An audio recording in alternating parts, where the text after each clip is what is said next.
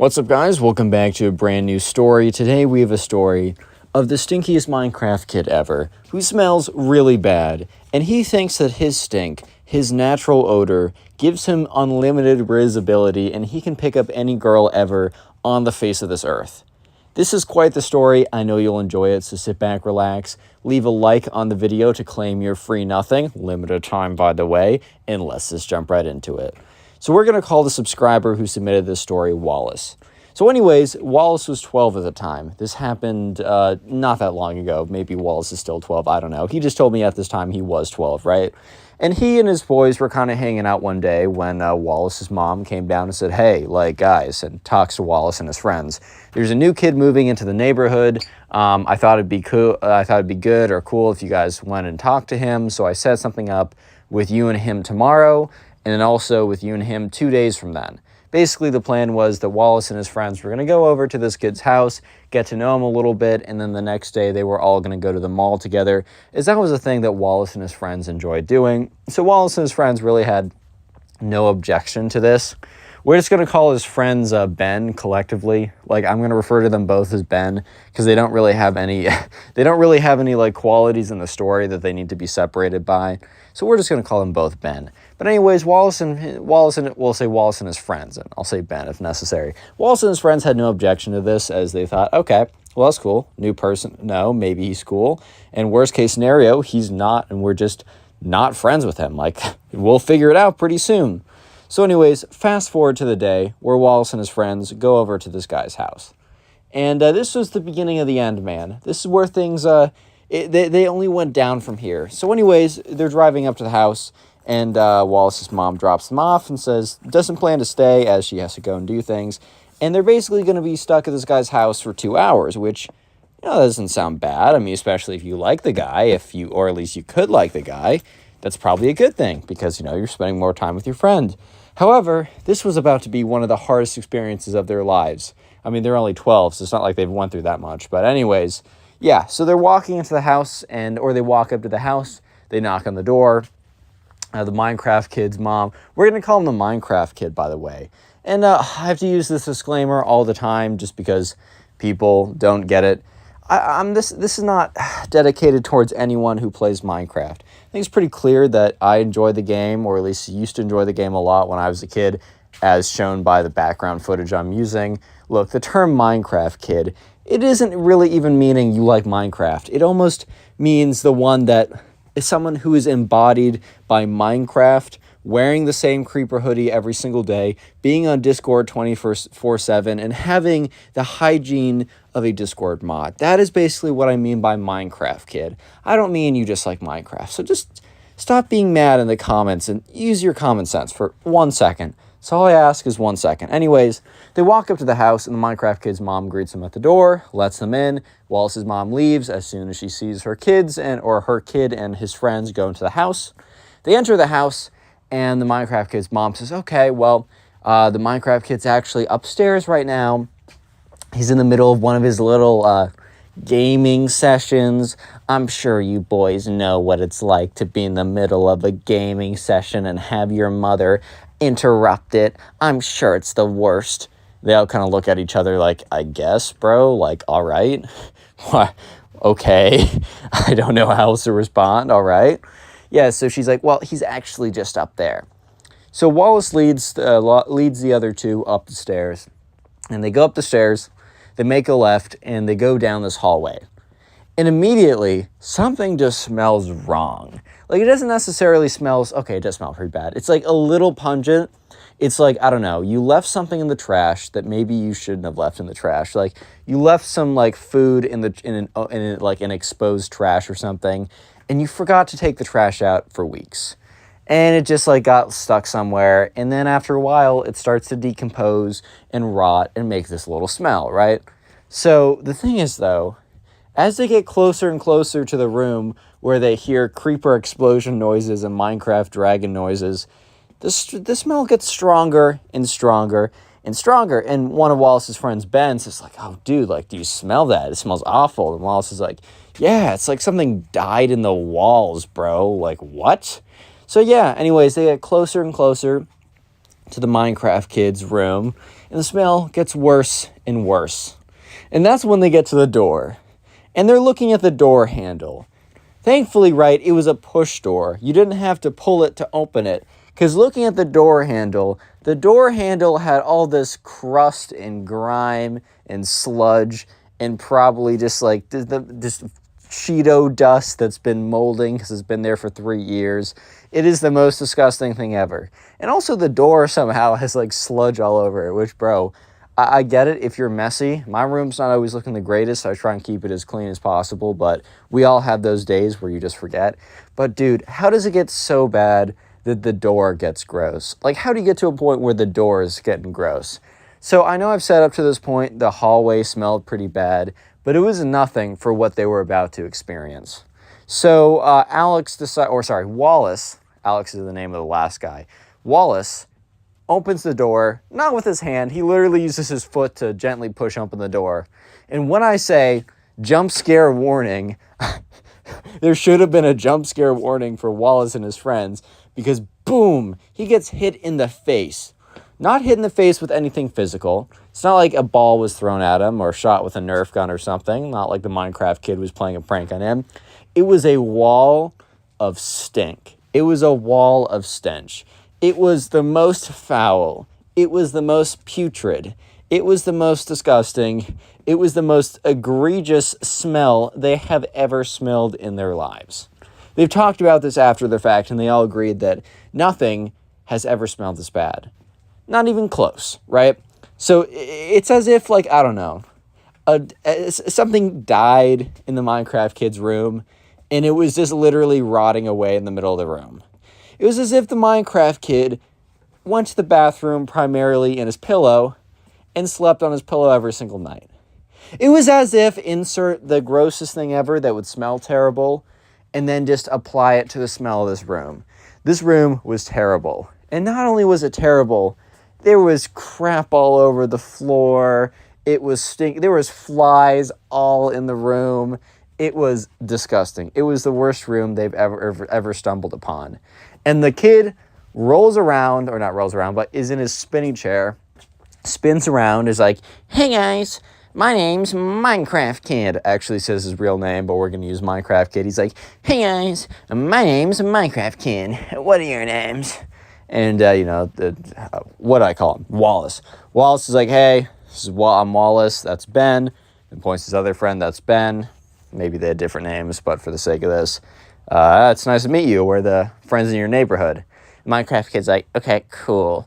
If you guys don't mind, I'm going to get back to my Minecraft game." And he literally turns around and he just goes back to, like, clicking. And, like, they're looking at his keyboard and mouse. His keyboard is basically a flat surface.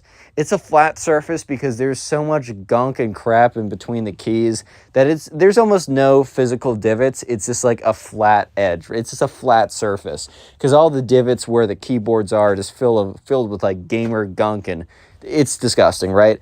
And his mouse, too, was sticky. Like, his mouse, like, when you click down, it, like, stuck a little bit, which he was complaining about, like, "Man, my clicks per second are actually not that high. I don't know why." And they just hear, that was like the mouse sound, bro. It was not good. So, yeah, they walk over. First of all, they were just, like, at this point, Wallace was just, like, really proud of his friends for not projectile vomiting or just collapsing on the ground. Right? He was very proud of them for not doing that, just by the sheer smell of the room that they entered. Very, very proud. Extremely proud, actually. So they walk in, and they see just like 1,000 Monster Energy cans sitting on the desk. And I know that there's some Monster Energy fans in here. Guys, please. It's not good for you, man. Look, live your life, and I'm about to make people mad, but bro, please limit yourself. That stuff is not good. You're basically snorting seed oils and red dye number 40. I know those two things are not in Monster Energy, but it's the health equivalent of doing that.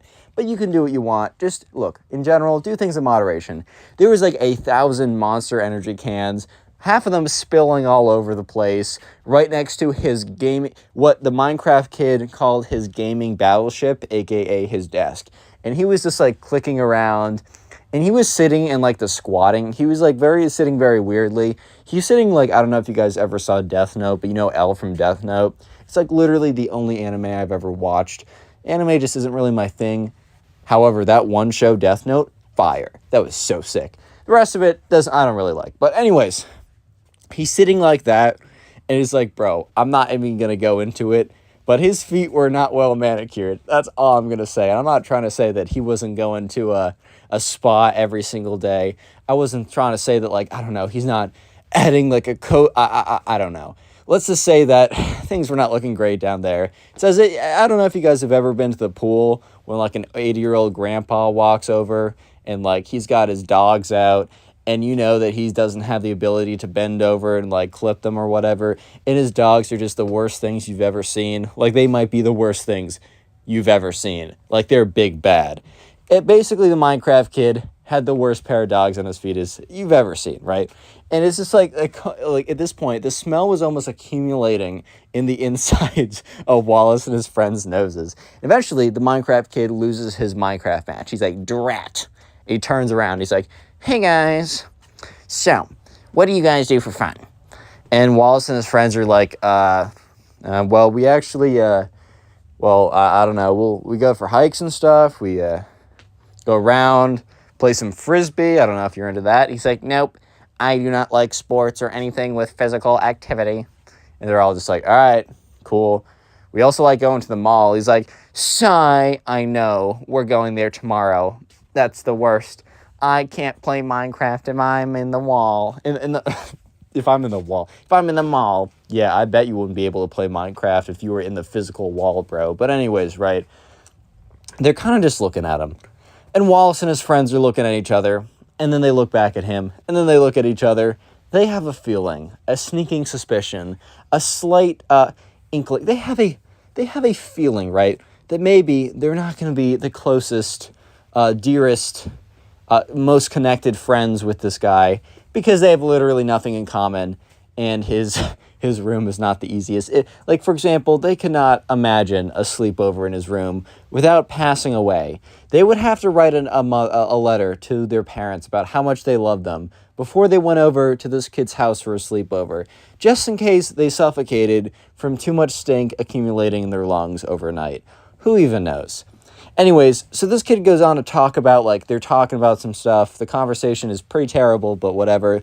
And that's when the Minecraft kid brings up his, like, the most interesting quote of all time. The Minecraft kid's like, guys, do you guys have any Riz? And they're all like, bro, what? He's like, yeah, Riz, like, charisma. Like, are you good with the ladies, bro? And, like, Wallace kind of was. Like, Wallace isn't trying to brag or anything, but he wasn't doing too bad in that department. You know, he got it done. He wasn't, like, I don't know. He wasn't some Leonardo DiCaprio, bro. He wasn't, like, but he was doing fine. He was chilling, you know, he did what he needed to do, but Wallace wasn't about to be like, yeah, I got plenty of Riz. Because if anyone says that unironically, they probably don't have any. Like, let's just keep it a buck right here. But anyways, the Minecraft kid's like, so, one of my pastimes is actually investigating how to get the ladies to like me. I've been making many experiments and game plans for it. And they're all kind of looking at each other like, all right, let's take advice from this guy of how to, like, secure, like, a beautiful girlfriend. Yep. I'm all ears, man. I'm listening, bro. I'm paying attention to whatever you're saying. Go for it, man. Let's hear it. Let's hear it right now. And, yeah, the Minecraft kid goes on to say that he has found the Rosetta Stone. He has found the secret. He has found the fountain of youth, if youth is equal to getting the women, right? He has found the 100% guaranteed guide to getting laid 1,000% of the time. And you know what his secret was? And he was explaining to them. So, women, instinctually, very deep down, they have primal urges. And they're all like, oh, bro, why do you have to say it like that? You're so weird. They didn't say that, but they're like, bro. And he's like, yes, they have primal urges. So I was thinking about it. What is the most primal thing that you could do? Like, think about the cavemen. They're all like, I don't know. Hunt. be outside a lot. Basically the opposite of the Minecraft kid. He's like, no, no, no, those were just things that they did. What about the cavemen stands out most to you? And, Wallace and his friends, they weren't able to figure out exactly what the Minecraft kid was looking for. So the Minecraft kid eventually is like, fine, I'll tell you. Have you ever smelled a caveman before? And they're all like, what? And he's like, well, you probably haven't because they've been extinct for a while. But think about it. Do you think the cavemen ever showered? And they're all like, what, bro? He's like, yes, think about this. The cavemen never showered. The cavemen are old-fashioned. Women's natural instincts will bring them to want to go back to their roots. Cavemen are their roots. Therefore, I should not shower, and I have ultimate riz because of it. At this point, Wallace was just like, bro, you gotta, ain't no way, bro. There is no way. There is simply no way that this is how it's going down. Real quick, if you've made it this far into the video, comment Minecraft down below. By the way, these videos will be on Spotify, and also short form videos will be on TikTok, and all the other links to submit stories to my Instagram and Twitter. All that stuff will be in the description of the video. Finally, if you want to support the channel, the best thing to do is first, finish this video all the way till the end, and then when you're done with the video, go ahead and watch another one of my story videos. A great way to do this is the Storytime playlist in the pinned comment down below. Anyways, let's get back to it. So anyways, Wallace and his boys are looking at each other like, did bro really just say that because he doesn't shower, that he is going to have ultimate riz and get all the ladies to love him? Yes, the Minecraft kid literally just said, oh, okay, because I don't shower and cavemen didn't shower and women have instincts, therefore I am irresistible to the ladies, guys. You should listen to me. I know what I'm saying. Like, bro, you can't be serious right now. And yeah, Minecraft kid was serious right now. And yeah, so Wallace and his friends kind of look at each other. It's basically an in real life try not to laugh challenge. Because this is a pretty difficult try not to laugh challenge. Wallace is not gonna lie, but he's like, Wallace gotta ask the pressing question. Has it ever worked before? Because here's the thing. You know you got that friend who has all the he's always giving the most advice. Bro's always dishing out the most advice when it comes to the ladies. He's saying, man, you gotta do this. You gotta do that. If you're not doing this, you're an idiot. If you're not buying my How to Get the Ladies course, you're a fool, right? They're always saying the most. And then you ask them, when's the last time you've actually had a good interaction with a woman? And they're all like, well, so I've actually been working on my shelf recently. Dude, if they say that, that just means, like, not to last forever. Last time they saw You Know What was the last time they came out one, bro. That's all I'm trying to say without getting demonetized. But anyways, right?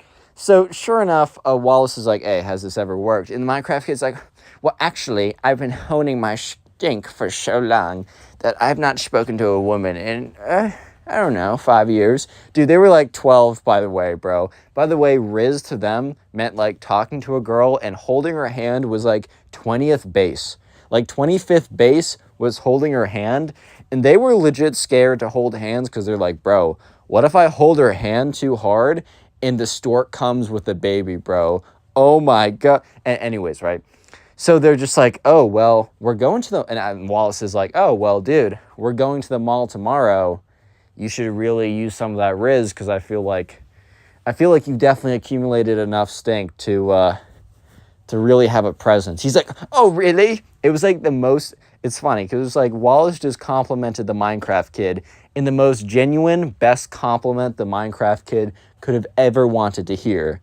Imagine someone says, you smell like, I don't know, you smell like my dog's butt, right? And you're just like, oh my God, bro, you really mean that? Do you really mean that? Yo, that means so much to me, bro. Thank you so much. Thank you, bro. You don't know how much that means to me, dude. I'm tearing up right now. Yeah, so anyways, Wallace and his friends are there for the next like hour or so. Ben is like has to go to the bathroom several times for a mysterious illness that may or may not because of all the stink that is accumulating in his nose. They eventually get picked up, and when Wallace sits down in the car, his mom's like, oh, God, what the bro, what? You all smell so bad. Like, Wallace's mom was super blatant about the fact that they smelled bad. And that's when Wallace and his friends realized that just by standing in this kid's room, they basically got sprayed by a skunk.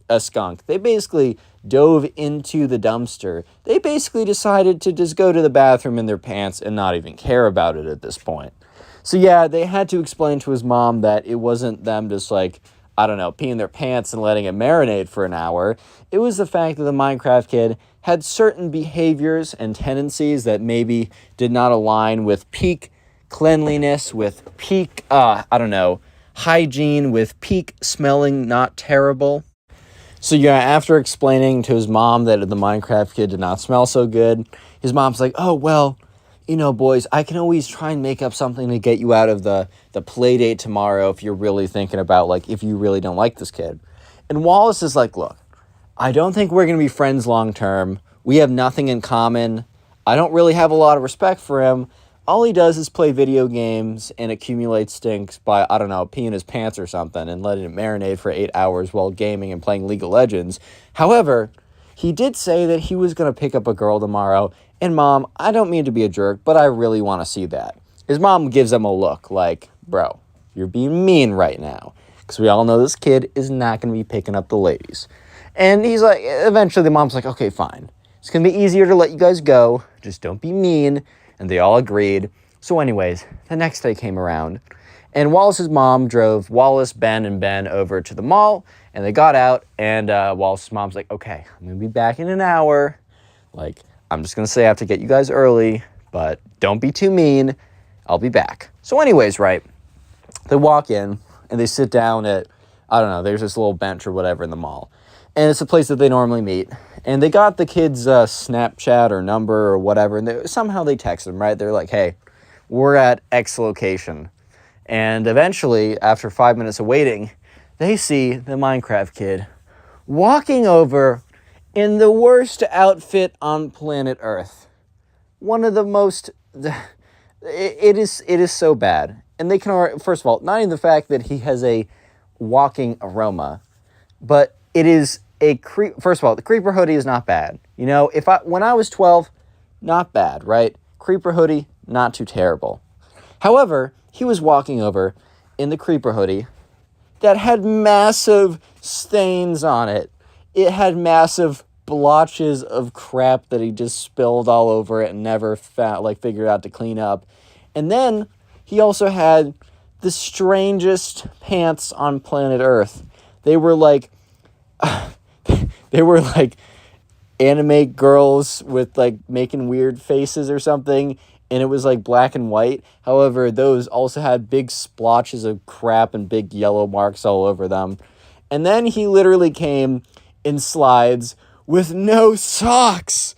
Look, a lot of people walk around, and a lot of people I respect. They got the slides on and they don't have the socks on. And I gotta talk a little quieter so that I don't offend anyone in my suite. But I just don't suggest doing that. And especially if the dogs are not well taken care of. And the Minecraft kids' dogs were very much not well taken care of.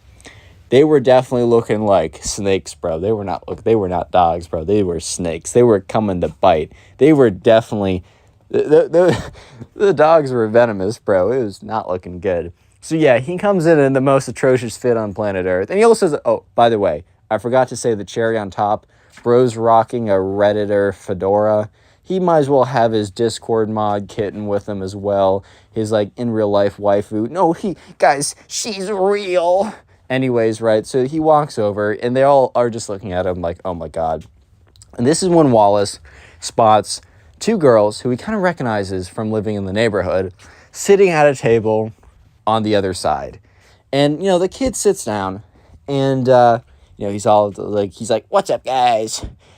How's it going? And they're all like, good. And Wallace is like, so, you ready to use your Riz yet? He's like, guys, I don't really know. I'm kind of thinking about letting my stink get a little stinkier, but I guess it's up to you guys. And Wallace is like, no. We need to, test it now, just so you can adjust it. Like, If it doesn't work, you'll know that you need to smell even worse. He's kind of being a dick there, bro. But he's like, yeah, he's like, if we need to know, like, if it doesn't work to, like, ramp up the rancidness on your stink. So, I think we should do it today. And the Minecraft kid's like, fine. You know, I could be playing Minecraft right now. They're all like, yeah, but ladies, dude. He's like, you know, I have plenty of Discord kittens, by the way. I really don't need the ladies right now, but I guess I will cheat on all my various Discord kittens. I've been told by many people I am basically the Minecraft Andrew Tate. Dude, I'm having too much fun with this story right now. But anyways, Wallace is like, bro, what? And he's like, okay, man, sure, whatever. I don't know how to respond to this. My brain is malfunctioning because what did you just say? But anyways, over there. And he points to these two girls. He's like, you think you can riz them up, bro? And the Minecraft kid's like, dude, there is a 100% chance I bag both of them tonight, bro. They will both be in my crib.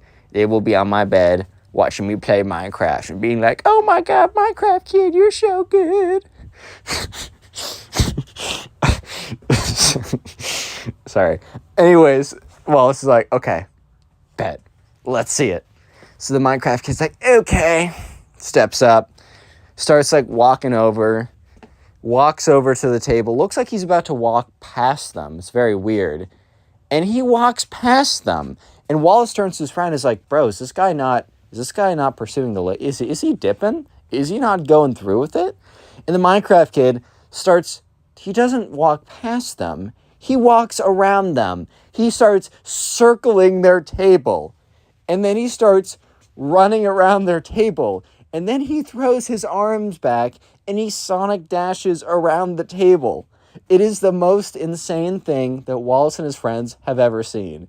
So yeah, this kid is sonic dashing around the table, similar to how like a shark circles its prey. It is the weirdest thing ever. And eventually the Minecraft kid, who is extremely not so athletic because Minecraft and peeing his pants all day doesn't make him the big, strong athlete, right? He eventually sits down, and he's like, hi, guys.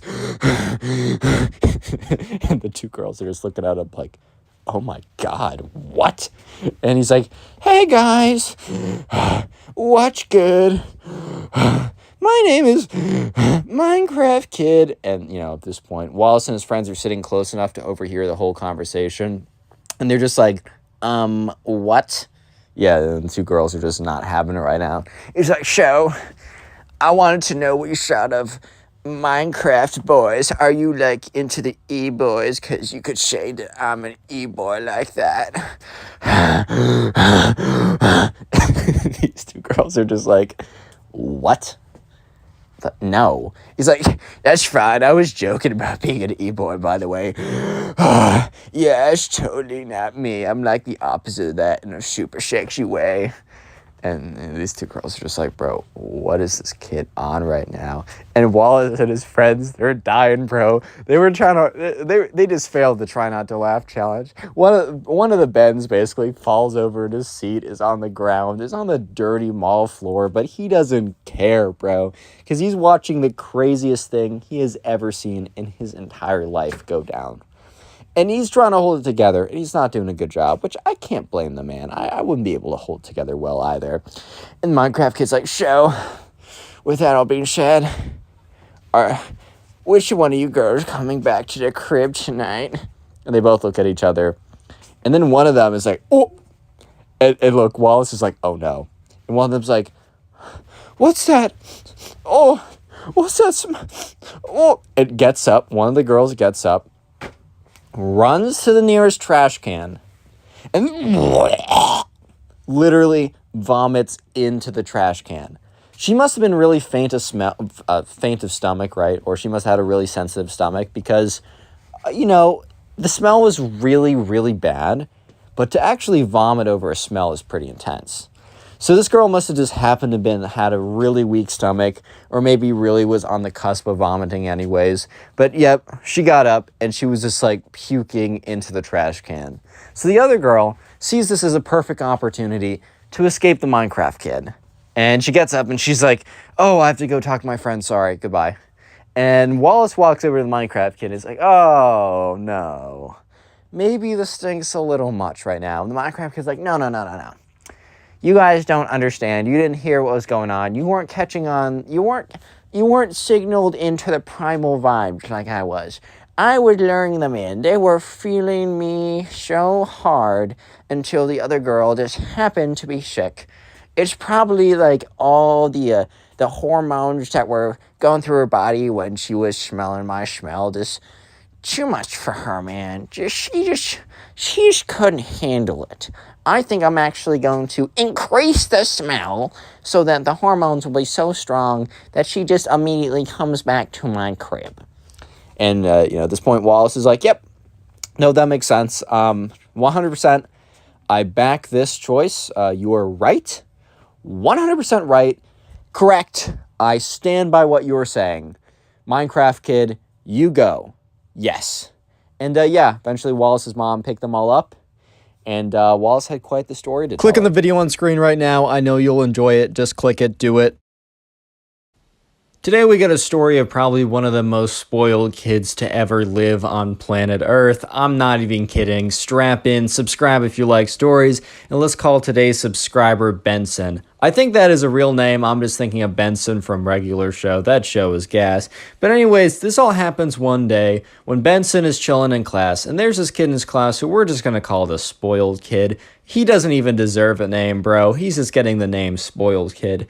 But anyways, right about halfway through the school year, this new girl moves into the neighborhood, and everyone's trying to impress her, like everyone thinks she's so pretty or whatever. And on her first day in, she's like, hi guys, my name is, let's call her Kate, right? Hi guys, my name's Kate, I'm new to the neighborhood. And everyone's like, hi Kate, nice to meet you. And yeah, some of the guys are trying to talk to her, maybe for not the reason of oh, I just want to make sure you feel comfortable in the new neighborhood. Maybe because they just find, I don't know, maybe because they just find her pretty. But either way, they're not being weird about it. They're being pretty chill about it, which is all you need. However, there's one guy who is not being chill in the slightest, and his name is the spoiled kid. So anyways, right, on the first day that the new girl Kate is in class, in between class, right, she's going to walk to her other class. And the thing is, right, Benson and Kate have the same class. Benson doesn't necessarily go and walk with her. He's just well, if we become friends, we become friends. But I'm just going to give her space, whatever. She's trying to figure things out.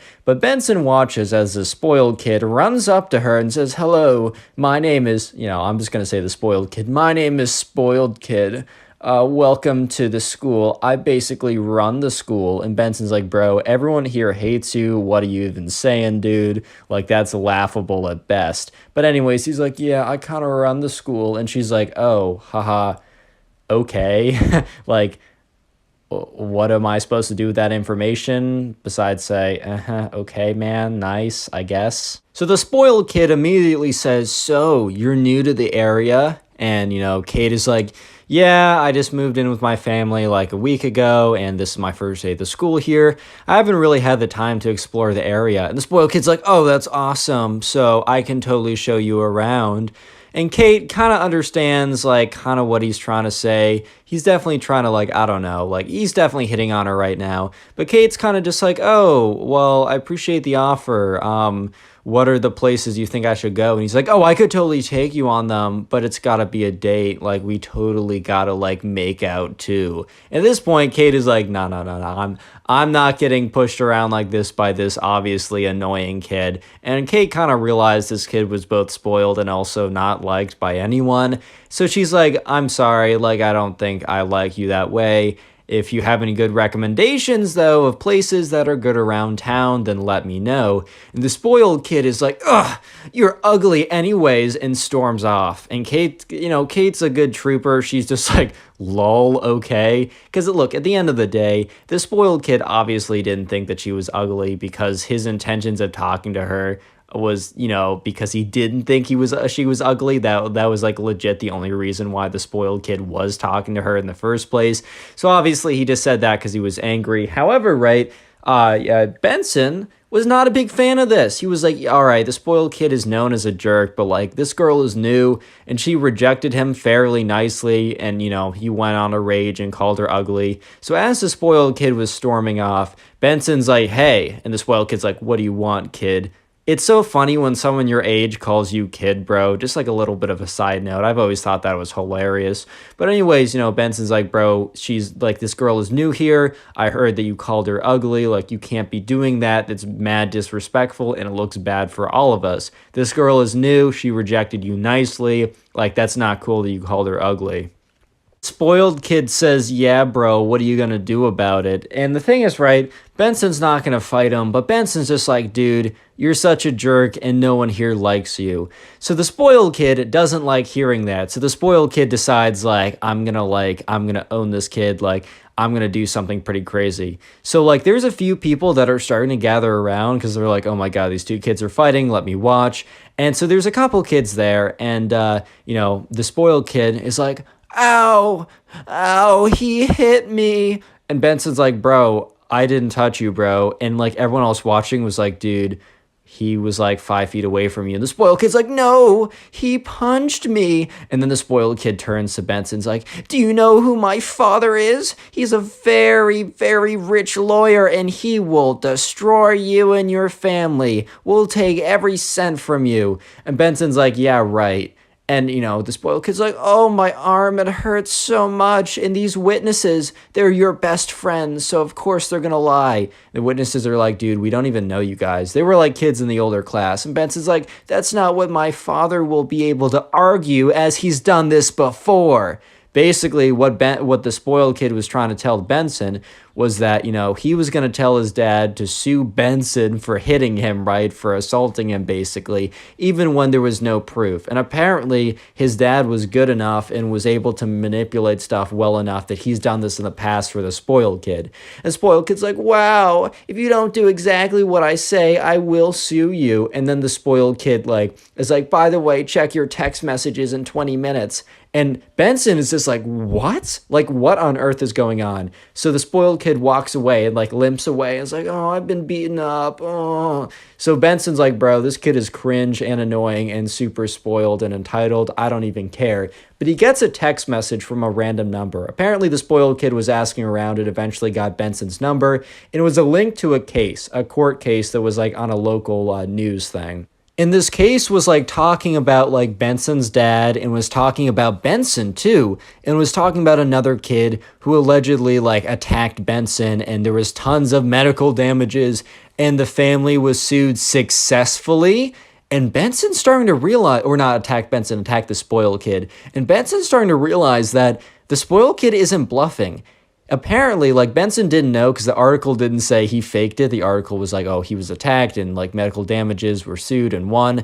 Apparently, right, you know, Benson was starting to realize that the spoiled kid, his dad would basically, whenever the spoiled kid hated someone or got in a fight with someone, would pretend to be attacked, and then his dad, like the super magic lawyer dude, would be able to sue the family and win. Maybe it doesn't work every time, but Benson started to get pretty scared because the thing is, like, he knew that his parents couldn't take something like that, like it was just way too expensive for them, and that they would really be screwed if anything like that ever happened. So Benson was pretty scared. Real quick, comment spoiled down below if you want to heart on your comment. I'll try to heart every comment that said spoiled, as spoiled is a secret word of the day. And by the way, if you're binge watching my videos, watching a ton of them, maybe putting on a playlist, maybe even going to sleep with a playlist on, wink wink, nod nod, let me know in the comments so I can say thank you, as that is like, that boosts my channel more than you can ever believe.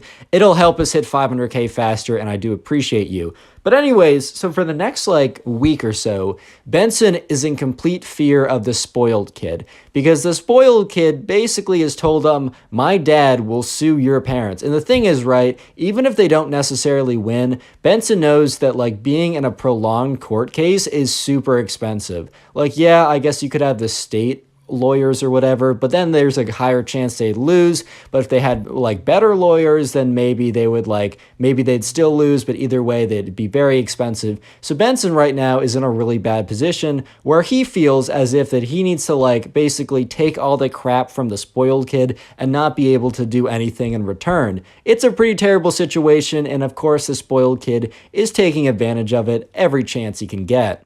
So this like bullying starts immediately almost as the next day, the bully is not the bully, but I mean, I guess he is a bully, but the spoiled kid goes up to Benson and basically says, "So how's it feel to be so poor?" And Benson's like, "What?" And the spoiled kid's like, "How's it feel to be so poor?" And Benson's like, "You don't want to mess with me." And the spoiled kid's like, "Did you not see my text?" And Benson just literally has to grimace. Like, he's literally in such a bad position right now. He just looks at him and he just like snarls. And the spoiled kid, realizing that Benson, like, or not realizing, but seeing that Benson can't fight back, is like, "Oh no, you guys are so poor and I'm so rich." This kid is legit Eric Cartman, bro. I swear to God. But now he's like, "Oh no, how's it feel? Oh my God, you can't do anything because you know that you'll lose all your money and you can't afford it because my dad will sue you and take everything you got for the damages you did to my little arm." Oh, he's so mad. And Benson was just like, he was just gritting his teeth. He was like, "I just need to make it through this. I just basically need to power through this. Like, there's nothing I can do, unfortunately. Like, this is awful, but like, what am I going to do?" So anyways, the next day rolls around and sure enough, right, the spoiled kid is back. And he's like, "Oh, Benson, how's it going, buddy?" Benson's like, "Hello, spoiled kid." And the spoiled kid is like, "Oh, wouldn't it be a shame?" And because they're basically at their lockers right now. If you don't know a locker, I don't know if you don't have a locker at your school. It's where you put your backpack. It's where you put whatever. And while the locker was locked, while Benson's locker was locked, there was like a grate, basically like an air vent. I don't totally know why, maybe just for general ventilation. And the spoiled kid's like, "Oh man, wouldn't it be so bad?" And the spoiled kid takes this like kind of mushy banana and slams it into the grate of Benson's locker and starts rubbing it around so that all the gross banana mush would both get stuck in the vent, but also kind of seep down and also be gross on the front. He's like, "Oh no, Benson, this is so sad. Your locker's disgusting and vile now. Oh no."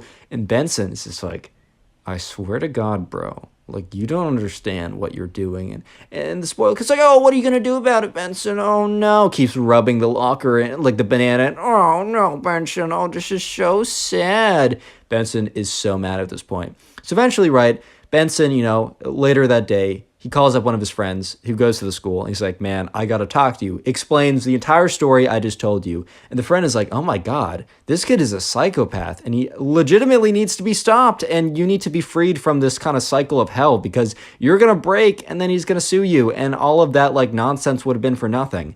And so Benson and him are like, "All right, we need some way to counter him. How are we going to counter him?" So they think about it for the second. And they're like, "Wait a minute. Like, what if we catch him on camera doing something terrible?" So the plan is now that Benson's friend will kind of follow around Benson, but kind of from afar, kind of like know where Benson is walking out of class. Because like he's not going to follow him in class. The spoiled kid doesn't have any classes with Benson, I do believe. I'm not 100% sure. But the idea is like he'll follow around Benson when the spoiled kid is most likely to like taunt him or whatever. And hopefully be able to catch something incriminating on camera. So the next day rolls around and Benson's friend is watching the whole thing on camera. He's recording it and just like he'll delete the footage if it doesn't like have anything valuable just to save space, but he's just trying to catch something good. So the spoiled kid comes up to him. He's like, "Oh, Benson. Oh, hi there, Benson. Look who's back." And the spoiled kid makes a huge mistake because he has no idea that he's being watched by Benson's friend and being recorded. And the spoiled kid takes Benson and slams him against the locker. He's like, "Oh, Benson, why did you fall into the locker like that?" And then, like, he just balls up his fist and boom, gives him a big punch in the stomach. At this point, right, Benson is in a bit of pain, but he's mostly in joy. He's mostly in euphoria right now. And you know why? Because Benson knows that he just got recorded attacking Benson. That the spoiled kid who claimed that Benson attacked him now attacked him back unprovoked. And that the spoiled kid tried to do anything, Benson would have video proof against the spoiled kid's lack of video proof. And Benson's like, "Oh man, you just messed up huge." And the spoiled kid's like, "Oh, what do you mean by that?" And the spoiled kid's like, and Benson's like, "You're screwed, bro." And he starts laughing. And the spoiled kid is like, "Bro, what do you mean by that, Benson? What do you mean? You know that like my dad will sue you. Tell me, or you're getting sued. Tell me. And Benson's like, for once, you're not going to get everything that you've ever wanted. And the spoiled kid's like, dude, you're just trying to psych me out. You have nothing on me. And that's when Benson's friend walks out. He walks out and he starts like slow clapping. He's like, bravo, spoiled kid. You just played yourself. Spoiled kid's like, what are you talking about, man? I don't know who you are. And the guy's like, I've already uploaded the video to the cloud, so it doesn't matter if you take my photo and my camera and try and delete it. But I just took a video of you attacking my friend, slamming him against his locker and punching him unprovoked. And I have it on video. And yes, it is very clearly you, and it is very clearly my friend. So, what is your move, spoiled kid? And at this point, right, the spoiled kid had never had this situation happen before. So he's like, what? You're getting sued too. Ow, you punched me as well. And the thing is, right, here's the best thing, bro. Benson's friend never stopped recording. So Benson's friend is like, you just played yourself again. I'm still recording. And he stops the recording, uploads it to the cloud again, and is like, I just caught you on camera attacking my friend. And I also just caught you on camera faking getting attacked. If you try and bring us to court, you're getting slammed. And the spoiled kid is like, starts like seething so hard. He's like, what? No, you can't do this to me. No. And the spoiled kid literally starts crying. He sits there like, and Benson and Benson's friend just look at each other like, my God, the real world is going to hit this guy like a freaking train, bro. This is not even funny anymore. So basically Benson says, hey man, we're not going to report you. We're not going to do any of this. But if you do anything, and I mean anything, against me, my friend, or even if you're a jerk to anyone else, we're bringing it on. We're bringing on the heat. We're showing this to the principal. We're putting this in a police record. We're doing everything. And the spoiled kid looks at him angrily, and he's like, you'll regret this. Click on the video on screen right now. I know you'll enjoy it. Just click it. Do it.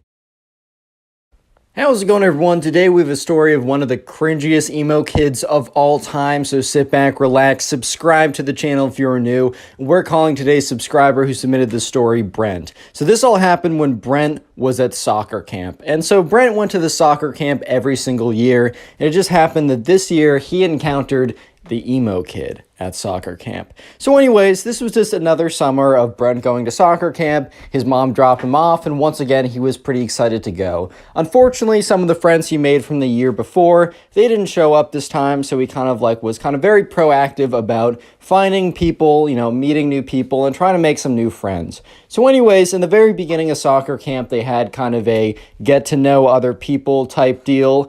And all of a sudden, right, Brent sees this girl, and she was at kind of like the girls' soccer camp. So it was kind of split up like boys' soccer camp and girls' soccer camp. However, it was all under the same umbrella of like the soccer camp program. So they would eat lunch together, do non-soccer activities, but like the morning soccer practices were kind of split up by gender like that. And so anyways, right away, Brent saw this girl, Emily, and he immediately kind of fell in love with her. Not actually, but was like, OMG, lol, she's cute. I'm going to try and hit. No, I'm just kidding. He's like, I don't know. He's like, he's going to soccer camp. He's not trying to hit, bro. That's crazy. But anyways, right, so she's going to be an important character later on. But for the meantime, we don't need to think about her because someone much more important comes into the picture. So while Brent is thinking about like, oh my God, look at that girl over there. I got to start talking to her. That's crazy. He accidentally bumps into this guy and he turns around. This guy is like, I don't know, a little bit bigger than him, a little bit heavier than him, just like kind of a bigger guy. And he's got this like long black hair that's swooshed over. He's wearing like the standard soccer cleats, but otherwise it's like this black band heavy metal t-shirt. He's got like black painted nails. He's got like a spiky wristband on or whatever. And he turns around. He's like, yo, what did you bump into me, bro? And Brent's like, oh, my fault. Like, didn't mean to do that. He's like, you don't think that I'm an alpha? Is that what you think? Brent's like, what? He's like, I'm an alpha male, just in case you weren't aware, which I know that you subconsciously were because, all betas instantly know when there's an alpha present. And Andrew was the guy from like 7 stories ago. Brent was like, what? He's like, bro, do you not know what beta males and alpha males are? Well, basically, beta males are like you and lame, and alpha males are strong, powerful, and dominant in the pack. And with that, like, the emo kid does a big, like, swipe of his big, long black hair, so, like, his bangs would no longer cover his eyes. It immediately fell back in front of his face. He's like, yeah, just so you know, kid, get out of my way. And the emo kid, like, shuffles away. And this was Brent's first interaction with the emo kid. So he's like, okay, that's cool, man. Like, okay, see you around, buddy. Bye-bye. So anyways, let's fast forward a little bit. After soccer practice in the morning, Brent was actually one of the better kids there. He was pretty good at soccer. They had lunch, and in the afternoon, they had activities such as like this, like, I don't know, like tag, capture the flag, all kind of like random camp activities. And today was capture the flag, and Brent happened to be on the same team as Emily. So immediately he goes over there. He's like, hey, how's it going? Like, my name is Brent. Emily's like, hey, like, my name's Emily. Nice to meet you. And Brent and Emily immediately hit it off. They're having a good time. They're talking with each other. They're enjoying each other's company. You simply love to see it. And, like, from very far away, Brent catches the eye of the emo kid who's on the other team and is just staring him down for some reason. Brent doesn't really think much of it, and then, like, he goes back to talking to Emily. So they're playing capture the flag right now, and Brent, runs over to the other side, gets the flag, right, and starts running back to his side. If you don't know capture the flag, there's like this little penny on both sides, or like a little piece of cloth or something, and while you're on the opponent's side, if they tag you, you're in jail. But what you're trying to do is you're trying to run over there, grab their flag, and run back to your side without being tagged. However, there was a stipulation that it had to be a tag. This isn't tackling. You can't push someone. You can't, like, punch them or anything. You have to tag them if they're on your side. So, Brent is running over there. Sorry, I have a list of names in front of me and from other stories. Brent is running over there. He grabs the enemy team's flag and is running back to his side, and he's really close when he just, like, immediately slams into the ground.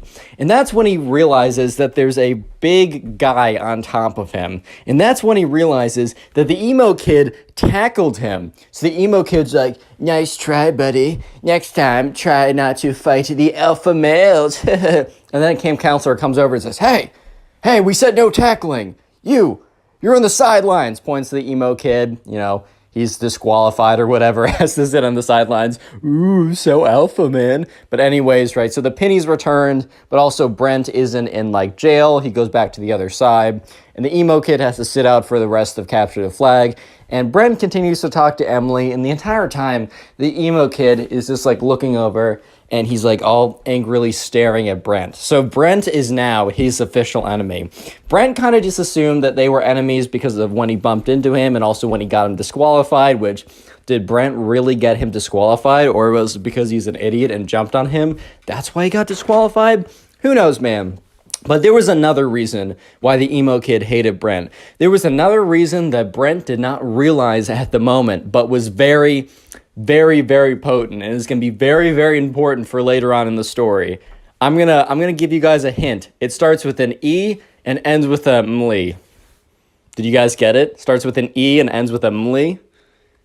Emily? I'm just going to tell you, yeah, it is Emily, the girl. So emo kid likes her. Anyways, so Brent and Emily talk for the rest of that capture the flag game. The entire time the emo kid is staring Brent down. Brent just simply assumes, well, this kid hates me for that reason only. But let me just say that the next week of soccer camp was the craziest week that Brent has ever had.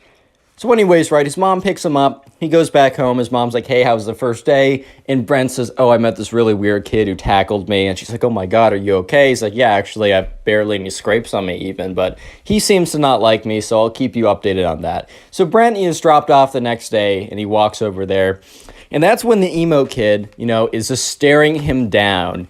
And, Brent is kind of walking over because there's a little bit of like a 5, 10, 15-minute period where the kids are just standing around talking with each other, waiting for them all to be dropped off. And then the soccer camp officials or camp counselors would then split them up into groups, do soccer drills, play games, whatever, standard kind of affair. And he's just kind of waiting around. And that's when the emo kid comes up to him and says, so you're challenging my authority as the alpha man? And Brent is kind of just like, what? He's like, I'll say it again, just in case your little beta ears couldn't hear me. So you're challenging my authority that I am the alpha male of the pack. If we were wolves, which we kind of are, and Brent was like, what? If we were wolves, as we kind of are, as I said, I would be the alpha male, alpha wolf, and you would be the beta wolf, and I would be banging your wife while you watch little cuck beta wolf. Whoop. And Brent is looking at this kid, and this kid is like, no offense, but this kid is like the opposite of what a stereotypical alpha male would look like, right? One of those red pit alpha males. It just looks the complete opposite of that. But anyways, Brent's not gonna get into like he's not gonna rebuttal this kid, because like, what is there to rebuttal? Everything, man. Like this kid has no argument. But anyways, Brent's like, okay, and the emo kid's like, well, you say okay, but remember yesterday when you got me kicked out of the game, which you obviously tipped off the ref? And Brent's like, bro, you tackled me. It's very clearly stated in the rule books that you're not allowed to tackle anyone.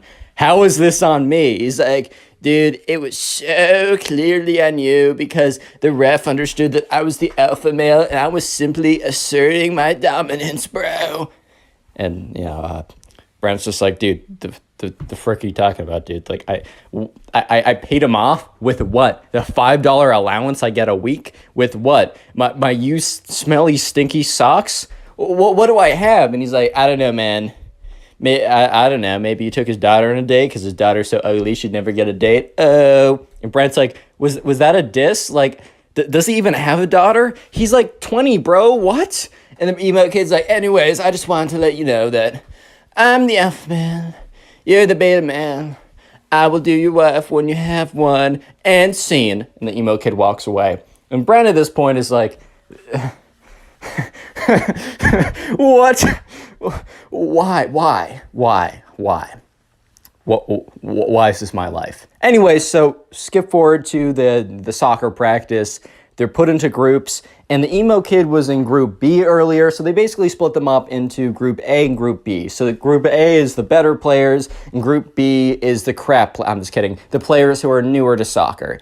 And the emo kid apparently was on the cusp of Group A. It was at the very top of Group B, and because his performance was good enough, he was actually moved up to Group A. So now Brent, instead of having a morning to himself to focus on soccer, now had to deal with the emo kid being, thrown into the mix here.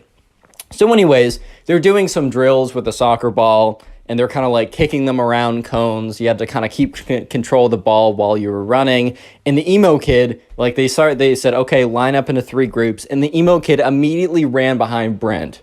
And Brent kind of looks behind him. He's like, what? And the emo kid said, nothing, Brent. Just letting you know that I'm the alpha male here. And Brent's like, okay, fine. Let's just do the drill. So the ref blows the whistle. Brent starts kicking the ball and moving with it. And the emo kid immediately runs up behind him and trips him. He's like, oh, sorry. And the ref's like, hey. And the emo kid's like, it was an accident, I swear. And the ref's like, all right, be careful. And Brent is starting to get really angry because, if you get an injury in soccer, especially if you get a foot injury, he could be out for the entire week. I mean, this is one of his favorite camps that he has every single summer. He loves going to it. It's one of his favorite things to do. And this emo kid, for the second time in the last 24 hours, has, has gotten really close to causing him a pretty big injury.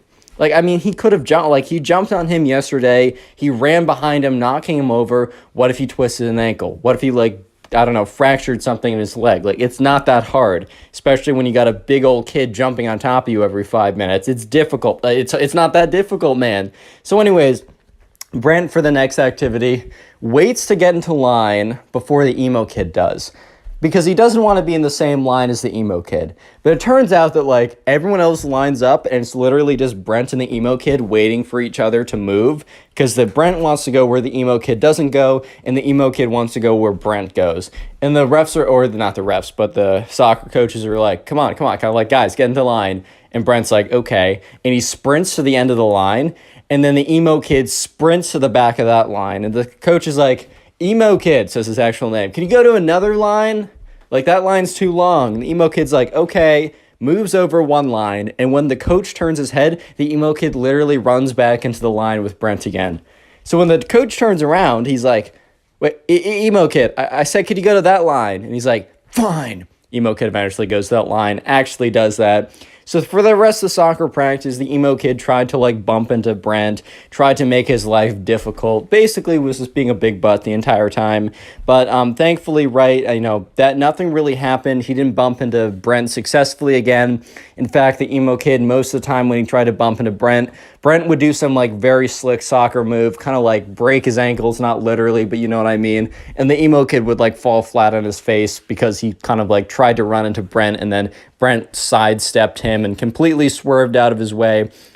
Anyways, though, things start to get a little bit more interesting because throughout the next day, Brent and Emily are talking it up. It's kind of like the known thing for the camp that like those two were kind of like the unofficial soccer camp couple. I don't know if your camps had stuff like that, but this was true for the soccer camp.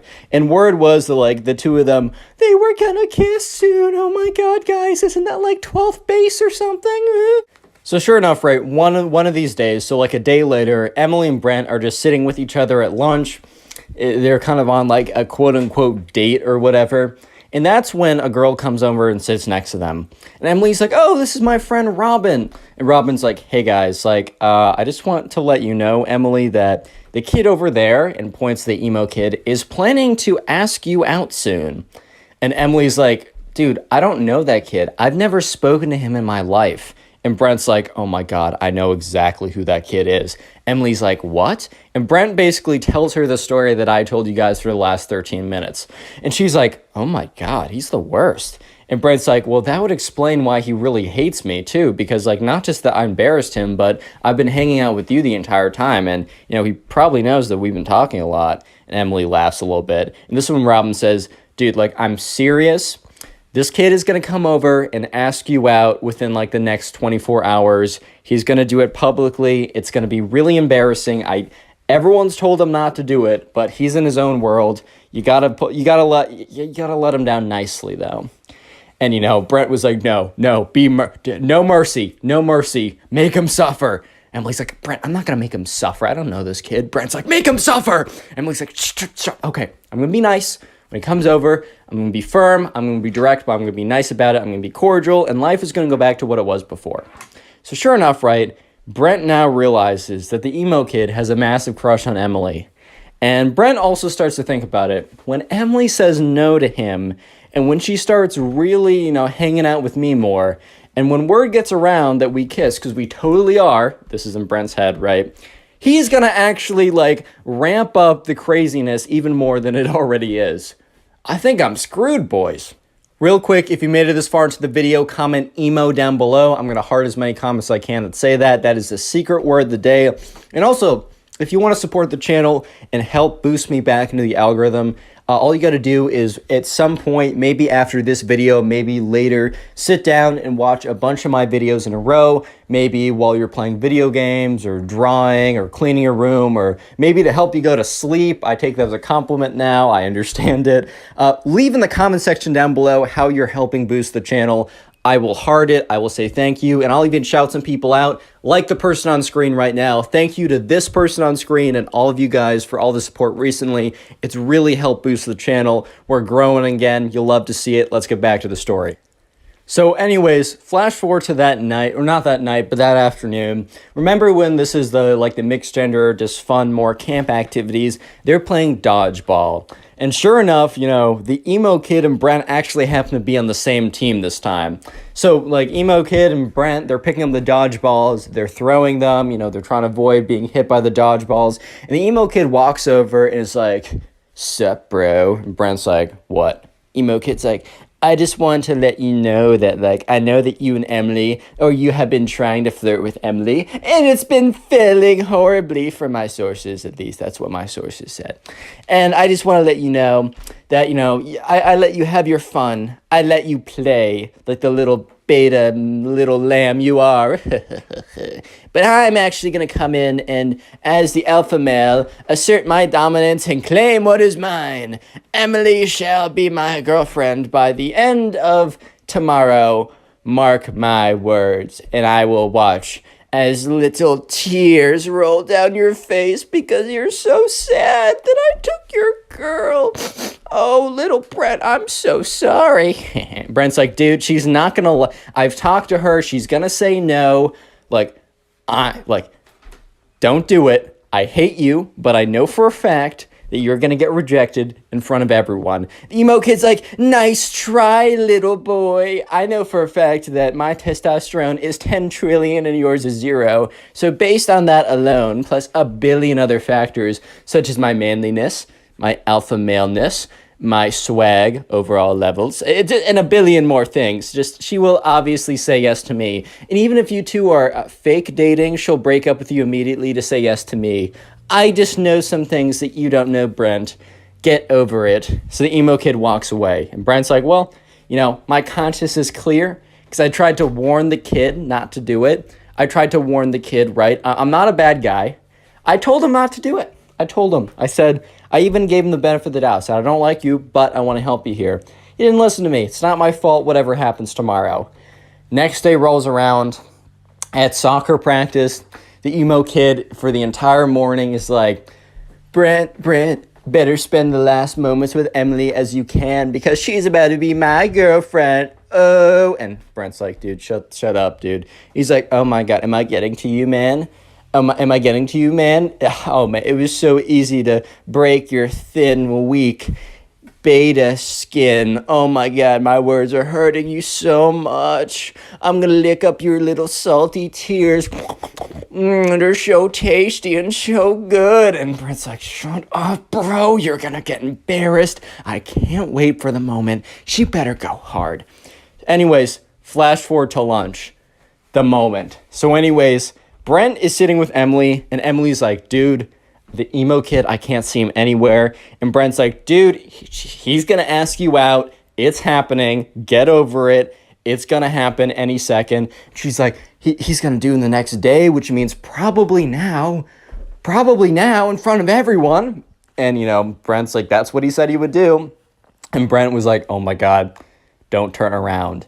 Because Brent was looking, and the emo kid was walking over. And what was he walking over with? He was walking over with a boom box. You already know where this is going. And Brent's like, you know what? Brace yourself. Try and have an out-of-body experience right now so you don't have to deal with what's about to happen. This is about to be bad, Emily. I'm so sorry. And Emily's like, oh my God, oh my God. And that's when you start to hear music. It's the emo kid's personal band. So it's like this heavy metal rock band. So just imagine some like heavy metal rock going in the background. And the lyrics are, Emily, Emily, why do you hang with losers like Brent? Emily, please love me. Yeah. And it's just kind of like more stuff like that in the background. And the emo kid is like rocking out by himself with an air guitar while this is all going on. It is the worst moment of Brent's life because the secondhand embarrassment is so strong. He's basically getting firsthand embarrassment from the whole thing. Everyone has stopped eating and turned around, including the camp counselors. They're just watching this kid bounce around with an air guitar with his like super long black bangs flying all around the place as this boombox plays one of the crappiest songs they've ever heard, terribly mixed, the worst lyrics, basically saying that Brent sucks and that she should be in love with him, and he's bouncing around, and then after 5 whole excruciating minutes, and everyone at this point is laughing and trying to hold themselves together, after 5 whole long excruciating minutes of the worst music ever and some like really bad air guitar and bouncing around, the song stops and the emo kid says, Emily, it is clear who you shall choose. What is your verdict? And Emily's like, I'm sorry, I don't know you. I'm not going out with you. Emo kid's like, that's hilarious. What's your actual verdict? Emily's like, dude, I don't know you. He's like, dude, that's hilarious. What's your actual verdict? And Brent's like, all right, man, that's enough. Let's concede while we're behind. The emo kid looks at Brent and says, this isn't over, man. And he walks away with his boombox. And Brent's like, why did he say that to me? I didn't dump him. And Emily's like, dude, that was worse than I could have ever imagined. And right, so Robin, the friend who warned them, came over again and said, look, I should have warned you about that. I didn't think it was real. I didn't even think that that was actually going to happen. I was told earlier this morning and I laughed. I'm so sorry. I should take anything that you hear about this kid seriously from this point on, because oh my God. And Emily's like, wait, oh no, we still have an activity tonight, like for the, like this afternoon. And Brent's like, oh my God, he said this isn't over. And sure enough, it was far from over. So they get to the activity that afternoon. So it was probably the worst possible activity that it could have been, because it was small groups of charades. They kind of ran out. They had something else planned, but since it started to rain, they had to go inside. So they're like, all right, we're going to break you off into small groups of 3, and we're going to have you play charades with each other. And at this point, like, they're like, okay, what are the odds? Brent's like, what are the odds that I'm put with? And the person says, Brent, Emily, and Emo Kid. And Brent's like, you got to be joking, man. You gotta be joking. Apparently, right, Robin tells him this, like, later on, like, once the camp is over. Apparently, because she was talking with one of the camp counselors about everything that went down. The camp counselor said that, like, once, like, it started to rain, the emo kid went up to them and asked what they were doing. Camp counselor said, oh, we're doing small groups of charades. And the emo kid requested that his 2 best friends and him were put together in a group. So it wasn't just random, it was the emo kid. But Brent didn't know that at the time. So Brent looks at Emily, and Emily looks at Brent, and they're both basically just like, oh boy. And then they both look at the emo kid, who has a massive smile on his face. So all 3 of them go away to a corner. And the emo kid's like, Emily, I might have came on too strong. And she's like, well, that's an understatement. But he's like, I will show you the truth. Brent, I challenge you to an alpha battle. Brent's just like, what's an alpha battle? Ha! You're such a beta for not knowing what an alpha battle is. Beta. He's like, an alpha battle will be proof that I am alpha and you are a weak beta. And then Emily will choose me. And Emily's like, I'm not. And he's like, wait, your heart will tell you otherwise after the alpha battle. Emily's like, okay, I'm still not going to. She's like, God, stop, silence, woman. And Brent was like, whoa, chill out, dude. He's like, you silence too? We're having an alpha battle right now. So, right, this just kind of looks like they're doing really weird charades from afar, but the emo kid is like, all right, let's form our best wolf poses. Brent's like, what? He said, form your best wolf poses, now! And emo kid, Brent's like, all right. Ooh, emo kid's like, that is the worst wolf pose I've ever seen. You were definitely not part wolf like I am. And the emo kid does this really weird pose. He's like, oh my God, I'm wolfing so hard right now. This is the most emo thing. I mean, the most alpha thing I've ever done. Oh my God. At this point, Emily's like, guys, you are both embarrassing yourselves. Emo kid, it's like, no, you will see that I'm the most alpha. I swear. Emo kid's like, all right. Let's do it. Wrestle me. And, Brent's like, what? Emo kid jumps on top of him, just tackles him to the ground. Because he's like 20 pounds heavier, right? And a little bit taller. And Brent was completely taken off guard. He's like, bro, stop. What are you doing? And the emo kid's like, I'm out alphaing you. That's when the camp counselor comes over and says, all right, guys, break it up. Tears the 2 of them apart. He's like, all right, so we're only doing this for 20 more minutes, but it looks like you 2 can't keep off of each other, so I'm going to be joining your group. Imagine how awkward this is. It is Emily, Brent, the emo kid, and a random camp counselor. So they do normal charades, right? And the entire time, the emo kid is like sneaking in punches to Brent's arm. He's like, ow. And when the camp counselor looks up, the emo kid puts his arms behind his back. And the emo kid's like, this isn't over, man. And then the emo kid walks over to Emily. He's like, tss, tss, Emily, tss. Emily's like, what? Do you think I'm more alpha? Shut up, kid. Emo kid's like, no. Okay, I'll just be direct. Do you want to go out with me? No! And the camp counselor was like, guys, silence while I'm doing charades. And Emily's like, dude, I don't want to go out with you. How many times do I need to tell you this? Emo kid's like, but I'm definitely more alpha. She's like, that's not a real thing. So the next day rolls around. It's Thursday. And that afternoon, there's no real activity. It's just known as like the soccer dance or whatever. And during the soccer dance, there's one coveted slow song where anyone who has feelings for each other might ask for like a slow song or something. And sure enough, let's just jump to the dance because the emo kid is like being a jerk to Brent all day, but that's not anything new. And sure enough, it is the dance. And they're putting on normal songs. And Emily and Robin and Brent are all together like, dude. And Robin's like, dude, the emo kid is definitely going to try and get that slow song with you. Like, Brent, you got to swoop in right away. Because at this point, Brent and Emily were, like, unofficially a thing. They're only at camp for a week, so they're not going to make, like, a long-term relationship. Let's have kids, baby. Okay, you know what I mean. But sure enough, the slow song comes on. And Brent's like, oh my God. And Emily's like, quickly. And you can see the emo kid sprinting from the other side of the room. So Emily and Brent quickly like get together in the slow song, kind of like whatever. And Emily's standing there and she feels Brent being ripped off of him. And the emo kid grabs Brent, rips him off Emily, and tackles him on the ground. And this is where the camp counselors are like, oh, okay, foul play. They go in, they grab the emo kid, and they like run they take him off. They're like, all right, buddy, this is like your third strike and you are out. So they call up the parents of the emo kid. They say, your son can't come tomorrow. He's like fighting this one kid again and again and he won't stop. And so sure enough, the emo kid was picked up, taken away, and Brent and Emily finished off with a slow song together. The next day rolls around. It is Friday. It is only a half day where basically the parents come and watch a little like soccer presentation that all the kids have done. And by the end of it, right, most people are packing up. Brent and Emily are gone. And you remember the friend Robin from the beginning? One of the camp counselors and Robin were like friends or whatever, or like friendly. And the camp counselor's like, do you happen to know about that like emo looking kid? Like, do you happen to know what was up with him? And Robin's like, do I have a story? Click on the video on screen right now. You? I know you'll enjoy it. Just click it. Do it.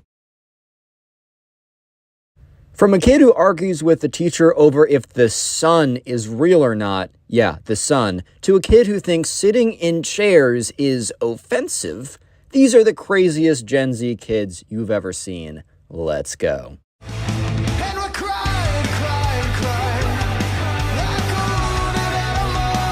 So we're going to call... Sorry.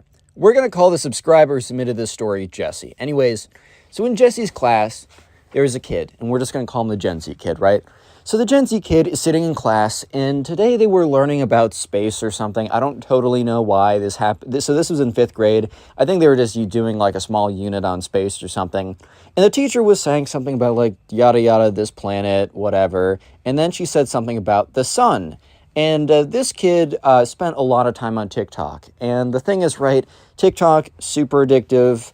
The algorithms are made to keep you on there. But also, there's a lot of misinformation that spreads on there because you see someone who says something and it blows up and it reaches a bunch of people and there's no real fact checking or sources cited. And you kind of just take them at face value. Or maybe not you, but a lot of people do.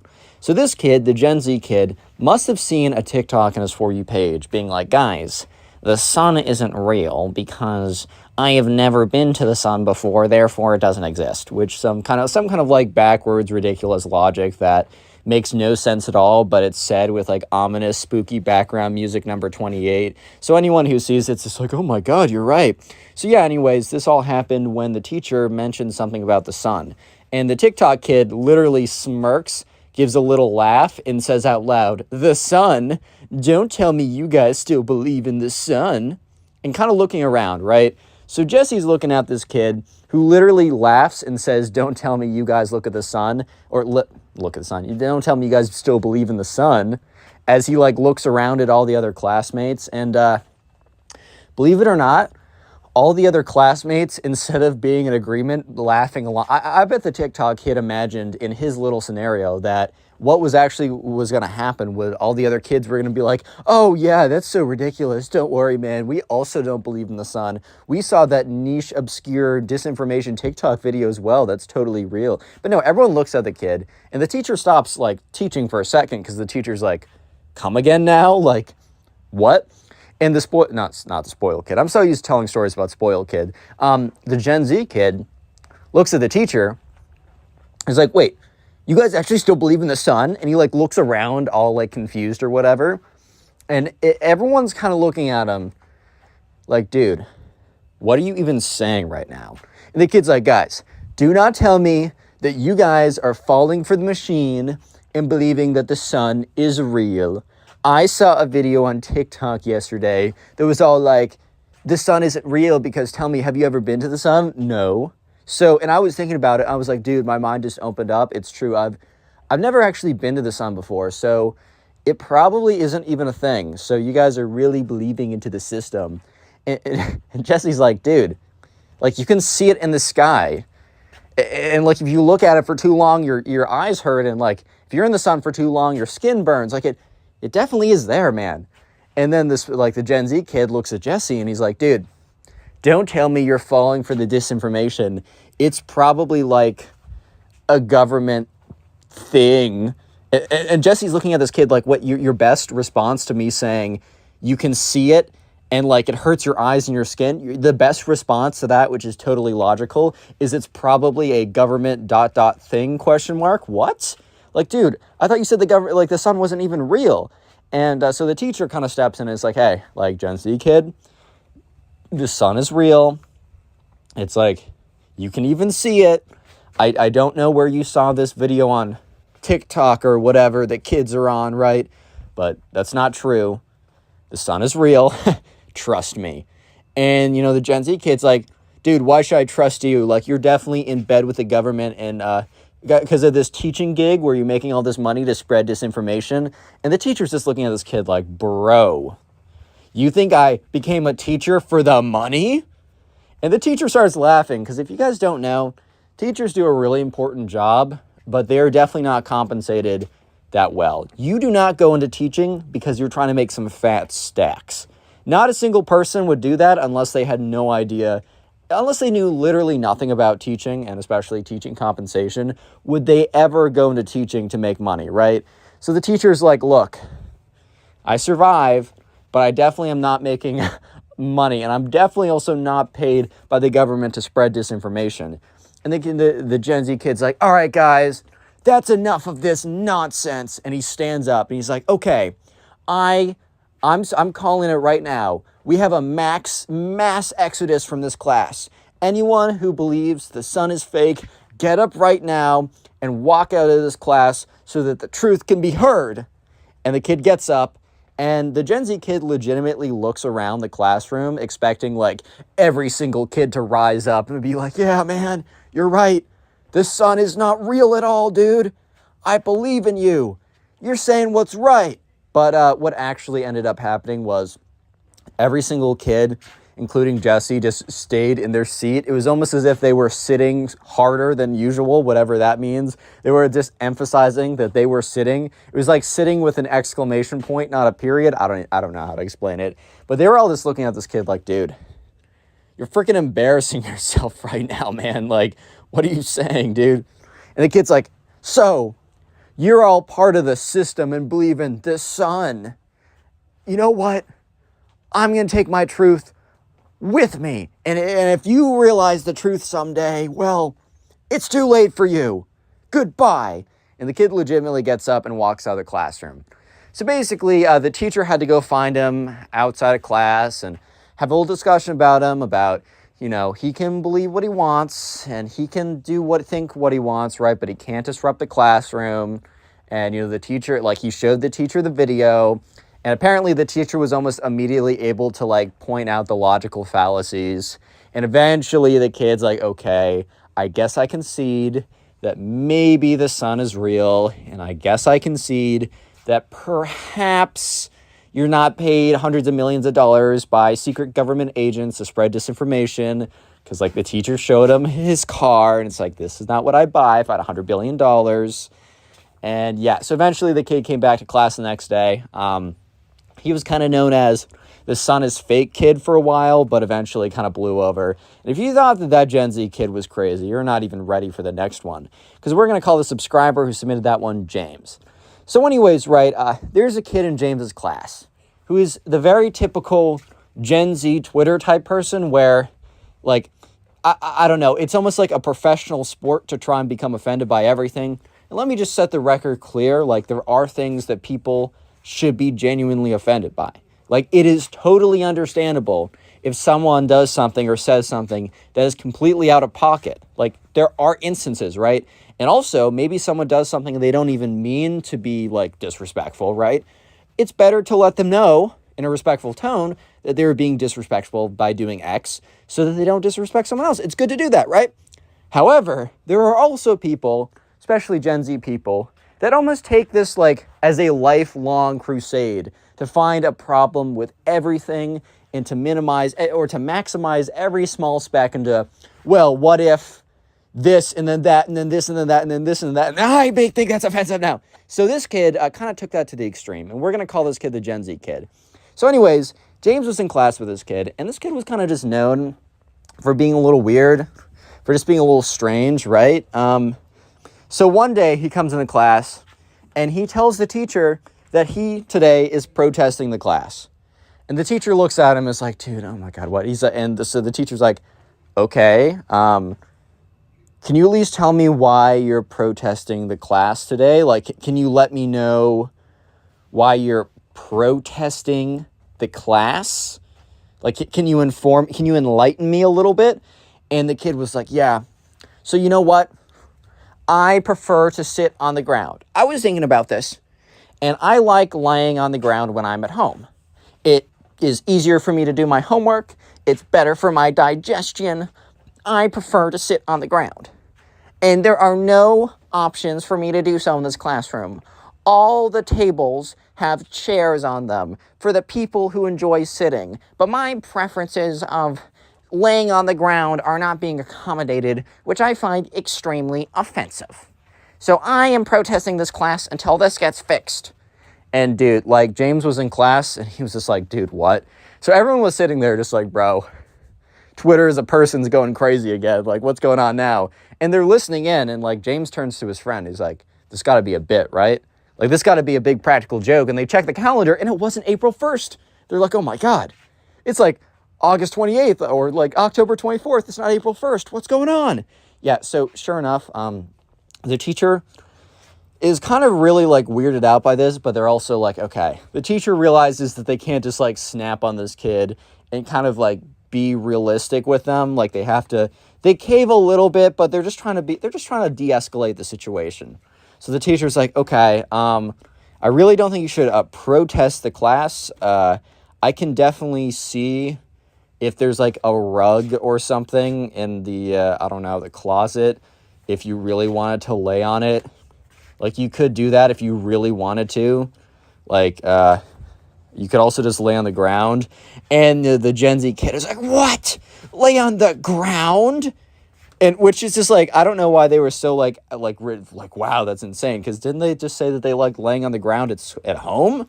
But sure enough, they're like, I want something built for me to lay on. Which is like, bro, the whole point of laying on the ground is you're laying on the ground. You're not laying on your bed. Basically, what this kid ended up like, because at this point, James is starting to realize that all this kid was saying was that they don't prefer to lay on the ground. They prefer to lay on a bed.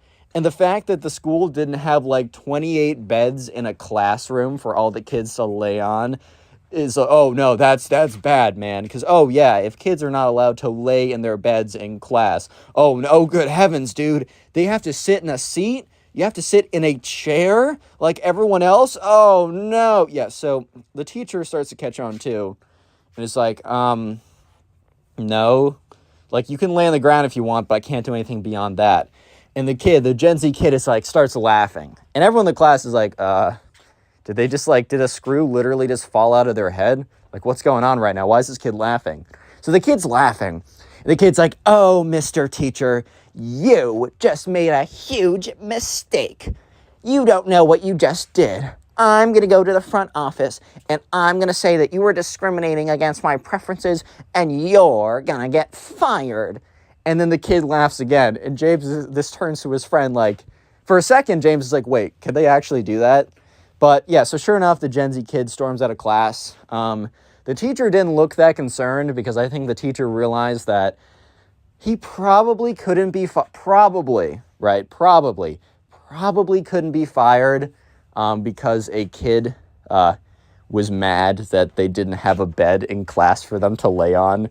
most likely that was not going to result in him getting booted from his like 10-year-long position at like this.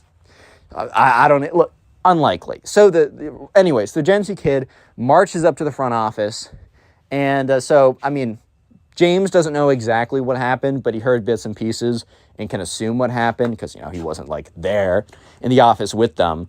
But anyways, sure enough, a Gen Z girl or whatever, right? Gen Z kid goes up to the front office, demands to speak with the principal, has to wait like 20 minutes because like law and order, right? The principal is other thing that they need to do. Tells it to the principal about the horrors of not having a bed personally set aside for them and how that's what they want to do.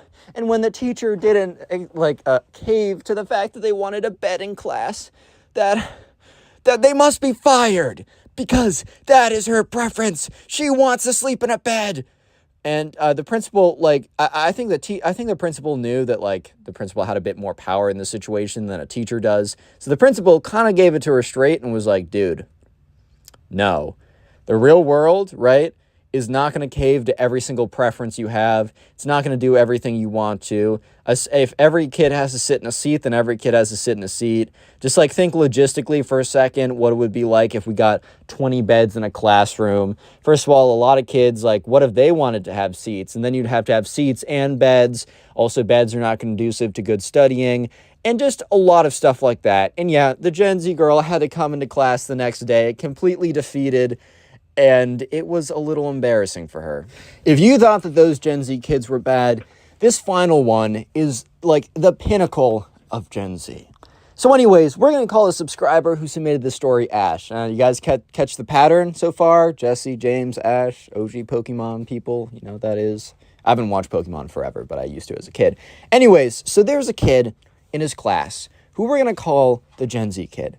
So this kid, he had a TikTok account, and he posted a video of his dog doing something, and it got like 50,000 views. And that sounds really good, and 50,000 views is really cool. I mean, I'd be happy if I got 50,000 on TikTok. That sounds pretty good. But at the end of the day, stuff on TikTok will just randomly go viral, and it's not as if he gained like 10,000 followers who follow him because of his dog, and he can make a branded account out of his dog, right? Like build a brand around that, because like Doug the Pug and some other, there are like legitimate brands built around dogs. But no, he just had a random video get 50K, and this kid, the Gen Z kid, believed that he now was going to become a TikTok celebrity and drop out to pursue his quote-unquote passion of TikTok. Like, bro, what? Real quick, comment Gen Z if you made it this far into the video. And also, check us out on Spotify. It will be in the pinned comment down below. You can listen to these as podcasts on there, and it helps me out if you do. Anyways, so sure enough, this kid started going around telling everyone that it was so great to get to know them. And remember, they're in 6th grade or whatever. That it was so great to get to know them. That when he was rich, famous, successful, and had a 6-pack, 12-pack body abs movie star type lifestyle, right? Living with his laptop on a jet, on a plane, on a boat, on a mansion, that, you know what, he would remember them. And if they were lucky enough that they could stay at his mega yacht mansion boat jet, super cool Cobra Sword, I don't even know at this point. Anyways, he was going around telling people that he came to the conclusion that he was going to drop out to pursue TikTok, which, look, I'm actually not 100% against people really like honing in on their skills. If they get a shot of virality on a social media platform, I don't suggest dropping out unless you have a very scalable, sustainable 6-7 figure income from that stuff, because it can go away insanely fast. But I do actually suggest, if you get a short burst of attention on a social media platform, I am all for you digging in and trying to build something out of that maybe can turn into something bigger. But that's a more serious discussion for a different platform at a different time. I do not suggest you drop out of school because one of your TikTok videos goes viral by accident and you gain no traction from it. So people were immediately telling the kid, like, oh, wait, why are you dropping out? Like, do you have an account we don't know about? And he's like, no, look at this. And he like pulls out his phone and he shows them the video. And the video has like 52,000 views, which is cool. But dude, first of all, that's only 52,000 views, which, look, I remember the days when I'd be happy with 30 views, but we're talking about dropping out of school. 52,000 views is nothing. And second of all, it's on TikTok with short-form content, which is way easier to get views on. I don't know how. I haven't been able to, and I've tried a bit, but just generally, much easier to. So, yeah, eventually he comes up to Ash, gives the whole spiel of like, oh man, I'm going to be so rich, and I'm dropping out because I'm going to be a TikToker. And Ash kind of like tells him straight up, like, dude, I don't think you should do that. Like, I get it. Like, you had a video do well, which, like, you totally could have the time to... And also, they're in 6th grade. It's not like... I think you still, like, legally need to be in school at that point. It's like, dude, like, first of all, I don't even know if you can drop out of school. Second of all, why can't you just do both? Like, I really, like, think you could put in the time for both, doing both.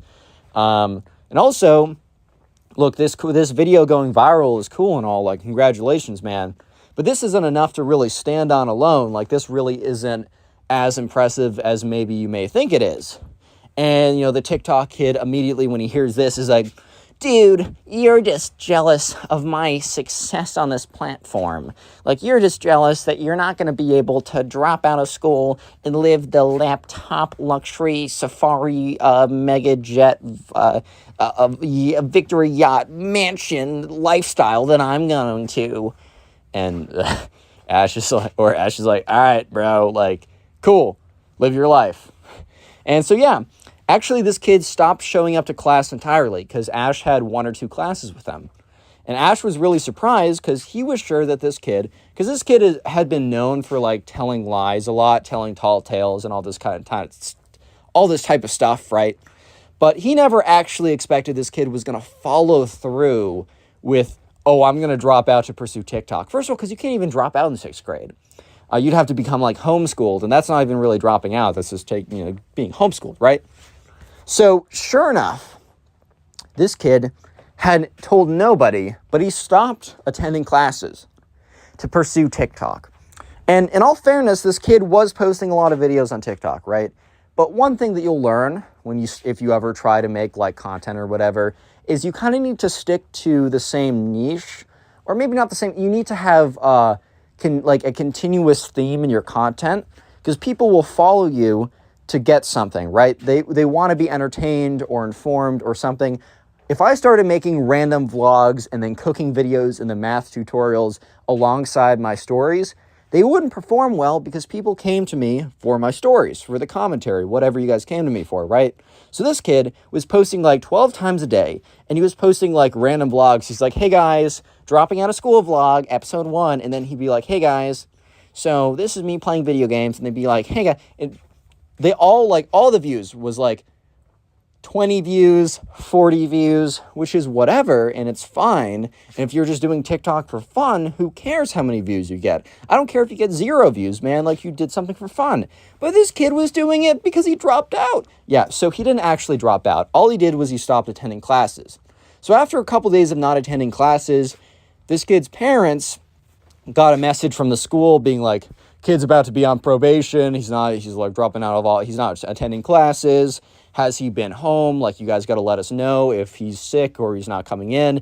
And the parents obviously freaked out, and they confronted the kid, and the kid's like, I was pursuing my business endeavors, which posting to like 12 people on TikTok is not a business endeavor. If you have like millions of people and you're able to convert that to a product, or maybe convert other people to someone else's product and make a commission off of that, then fair enough. That is a business, right? However, this is not a business. And his parents were like, dude, you can't just not show up to class too. Like, what? So yeah, after this kid, the Gen Z kid, was talking all this smack about how he's going to live his laptop luxury lifestyle to everyone, within 2 days, he's back in classes. And I think Ash tells me that at least most people were cool about it. Like, they weren't going to taunt this kid because whatever, like, it's just not worth the energy. But apparently one kid actually did go up to him and be like, yo, dude, did you drive in today in your Lamborghini, Bugatti? Like, what color is your Bugatti, bro? Like, I'm actually really excited to see it. I mean, I know you're still here, but did you, like, chart in on your super yacht or something?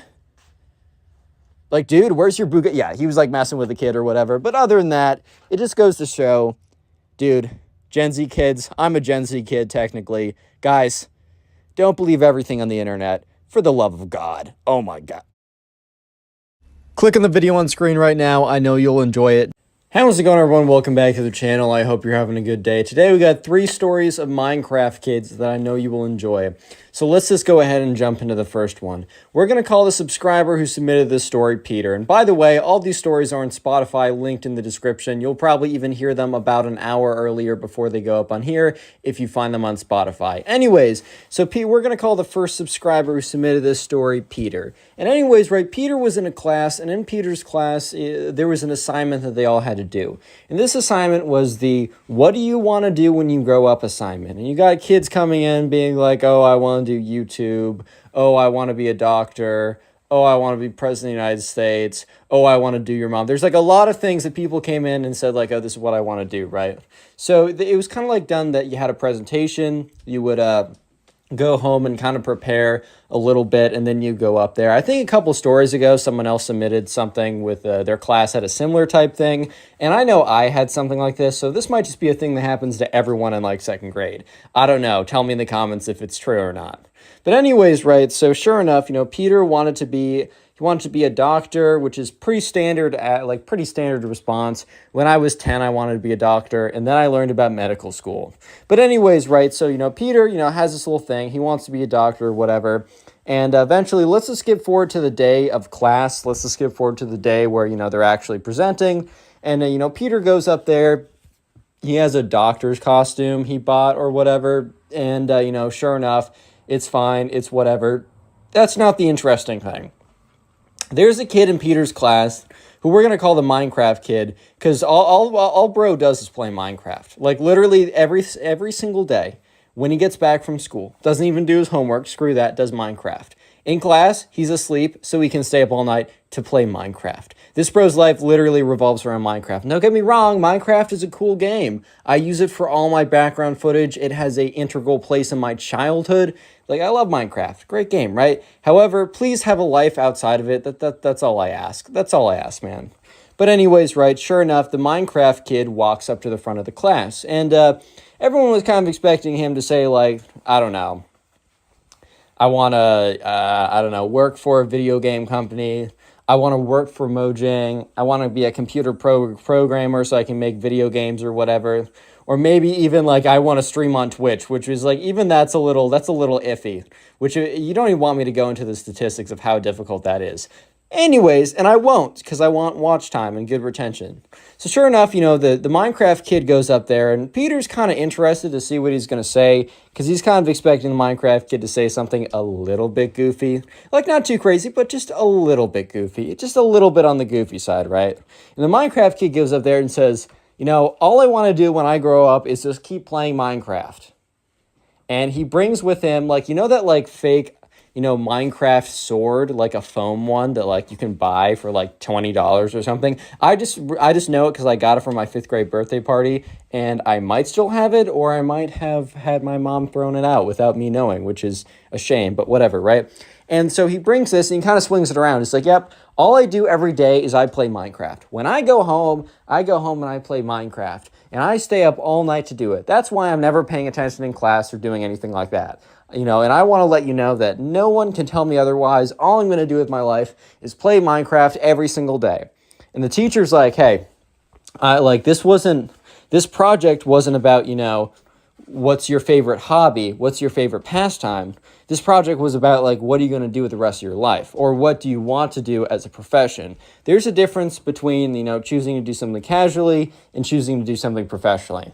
And the thing is, right, this wasn't even a teacher who's like, if you're not a doctor or a lawyer, then you're not a real worker. Like, it wasn't one of these, like, old-fashioned teachers who doesn't understand, like, I don't know what I'm trying to say, like a teacher that doesn't understand kind of the new scheme of jobs. The teacher literally let a kid say, hey, I want to be a YouTuber, but if that doesn't work, I'm going to go to college for digital marketing or something like that. The teacher was fine with that. The teacher understands the new landscape of work. But the thing is, there's a difference between saying, hey, I want to pursue playing video games online, and if that doesn't work, then I want to do X, and saying, I want to sit inside and do video games all day, specifically Minecraft all day. Because, bro, let me just let you know, there's really no professional Minecraft leagues that pay you anything, right? I might be wrong. There might be like a professional Minecraft league that pays you like a couple $100 if you win a tournament.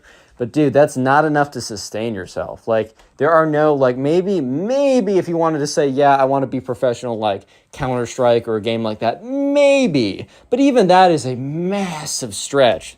And sure enough, the Minecraft kid didn't even say anything like that. He just said, I want to sit inside and play Minecraft all day. So Peter's just like, oh boy, because Peter's sitting down. He's watching the teacher really just like not be cool with this. And the Minecraft kid not even like adapting on the spot. Because one might have thought that, okay, the Minecraft kid realizes that the teacher is not a fan of what he just said. And that maybe if he wants to save his grade, I don't know, adapt it a little bit.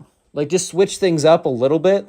I don't know, man. Like, just be like, oh, haha, what I meant is I want to go and learn how to make video games. Like, sure, that's fine. Go to school for programming or something like that. But the Minecraft kid doubles down and says to the teacher, you know, what I want to do when I grow up is I just want to sit at home and do video games. I don't want to do anything else. I don't want anyone to bother me. And I just want to play Minecraft 24/7. And, you know, Peter's just like, oh, boy, this teacher's not going to be happy. And the teacher's like Minecraft kid. Says his actual name, but it's like, Minecraft kid, I want you to know that, you know, I'm going to give you, you know, sit back down, step outside, and I'm going to give you 10 minutes to come up with a real job. Like, I'm going to give you 10 minutes, and I'm being very gracious right now, because at the moment, you have a fail on this assignment. Not like the Minecraft kid was really caring about his grades. I mean, he handed in 0 homework and basically was failing everything else. But the teacher's like, I'm going to give you 10 minutes of standing outside to come up with something new. And when you're ready, come back in and you may present again. So the Minecraft kid very angrily like walks outside. And the teacher's like, all right, who's coming up next? And the teacher's like, okay, Ben, how about you come up? And within 10 seconds, the door slams open again. And the Minecraft kid says, I'm ready. So the teacher, I don't know if the teacher was just being hopeful because, I mean, come on. He was out for like 3 seconds. You really think he came up with a new job? No. The teacher might have just been hopeful and was like, oh, that was fast. Sure. Come on up. Like, what's the deal? Like, what's going on? Like, come tell me about your new job. So Minecraft kid walks to the front of the class again and says, when I grow older or when I'm an adult, I just want to sit inside and do Minecraft all day. I said it before and I'm saying it again. Boom. The teacher's like kind of turns to the Minecraft kid and says, I was generous with you. Like, I gave you time to reconsider what you're doing. Like, to present again. Like, this isn't just what you want to do. This is like a presentation. This is an assignment for the front of the class. And at this point, the Minecraft kid says, so you're saying I can't do that? And the teacher's like, yes, I'm saying that when you're older, you're not going to be able to do that. Sure, you can play video games on the part. Like, you can partially play video games. That's totally fine. But you can't entirely play video games. You've got to do other stuff with your life as well. You have to find something that's going to bring you an income. You have to do something more productive than that. And, you know, the Minecraft teacher, sorry, I'm jumbling my words. The teacher probably would have even been fine if you said, I want to, you know, I want to make content around me playing Minecraft. The teacher was in tune with, you know, you can entertain, like entertainment is decentralized. Almost anyone can make entertainment. Not almost anyone will be successful, but almost anyone can. This isn't like the 80s and 90s where really you either had to like score a really big role in TV or radio or a movie. You can just post something on your phone. It's incredible. So at this point, the Minecraft kid was starting to get really angry. And he's like, teacher, I'm going to give you to a count of 3 to take that back. And the teacher is so taken aback by the fact that the Minecraft kid just said, I'm going to give you a count of 3 to like pretend that you didn't just say what you said. But the teacher's like, are you insane? The Minecraft kid is like, 3. And the teacher's like, you don't understand. They're like, I am supposed to be the one giving you a countdown. Minecraft kid's like, 2. And the teacher's like, what is so wrong with me saying that you can't just sit around and play Minecraft all day? Like, that makes total sense. Like, I asked you in the presentation what you should do as a job. And you said sit around and play Minecraft. How do you expect to make any money from that? And the Minecraft kid's like, 1. The teacher's like, what? What are you going to do at the end of the countdown?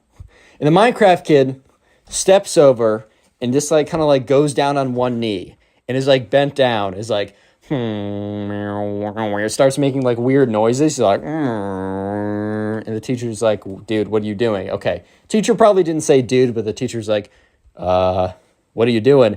And the Minecraft kid jumps up, springs up, and is like, I will fight you in a 1v1 PvP battle. And he grabs his Minecraft sword and starts like swinging it around, trying to be like intimidating. But dude, it was a foam sword. You're playing Minecraft. You're not intimidating anyone, dude. Like, that's just not happening. And he starts swinging around. It's like, and the teacher's like, okay, I just, like, why? What are you doing? Like, stop it. Get some help, bro. Like, what's going on? And he's like, you said that I could do Minecraft every single day for the rest of my life. And the teacher's like, yeah, and I stand by that. Minecraft kid swinging around his foam swords like, you don't want me to be happy. You want me to be unhappy. And for that reason, it's you versus me in a PvP fight. At this point, Peter is just sitting there just trying to comprehend how everything escalated to this point. Because sure, like the Minecraft kid and the teacher were kind of fighting a bit and they weren't happy with each other. But the Minecraft kid really gave the teacher a 3-2-1 countdown and then entered into Minecraft PvP mode. He has his like sword out, swinging it all around. And at this point, right, Peter's just like, okay, something's going, like, this is not going to end well. At this point, right, he's like swinging around his sword. The Minecraft kid's like, I'm going to give you to another count to 3 to give me a 100% and tell me that I can 100% play Minecraft for the rest of my life. The teacher looks at him and says, no, I would be lying to you if I said that. And Minecraft kid is like, fine, you've chosen your fate. Minecraft kid's like, starts swinging his sword. The teacher says, if that foam sword even touches me for a second, you're failing this assignment and you're going straight to the principal's office. The Minecraft kid says, I will give you another count of 3 to reconsider everything. The Minecraft kid is obviously realizing at this point that he's in way too deep and he's also not winning. So he thinks that if he keeps on saying, I'm going to give you till the count of 3, that he is somehow going to win this whole thing. And sure enough, the Minecraft kid counts to 3. The teacher's like, okay, like what? What's going to happen now? The Minecraft kid's like, I warned you. Minecraft kid takes his foam sword, swings, and goes, bop, makes contact with the teacher. And at this point, the teacher grabs the sword, rips out of the Minecraft kid's hand, goes over, holds onto both the Minecraft kid's shoulders, and starts walking him out the doors like, all right, buddy, that's time to go to the principal's office for you. So the Minecraft kid and the teacher walk out the door, and everyone else is kind of just sitting there like, what? Anyways, the next story, we're going to call the subscriber Chris. So Chris has a cousin who we're going to call the Minecraft kid, right? And Chris doesn't really get to know his cousin that well. He doesn't see him that often.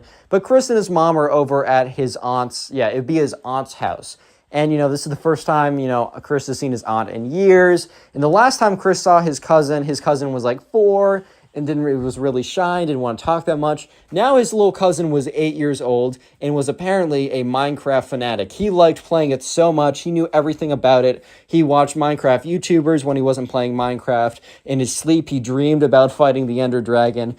And, Chris didn't really know that much, but Chris was kind of told because Chris asked his mom, like, as they're driving there, like, what should I know? Like, I have to hang out with this kid, because Chris was told, oh, you get to hang out with your cousin for a little bit. It'll be good for you. Chris is, like, 16 at this point. He's not going to get along with his cousin on a lot of things. They're not going to have a ton in common. They can't talk about girl troubles at the same level, right? They can't talk about, oh, wow, math is so difficult. Yeah, because Chris's little cousin would be like, yeah, a simple addition really sucks. He'd be like, sure. So sure enough, Chris's mom was like, yeah, okay, so all I know is he's a big fan of, like, that game Minecraft. And Chris is like, yeah, I've played it a little bit. And by Chris saying that he's played it, literally all he means is, yeah, he and his friends have played some, like, survival servers at some points. Like, they'll be really into it for a week, and then they'll not play it for a year. That's how a lot of people actually get into it. You get super into Minecraft servers with your friends. You play for 2 weeks. You literally play 12 hours a day, and then you never touch the game again for years. That's just how it goes with a lot of people. So Chris and his mom get there, and Chris's aunt and Chris's cousin, right? Chris's cousin's actually in a different room, but Chris's aunt greets them. They're like, oh my God, I haven't seen you so long, Chris. You're so much older now. And Chris is in his head is like, yeah, that's kind of how time works, bro. But whatever, right? Sure enough, Chris's aunt was like, hey, Chris, I just want to let you know your little cousin's in the other room, and he would love to see you. Did he actually love to see him? Well, we'll see him in a second. So sure enough, Chris goes into the other room, and the little cousin who's sitting there with an iPad, and he's playing, Pocket Edition Minecraft. And Chris is like, yo, what's up, bro? Like, hey, it's me, Chris. I don't remember if you remember me, but I'm your cousin. And Chris's little cousin's like, yeah, I don't, like, hi, how are you doing? And Chris is like, oh, I heard you like Minecraft. And, Chris's little cousin's like, I do. Do you like Minecraft? And Chris in his head is like, he's like, yeah, I'm going to say yes, we're going to bond, and this will be less awkward. So Chris is like, yeah, I like Minecraft. It's cool. Like, I enjoy it. And Chris's little cousin immediately says, so you're an expert? And Chris is like, I don't know, but I played a little bit. And Chris is like, okay, well, riddle me this. So, when you kill the Ender Dragon and there's the Ender Dragon egg, how exactly are you to get it? And Chris, who's never actually completed the game because he just plays a little bit, right? He's like, oh, you just mine it, right, with a pickaxe. The little cousin's like, meh, wrong. 1 strike against you. Next question. And Chris is kind of just thinking, wait, what? Like, is this some kind of like, well, like, what are we doing here? And, the little cousin's like, okay, so if you're fighting an Enderman and you have a bucket, like, a bucket of what, like, what kind of liquid will Enderman not be able to, like, fight you in? And Chris is like, I don't know, milk, because he remembered he's able to milk a cow. And Chris's little cousin's like, oh my god, meh, wrong. Water. Enderman will not fight you in water. 2 strikes, Chris, 2 strikes. And Chris is kind of like, oh my god, like this was supposed to be a bonding experience. This is the opposite of a bonding experience right now. Like, this is not a bonding experience. This is crazy. And sure enough, Chris is like, okay, man, well, I can play Minecraft with you. He's like, final question, and I need you to answer this. And Chris is like, okay. And so this little cousin's like, well, I need to think about it. I got to make it good. And, you're going to suffer the consequences if you don't get this question correct. So the little cousin's like, okay, who is the popular Minecraft YouTuber who has the Minecraft Manhunt series and is green? And the thing is, right, Chris kind of grew up on, the old school Minecrafters. So he was like, Captain Sparkles? And his little brother's like, no, it's Dream, you idiot. You aren't actually a Minecraft fan. You lied to me. And at this point, Chris is like, dude, it's simply not that deep. And the Minecraft kid's like, no, you betrayed my trust. And the Minecraft kid runs over to him and sinks his teeth into his arm. Real quick, if you made it this far into the video, comment Minecraft down below. That'll be the secret word of the day. And it'll help me know how many people actually made it to the end of the video. I really do appreciate it when you guys comment the secret word down below so I can see all the names and faces. And if you want to support the channel, just continue watching more videos after this one. Literally just watching more videos supports the channel more than you can ever imagine. And also, it's on Spotify. And if you do listen on Spotify, please rate 5 stars. And if you want to submit your own stories of Karen, spoiled kids, Minecraft kids, crazy things happening in high school, submit them to either my Twitter or Instagram. You can do so by following me on those platforms and then DMing me on there. By the way, join the Discord server, link in description. Use code ConnorPugs for 10% off gamer subs. Helps you, helps me. And let's get right back into it. So Chris looks down at his little cousin who has bit him at this point. The little cousin has sunk his teeth into Chris's skin. Thankfully, he doesn't break it and draws blood or anything. And he's just looking at it. He's like, oh my god. And like, he shakes him off. He's like, dude. And the little cousin's like, well, that's your punishment for not actually enjoying Minecraft. You're a fraud, a phony, and a fake lover of Minecraft. You don't actually love Minecraft. You're a fraud, and that's your punishment. So Chris very angrily walks out. And like, Chris's mom and his Chris's aunt are looking like, oh, what just happened? And Chris is like my little cousin like just bit me because he says I'm a fraud. Fraud alert, fraud owned. But he's like, he thinks I'm a fraud because I didn't understand all this like really obscure trivia about Minecraft. Like, can you believe this? Like, this is ridiculous. Oh my God. And at this point, Chris's mom's like, oh no. And Chris's aunt's like, oh, I forgot to say, he's really touchy about the Minecraft subject. And Chris's mom turns to Chris's aunt and is like, you told me that's what he really liked. And Chris's aunt goes on to say, well, yeah, he really likes it, but he takes it really seriously.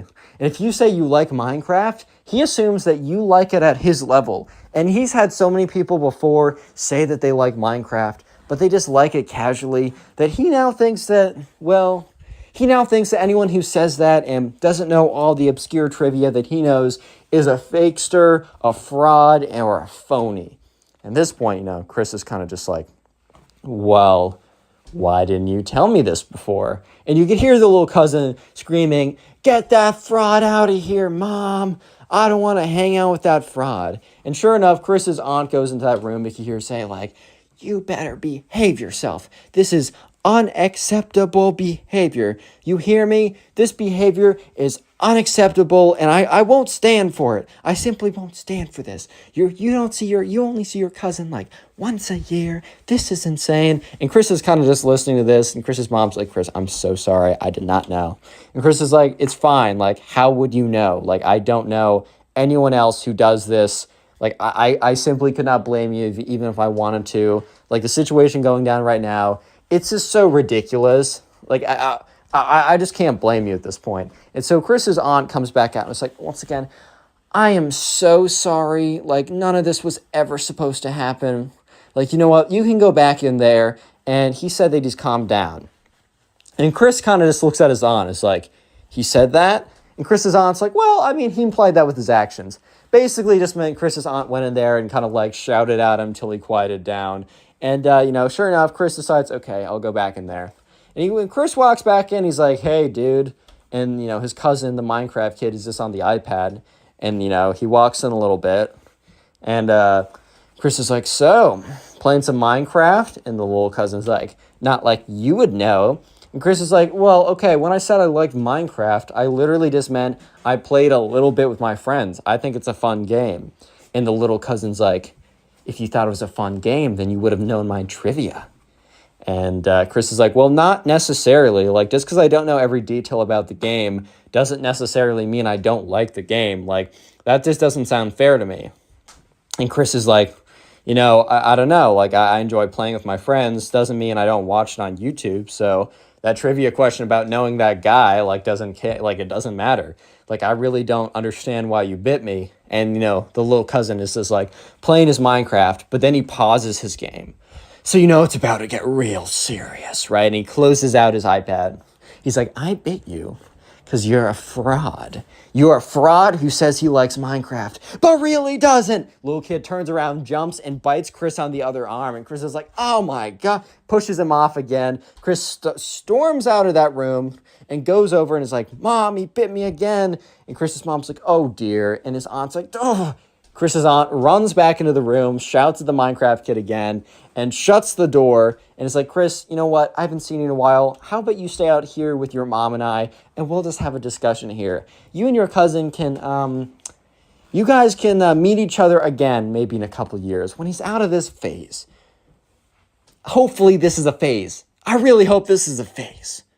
So the final Minecraft kid story, we're going to call the subscriber who submitted it Bart. Because if you couldn't tell, I got Peter, Chris, and Bart, Family Guy, Simpsons. I'm trying to do themes with these names now. Just keep myself interested. Anyways, though, right? So, Bart was in class, and he was in third grade at the time. He was on the younger side for sure. I don't know exactly what grade. This could have well been second grade, but let's just say third grade just because. And so what they were supposed to do is they were assigned that, they could choose any country in the world, and they got to decide, they would have to research it, make a little presentation, and eventually present it in front of the entire class. So there was a kid in class who we're just going to call the Minecraft kid. He wasn't even that obsessed with Minecraft. He just really enjoyed the game. And it gets interesting because the Minecraft kid, he mixed up basically, right? He mixed up the nether, like in Minecraft, and the Netherlands, like the place. So anyways, right, it's the day that they're presenting. Bart is sitting next to the Minecraft kid, and he leans over and he's like, "Hey, dude, like, where did you choose?" And he's like, "Oh, the Nether." And Bart's like, "What? Like, you have to choose a country." And the Minecraft kid's like, "Yeah, it's next to like Sweden, Norway. It's like in that part of Europe." And Bart's like, "Oh, okay." So Bart knows about the Netherlands, right? He just kind of thinks that, the Minecraft kid learned like a shorthand way to call like, oh, maybe the cool people call the Netherlands the Nether, and I just don't know any better. The thing is, though, so Bart went up, he did his presentation, it was totally fine. But the Minecraft kid, he went up to go do his presentation. And the thing is, right, when the Minecraft kid went to go look up, like, the Netherlands, right, he must have written down the Netherlands wrong and wrote down the Nether and maybe couldn't read the rest of it. So when he typed into Google the Nether, he got, like, Minecraft Wiki. He got, he got articles about the in-game Minecraft universe, the Nether. And he actually ended up, because, look, he's in 2nd or 3rd grade.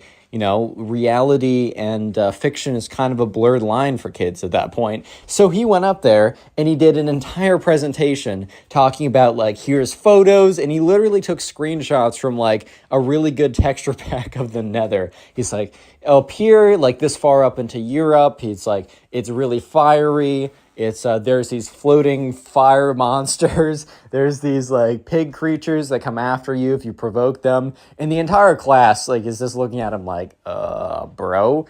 And the teacher just has this smile on his face, like, okay, how are we gonna handle this, boys? Like, how are we gonna go about this? And the Minecraft kid finishes up his presentation, and everyone is kind of clapping a little bit. And for every single person, there's a point where people can ask questions. A lot of the times, like, the kids would be like, I don't know. Like, it's not my presentation. I don't know it. But one of the kids raised his hand, and, the Minecraft kid pointed on him. And, he said, nice presentation, but I'm pretty sure the Nether isn't real. And the Minecraft kid starts laughing. He's like, what do you mean the Nether isn't real? And he's like, I don't think you... I don't think you put down the name right. And the Minecraft kid is really confused, and he turns to his teacher.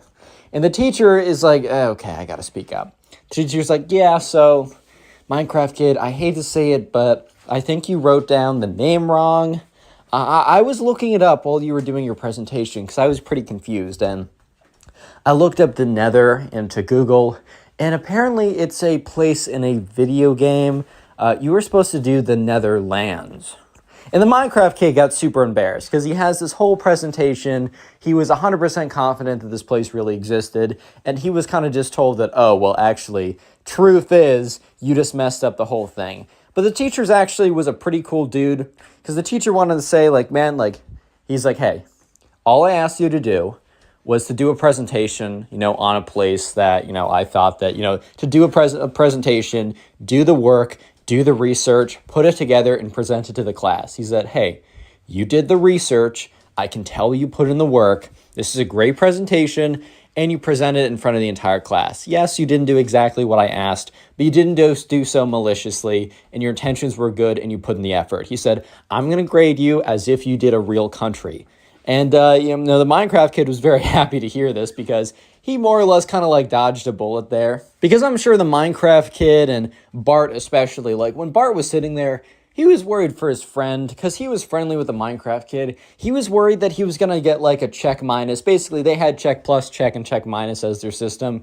They got grades when they were older, but he was afraid he was going to get a check minus, or maybe, the teacher wouldn't understand and would call up his parents being like, your son isn't taking this class seriously. When the son was taking it seriously. He just didn't understand the instructions. He didn't get the memo, right? And it's cool to see teachers like this really come together and understand that, if the intention is good and the work was put in, really that's all that, you're supposed to be doing in school. So the Minecraft kid sat down, and he turned over, and Bart turned over like, hey man, I'm sorry that I didn't say anything. I honestly thought when you said the Nether, you were just doing shorthand for like the Netherlands. I thought that was a nickname or something. And the Minecraft kid's like, you're good, dude. Like, it's totally fine. Like, I should have like known that. And, and Bart was like, dude, there's actually a cool presentation. Like, I kind of like Minecraft myself. And, I learned a thing or two about Minecraft. Like, if I'm going to speed run the game, I'll think about your presentation. And, the Minecraft kid took that, like, pretty nicely. And he smiled back. And, yeah, after that, the Minecraft kid actually got a check plus for his presentation because the Minecraft kid put in a check plus worth of work. And most kids got check pluses. Some got checks if they really clearly didn't put in any work. But the majority of kids got check pluses, including the Minecraft kid, who did a presentation on the Nether, which I just thought was pretty funny, but also W Teacher. 100% W Teacher. He gets it. He's the GOAT. Anyways, if you want to support the channel, keep watching videos after Click this on the one. video Thank on you. screen Bye. right now. I know you'll enjoy it. Just click it. Do it. How's it going, everyone? Hope you're having a good day, because today we have a pretty crazy story of this Minecraft kid who believes that after playing Minecraft that he needs to go back to his caveman roots.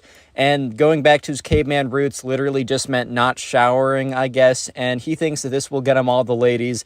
And let me just say that that may or may not be the case, but you'll have to wait and see. So anyways, sit back, relax, subscribe to the channel if you are new, and let's just jump right into this. So we're going to call the subscriber who submitted this story Alex. And by the way, my Instagram is in the description. It's also Connor Pugs. Go follow me there, and you can submit stories like this to me on there. I'll get to them when I get to them. And anyways, so Alex was in 8th grade, and he had this kid in his class who we're going to call Ben. Yes, we're bringing back the name Ben for random secondary characters. And anyways, right, Ben was like, he wasn't like super into Minecraft. Actually, he knew nothing of Minecraft until like a couple weeks before the story. And that's when he was introduced to the game by one of Alex's friends. We don't need a name, right? And anyways, right, Ben got super, super into it. Alex doesn't really know how Ben didn't know what Minecraft was. Like, it wasn't like Alex wasn't, or it wasn't like Ben wasn't on the internet. Like, I think Ben might have heard of it, but he didn't know what it was. So when one of Alex's friends introduced Minecraft to him, Ben basically disappeared for like 2 weeks. Like, he went to school and everything, but he stopped being on social media, disappeared as soon as he could, like, didn't show up to anything. He was just in his room for as long as he could, playing Minecraft. And I don't mean, like, I don't know, like parkour servers like this, or player versus player servers. I mean, he was playing, like, vanilla, straight up, your traditional Minecraft. That's all he was doing, and he was in love with it. And 3 weeks later, he came into school one day, and he's like, Alex, buddy, I need to tell you something, a revelation I've come to. And Alex is like, yeah, what's good, dude? And Ben's like, brother, we need to return to the caveman days. I was playing Minecraft a couple days ago, and I came to a realization that we need to return to our caveman roots. And I have started that already. Alex is like, what do you mean by that? And at this time, Alex was noticing quite a pungent aroma coming from Ben, right? He didn't want to say anything. He didn't want to be mean. He didn't want to be, cruel or anything. But let's just say that, Benny, old boy, was not smelling the greatest. He was kind of, he had this essence, this odor, this aroma, some might call it, that wasn't the greatest, to put it lightly, right? So anyways, Alex, or Ben, goes on to say, yeah, so I've been playing Minecraft, and it just feels so good. It feels so natural. I mean, yeah, playing a block game feels natural, but whatever. I like Minecraft. I'm not saying it's not, but he goes on to say, and I realized that, my failures in the lady department, the reason why women don't love me is because I'm not like the natural man. And when they see me as the natural caveman, they will instinctively fall in love with me. And Alex just looks at Ben. It's like, Ben, I don't know where you're going with this, but I really don't have a good feeling about this. And Ben's like, Alex, I'm here to convert you to my ways. And Alex is like, what? He's like, are you trying to like sell me an MLM or something? Like, where are we going with this? And Ben is like, no, Alex, return to the caveman. Return to the caveman, Alex. This is what Steve has taught me. And Alex is like, Ben, are you okay? Like, if you need help, like, I can help you get. He's like, no, you need help, man. You don't understand. He said, look, I've returned to my caveman roots, but by not doing any of the showering that is in our modern day societies. You really think putting chemicals in our hair and rinsing it with fake water? Alex is like, fake water? What do you... He's like, these are details. These are details, Alex. Don't question it. It's whatever. You don't understand. The natural aroma that comes from the human body has been programmed for trillions of years. And Alex is like, I don't think humans have been around for trillions of years. And Ben's like, that's not the point. The point is the aroma, the natural musk. Sure, you can buy cheap garbage from, like, I don't know, Armani or Gucci. Their fragrance is terrible. They'll destroy the brain cells. But the true caveman odor is what Steve has taught me. And Alex is like, so are you going to, like, I don't know, spend more time outside, get more sunlight, exercise, eat, like, not processed stuff like the caveman too? And Alex is like, whoa, or Ben is like, whoa, Alex, chill out. Let's not go crazy. Let's not go cuckoo banana mode on me, okay, man? Okay, man? Is that good? Like, let's not go crazy. I'm not dropping everything for this caveman thing, but I am embracing the natural musk. And Alex just looks at him and says, so Ben, you're not really changing anything about what you do besides not showering. That's the only difference. And Ben's like, well, no. It's not just not showering. It's embracing my natural musk, my natural odor. It will instinctively make women love me. And Alex is like, Ben, as your friend, I guess, I strongly suggest you don't do this. And Ben is like, you know what, Alex? I understand that you're a hater, and that's okay. Alex is like, I don't think I'm a hater, and Ben's like, silence. Look, you know that girl over there, Ava?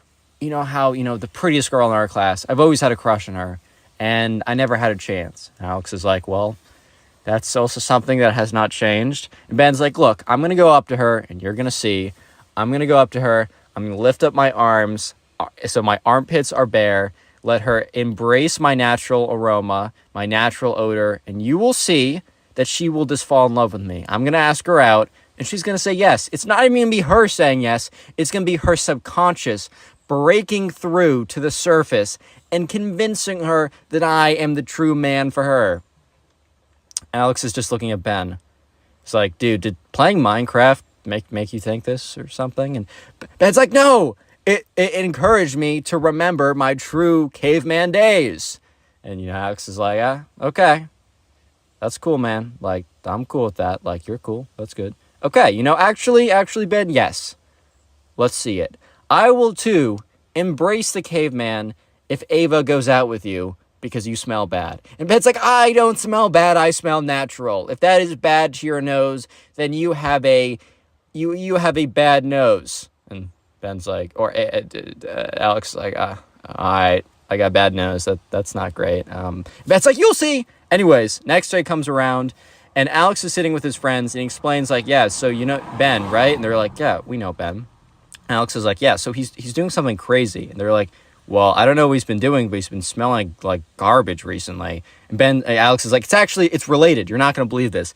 He played Minecraft, and then he believed he had to go back to the caveman era, like he had to be a man again. And that doesn't mean working out or, reading. It just means not showering for some reason. It's kind of ridiculous. And they're like, yeah, I mean, Ben has been smelling a little bit more musty, and it kind of smells like spoiled milk at this point. But I guess, I guess that makes sense now. And Alex goes on to say, yeah, and Ava? And they're like, yeah, of course we know Ava. Hottest girl in our class, beauty, right? 10 out of 10. They're like, Alex is like, yeah, so Ben is going to ask her out later today. They're like, he's going to do what? He's going to do, and Alex is like, yeah, so Ben thinks that because he smells like he does, she's going to instinctively say yes. They're like, dude, why did you say yes? Why did you allow him to go on with this? At this point, Alex's friends are like, bro, you're kind of being a bad friend of Ben. And Alex is like, dude, he was so confident. He was being so cocky. And they're like, dude, he's going to get rejected. And there's a chance he gets rejected really hard and really embarrassingly in front of everyone. Do you want that for him?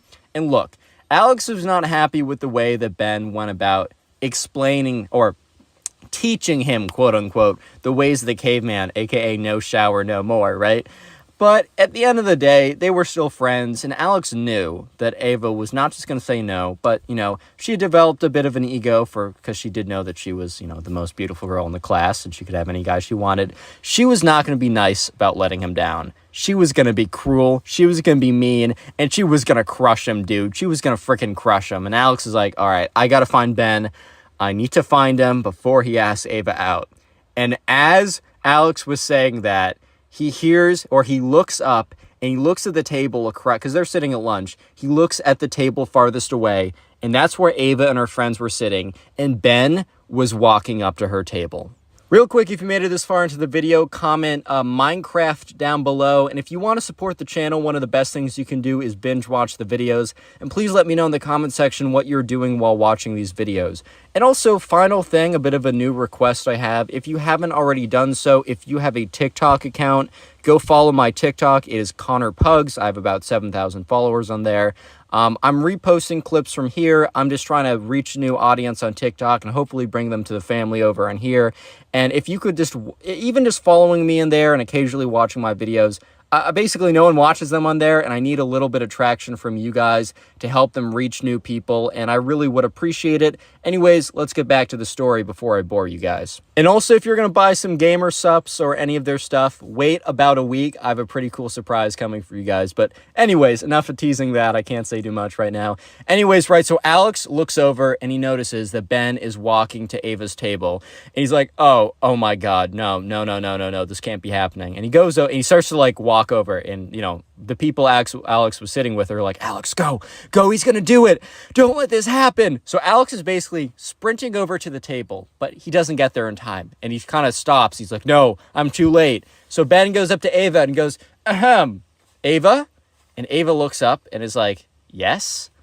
The next part's the most ridiculous thing I've ever heard. Ben goes up to her and literally lifts up both of his arms. You know how after you run and you're really exhausted, you'll put your arms above your heads to make it easier to breathe, right? Or you're told to do that or whatever, right?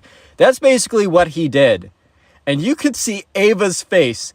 First you saw her nose kind of twitch as she was smelling what was going on. And then you saw her eyes water, her face crunch up. And you could almost hear it was a bad smell. It was not good. And Alex is like, oh no, oh my God, I'm partially responsible. Oh my God, I'm partially responsible, man. This is on me. Anyways, Ben goes on to say, so Ava, now that I've let your senses acclimate themselves, and if you have any primal urges, wink wink, that are coming up from the surface that are breaking through, would you like to go on a date? You know what, let's just skip that. Would you like to be my girlfriend? And Alex is in his head, he's like, no, Ben, no, and so sure enough, Ava's just looking at him, blinking, not even responding, not laughing or anything. She's just blinking because she's just so dumbfounded by did this kid just straight up ask me out? Because remember, Ava and Ben, they're not friends. They're not dating each other. They're not close like that. What? And he also smells terrible. And Ben is like, if you don't know your answer yet, maybe you'll know it in a second. And Ben literally gets closer to her and pushes his armpit in her face. And she's like, ew, get away from me, and kind of pushes him back. He's looks over at Alex, and Ben's yells over, don't worry, Alex, don't worry, give it a second, you'll see, man, you'll see, it's crazy, you're not gonna believe it, she's gonna fall in love with me. And Ava looks up, fall in love with you? I don't know who you are. I just know that you're a guy who came over here and is smelling terrible and is pushing his stinky armpits in my face. No, I will not go out with you. And at this point, everybody in the cafeteria has turned their heads. Everybody has turned their heads and is looking at this because it's a scene. It's a spectacle. I mean, Ben is standing up there with his greased out armpits, and Ava, known as the prettiest girl in the class, has just demolished him in front of everyone, spectators of the entire class. At this point, there's an awkward silence because people have stopped speaking. They have stopped speaking because they want to hear what's going on.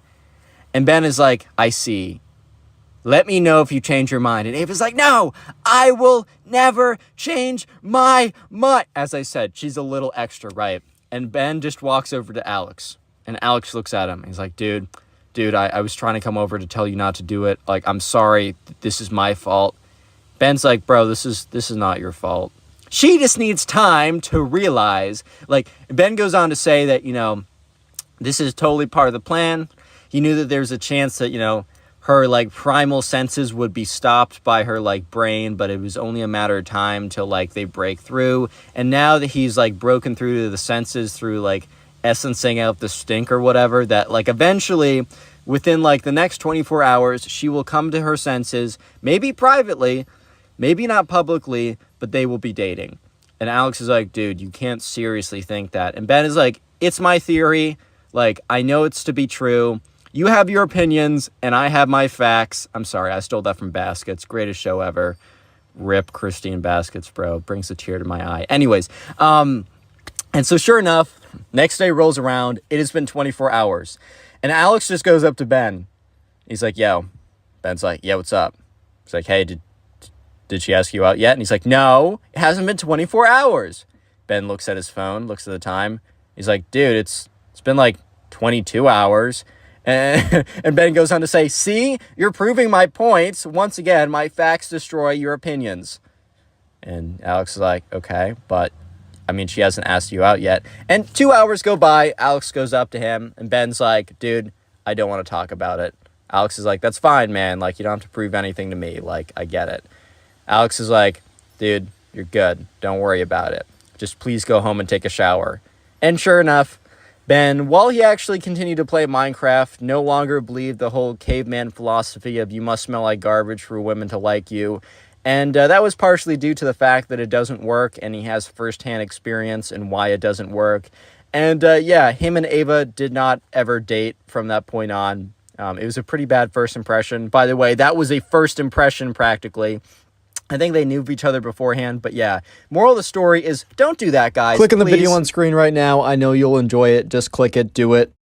How's it going, everyone? Hope you're having a great day today, because today we have probably one of the most insane stories about a Minecraft kid to date. I mean, you do not want to miss this, so sit back, relax, subscribe to the channel if you are new, and let's call today's subscriber who submitted this story, let's call him Dave. So anyways, right, Dave was in the 3rd grade, and in the 3rd grade, like at this time, Minecraft was huge. I mean, Minecraft was really big now, but it was like really, really big back in like 2013, 2014. Dave is quite older, but this is a story from back in his childhood. So anyways, right, one thing that was starting to get pretty big, 2015, 2016, I don't totally know exactly when the story happens, was something called, Minecraft PvP, where basically people would fight each other in Minecraft. And there was this kid in Dave's class who we're going to call Ben, because of course we're going to call him Ben. So anyways, right, Dave and Ben, they weren't necessarily best friends, but they started to get to know each other because they both were really into the whole Minecraft player versus player battles. And so they would start to like play a little bit, with each other after school. They would go on Minecraft servers and they would fight each other, and it was actually quite fun. So Dave and Ben started to become friends in class. And the thing is, though, Dave was not friends with Ben after what is about to happen, which is absolutely crazy, but you'll have to wait for that one, right? So anyways, right, Dave and Ben, they're talking at recess. So there's a swing set at this school's recess, at the school's playground. So Dave and Ben, they're both on the swings, and, Ben is like, man, I don't know. I really don't like Miss Davenport. So Miss Davenport's going to be the name of their teacher for their math class. And Dave's like, dude, I know. She's the worst. And Ben's like, bro, like, I wish I could just, like, spend my entire day getting better at Minecraft PvP, like, learning how to, like, be better. But instead, I have to spend all this time learning my times tables, bro. I hate those. Little side note, I hated my times tables because I would be, like, timed to be like, you have to do all these in 1 minute. I'm terrible under pressure. I did not like those. But anyways, Dave and Ben, they were talking about how they really didn't like, the math they had to do in their class, and how they thought that their teacher was, like, extra mean, even though Dave tells me in retrospect the teacher was actually super normal. Like, she was, like, honestly just trying to teach them the fundamentals of math that they would need for like the next 7 years of schooling. But at that time, Dave and Ben, the Minecraft kid, they just didn't get that. So Dave and Ben decided that, you know what, they were going to pull a prank on their teacher to somehow get more time to play Minecraft. So what they were going to do is they were going to find a way to bring their like computers into class and to play Minecraft like during class so that they can, because like what they were thinking is Dave and Ben, the Minecraft kid, were like, you know what? I hate math. When am I actually going to use it? But you know what I'm using every day? My Minecraft player versus player battle skills. Oh yeah, baby.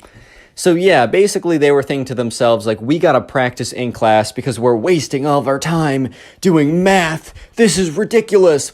So anyways, they conjure up a plan, and the whole plan is that they will, like, put their backpacks on their desk, because they actually had pretty big desks, and they would also sit all the way in the back of class, and their backpacks would be, like, on the desk enough so that it would be kind of blocking their computers. Then they'd whip out their computers, and, you know, they would have their mouses or whatever, and then they would play Minecraft in class, and they just, like, attach to the school Wi-Fi. This was so far back then that, like, the school Wi-Fi, like, people, like, the administrators in the school didn't even know about, like, how to do, like, Wi-Fi blocking. You know how, like, when you go to school Wi-Fi, you can't look up certain sites or use certain things? This was back in the day when, like, they didn't even know about this. They're just like, oh, internet connection, cool. Anyone can use it. We don't really care. I don't know if every school was like this, but at least Dave and Ben's school was like this. So anyways, the next day rolls around, and they bring their computers into school. And on the way out, Dave's mom was like, oh, honey, why do you have your computer with you? And, you know, Dave was like, I need to think quick on the spot. He's like, we need it for class. And Dave's mom's like, oh, cool. So anyways, Dave goes into school. He meets up with Ben before class. He's like, bro, are you ready? And Ben's like, yeah, dude, I got my PC. I'm ready for this. So they go into class, and they both sit in the back of the class. And the teacher's like, all right, class, today we'll be learning about long division. By the way, screw long division. That is the worst thing ever. But anyways, right, so Dave and Ben, you know, they're sitting in the back of class. They pull out their backpacks, and they put them on their desk. And the teacher kind of looks over and doesn't think anything of it. She's like, weird. But if you want to have less desk space, then be my guest, bro. Like, that's not on me, that's on you, so whatever. And then Dave and Ben, you know, they pull out their computers, and then they pull out their mice, and they barely have enough room to fit everything on there. But barely is still it. You know, they still have enough room, even if it's barely enough room. So anyways, right, they get their laptops out, they connect to the Wi-Fi. They're like, all right, this is perfect. So they go on whatever player versus player Minecraft server where they can fight each other and other people. I don't know if it was Hypixel back in the day. I don't know if it was like a Bad Lion or whatever. I don't even know. I don't know the history that well. But they go on their server, right? And the thing about like Minecraft PvP, if you don't know, when you fight someone in Minecraft, you normally have like a sword. Normally, I mean, you can have like bow, rod, lava bucket. You can have a lot of stuff. But normally it's sword fighting, and for sword fighting, you need to click. And neither of these kids had auto clickers or anything like this. So if they wanted to swing their sword, they needed to click. And the thing is, right, they didn't have some kind of like ghost mouse that makes no sounds when you click it, which I don't know even if that's a thing, because like, why would you want that? Except for this very specific situation, which doesn't come up often. Well, actually, I don't know, man. I mean, I'm not typically in class pretending to be like hiding behind like a backpack, secretly playing Minecraft, ignoring my math schools or my like math class or whatever. That doesn't normally happen. But anyways, right? So the thing is, for them to play, they need to be clicking. And remember, this class isn't super loud and rowdy, and no one else is on their computers, and no one else is clicking a mouse.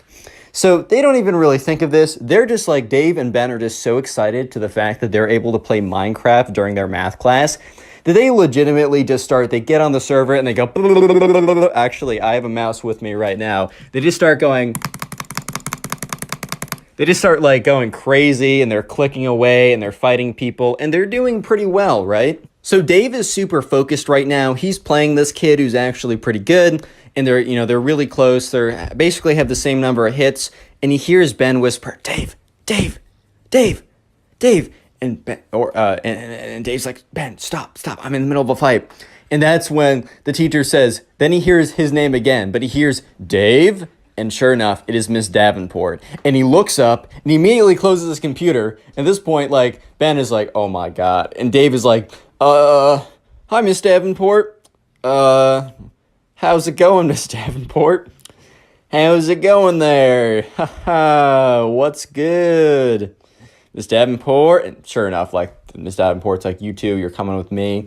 And they pack their bags and they walk up to the principal's office and they get in trouble because you're not supposed to be doing that in class. And yeah, and the principal, ends up calling their parents. When Dave gets back, Dave's mom's like, you were playing Minecraft. You were playing like video games. I don't know if she knew if it was Minecraft exactly. So you were playing video games in class. You're supposed to be paying attention. Like, this is foundational material for the rest of your academic career. Like, you're going to be in college math class, and you're going to be thinking back, why didn't I pay attention to that long division? Bro, I've never done long division, like, since fourth grade, bro. Just a little tip. I mean, learn it because you need to pass, but I've never used that stuff again. Oh, my God. Anyways, though, Dave is not happy. And, Ben is also not happy. So the next day, while they did get in trouble, they still had their recess privileges. So they went out back to the swing set. And Ben was like, dude, Miss Davenport is the worst. And Dave's like, bro, 100%. She is the worst. Even though, like, in retrospect, Dave tells me that Miss Davenport was literally just doing her job and that Dave back then and Ben, his friend, were just a bunch of dumb kids. But anyways, at the time, Dave and Ben were like, bro, she is the worst. We need to actually get back at her for what she did to us. And Dave's like, bro, what were you thinking? And Ben's like, you know what? Last night, I was just so angry that I was sitting there and I was just trying to come up with something. I was trying to come up with an epic prank that would truly get her. So Dave and Ben end up doing something which you guys will hear in just a little bit. That is something that I have to do a little bit of a disclaimer. Do not do this. I have personally never done it, and I actually don't know anyone who's done this.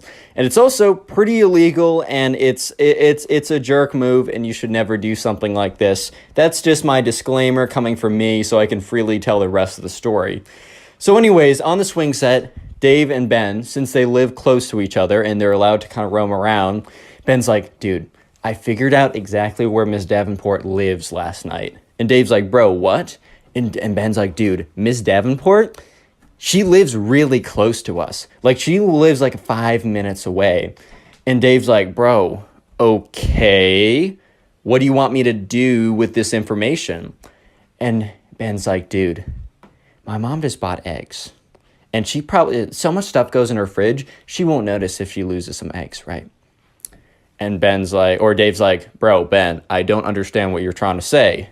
And that's when Ben says, you and me, tonight, we're going to go egg her house for what she did to us. Real quick, if you made it this far into the video, comment door down below. That's for the OGs of this channel. If you don't get it, that's all good. But if you've been around for a while, that probably brought you back. But anyways, if you made it this far into the video, comment door down below, DOOR, or the thing that, like, you enter a house with or a building with.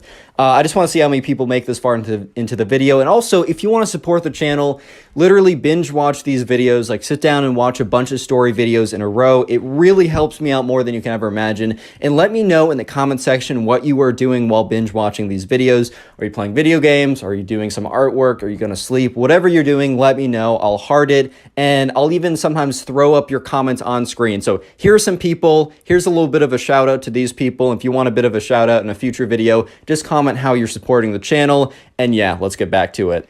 So anyways, right, at this point, Dave and Ben, they kind of commit to, doing the thing that they're going to do. And after school, they basically have a plan to tell their parents that they're going on a nighttime walk at like 8, and then they're going to meet up at a certain place. So anyways, it's like 7:55, and Dave's starting to get butterflies in his stomach. Like, this is really crazy. He's starting to feel really, like, weird about this, but he's like, you know what, screw it. I'm just going through with it. So it's 8 o'clock. He walks out there, and he meets up with his friend Ben, and sure enough, Ben has 4 eggs in his hand. So they're not going to, like, they're not going to load up a Gatling gun with 1,000 eggs and completely, like, I don't know, they're not going to turn her house into an omelet or anything like that, but they're still going to egg the house, which, once again, disclaimer, do not ever do. It's not even, like, cool or anything like that. you're an idiot if you do it. Anyways, because you will get in trouble, dumbass. But anyways, Dave and Ben, they start walking over, and they're hiding the eggs, right? They walk over to where Miss Davenport's house is, and they sneak around over, and then they hide in the bushes, right?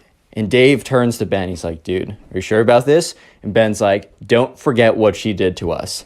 And with that, Dave gets a little angry. He takes one of the eggs. He's like, on 3. And then Ben takes one of his eggs.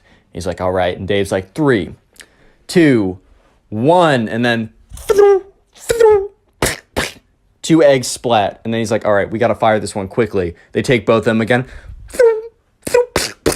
And sure enough, they got 4 eggs right across the side of the house, and this time they need to get out of there. So they don't run away, but they kind of like power walk away, and they kind of sneak out of there, and they watch, and they hear the door open, but by that time they are out of sight. So Dave and Ben quickly like power walk away, and they go out of sight, out of distance. They're like, oh my God. Oh my God, that was crazy. They're like, we totally got her. And Dave is like, we totally got her. And Ben's like, I don't know. Dave's like, dude, we totally got her. Like, how could you want to get her more? And once again, Ben's like, I don't know, man. I don't know if that was enough. And Dave's like, well, that was enough for me. So sure enough, they go back home, they go to bed. The next day they wake up and, they go to school and they're sitting and, once again, they go back to their swing set. And Dave is like, man, I don't know. I just don't feel satisfied with what happened. I feel like she deserves more. And at this point, Dave's like, bro, Ben, what do you mean? We got our house. We got her good. And Ben's just like, man, I don't know, Dave. Like, I just don't feel like we actually did get her good.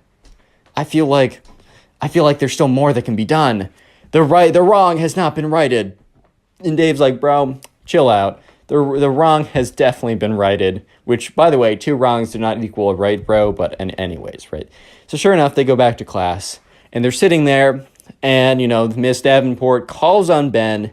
Ben doesn't know the answer, and doesn't embarrass him in front of the whole class. But, bro, when you get called on, and you very clearly are not trying to have your hand raised because you're not trying to get called on, and the teacher calls on you in class, and everyone looks, and you turn around, and you're like, I have no idea what you're talking about. That's embarrassing. But apparently that was that was the last straw for Ben. And as their school is out, or not school is out, but school's out for the day. They're waiting in line to be picked up by their parents. And Ben walks up to Dave and is like, bro, I'm getting revenge on Miss Davenport for embarrassing me today. And, Dave's like, bro, what are you talking about? And Ben's like, dude, she's been crazy recently, and what we did was just like, it was a little drop in the bucket. It really means nothing. But I'm going to get her tomorrow, and I'm going to use my Minecraft skills to get her back. I'm going to put my training to good use. And Dave looked at him and had literally no idea what he was going to do. So he's like, okay, man, cool. So anyways, the next day rolls around. And once again, before class, they're at recess, and they're sitting on the swings. Dave and Ben always sit on the swings together. No one else really uses the swings, so they're kind of like, it's the place they always go to. And Dave is just talking, and Ben's like, bro, you're going to want to be in class today. And Dave's like, dude, of course I'm going to be in class. Like, what would I do if I skipped it? Sit in the bathroom, dude? Like, what? Because remember, they didn't really have phones then. I mean, phones were a thing, but since they were kids, they didn't really have it. But anyways, Ben goes on, bro, you're going to want to be there. And Dave's like, okay, like, do you want to tell me? And Ben's like, nope, it's going to be a surprise. But just know that Miss Davenport is not going to want to mess with me or anyone else, including you, after this. And Dave's like, okay, man, cool. So they get to class. And, Dave sits next to Ben. And he looks over, and there's something's weird with Ben's bag. And that's when Dave realizes, those like fake plushy Minecraft diamond swords that you can buy online, like the little toy things? Yeah, one of those, the handle of that was sticking out of his backpack. And Dave looks at Ben and is whispering like, yo, dude, why is there a diamond sword in your backpack? And Ben's like, bro, you're gonna see, dude. And Dave's like, okay. What? And Dave's like, bro, just wait. It's gonna be crazy. And Dave's like, all right, man. I'll trust you on this one. So sure enough, right, Ben is kind of just waiting to be called on. And sure enough, Miss Davenport's like, all right, Ben, can you answer this? Because she was going around just asking people. And Ben's like, Miss Davenport, I did not raise my hand. And Miss Davenport's like, well, sometimes I call on people. It's just part of the class. And Ben is like, stands up. He's like, that is the last time that you disrespect me, ma'am. And he reaches into his backpack and whips out his diamond sword. And Dave is like, oh my God, this guy's gone off the rocker. And he starts swinging it around like, and Miss Davenport's like, Ben, what is that? Like, why do you have like a little fake plastic sword or whatever? And Ben is like, you don't understand. He starts walking towards her, swinging it. Everyone in the class is dead silent. They're like, bro, this kid's gone insane. Oh my God. But anyways, right, so Ben is walking towards him with the sword. Miss Davenport's like, dude. Or she doesn't. Okay, Miss Davenport, the teacher, the 40-year-old math teacher, does not say dude. But she's like, Ben, put that down immediately, and you're coming with me to the principal's office. And Ben's like, no, you disrespected me and my brethren for too long. And he goes up, and he's like, any last words? And, Miss Davenport's like, Ben, put that thing down immediately. You and I are going to the principal's office. Cut off mid-sentence. Why was she cut off mid-sentence? Well, because at that point, Ben had enough, and he swung with the diamond sword. However, he got too close to her.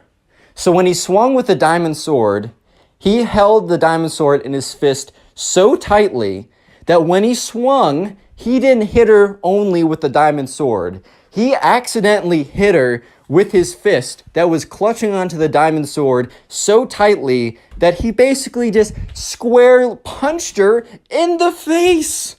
And at this point, it was such, I know he's just a little kid, but just the shock and the momentum, and just somehow he got it just right that he went, whoopah! And Miss Davenport stood there for a second and then just collapsed on the floor. And everyone, their mouths were just gaping open. They were just like, oh, what? What? Huh? What is going on? What is going on? What? And so sure enough, one girl just runs out of the room immediately. And Ben is kind of just standing there, just kind of shocked with what happened. Because, bro, you're not expecting to knock out the teacher with your diamond sword. I don't care how delusional you are. You were just not expecting that to happen. And, Ben's just standing there. He's like, oh my God, oh my God, oh my God, oh my God, oh my God, oh my God, what'd I do? Everyone in the class is like, oh my God, is she dead? Oh my God. She was not dead. She's just knocked out. But within 5 minutes, the girl that ran out actually ran out just to go get help from security or whatever. And sure enough, security walks in and they look at what's happening. They see the kid with the diamond sword and the teacher slumped over, and the girl points to him and says, that's the kid. Security goes up, grabs Ben, is like, you're coming with us. And the other security officer goes and checks Ms. Davenport's pulse to make sure that she wasn't actually, destroyed by that. And sure enough, she was fine, but she was knocked out. They call an ambulance. Ambulance comes over. Miss Davenport starts coming back too. She's given water, electrolytes, whatever.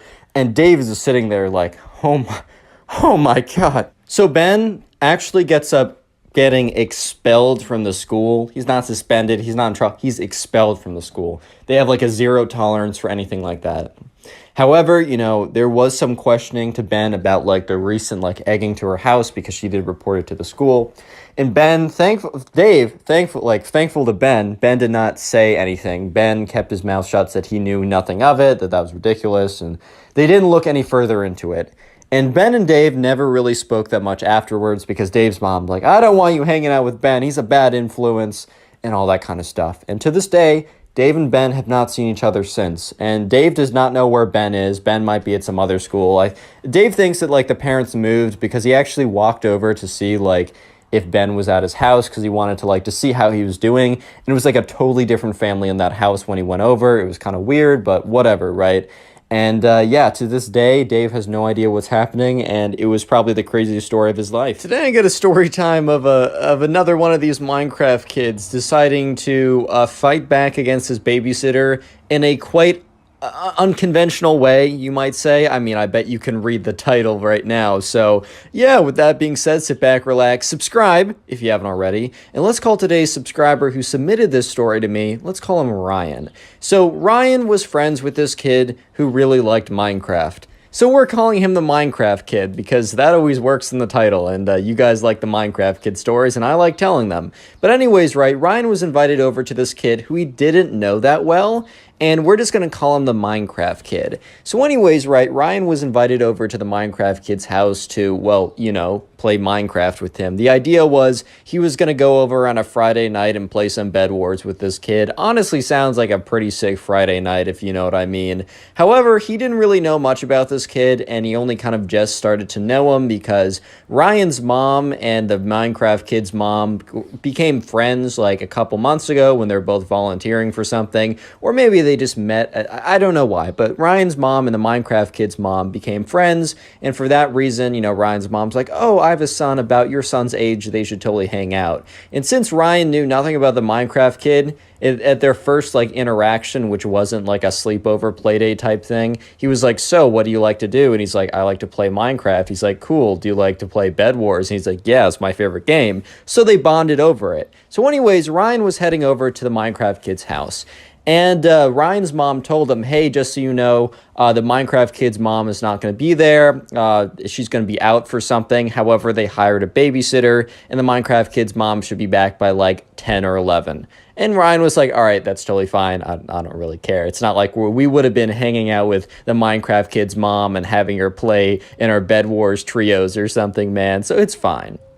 So Ryan gets over to the Minecraft Kid's house, and when he gets there, no one greets him at the door. He kind of stands there for a second, and he knocks on it, and he stands there for like a little more time, and he hears noises coming from upstairs. And it's a two-story house, and there's a window right above him, and the window is open, and he can hear noises. And you know what noises he hears? He hears block placing noises. He hears golden apple eating noises. He hears bed break noises. He's like, wait a minute. Bro, the Minecraft Kid is playing Bed Wars right now. And, you know, Ryan was thinking that he would have yelled up to the Minecraft Kid, but the door eventually opened, and presumably the babysitter, or who we thought the babysitter was, which, no, was the babysitter. That isn't, like, the big secret of the story, but the babysitter comes and, you know, opens the door and says, hey, so sorry, Minecraft Kid's upstairs. I'm, you know, making dinner right now for you guys. It'll be ready in, like, 30 minutes, so make sure you're not in the middle of the game in, like, half an hour. And Ryan's like, all right, that sounds pretty cool. So he goes up the stairs,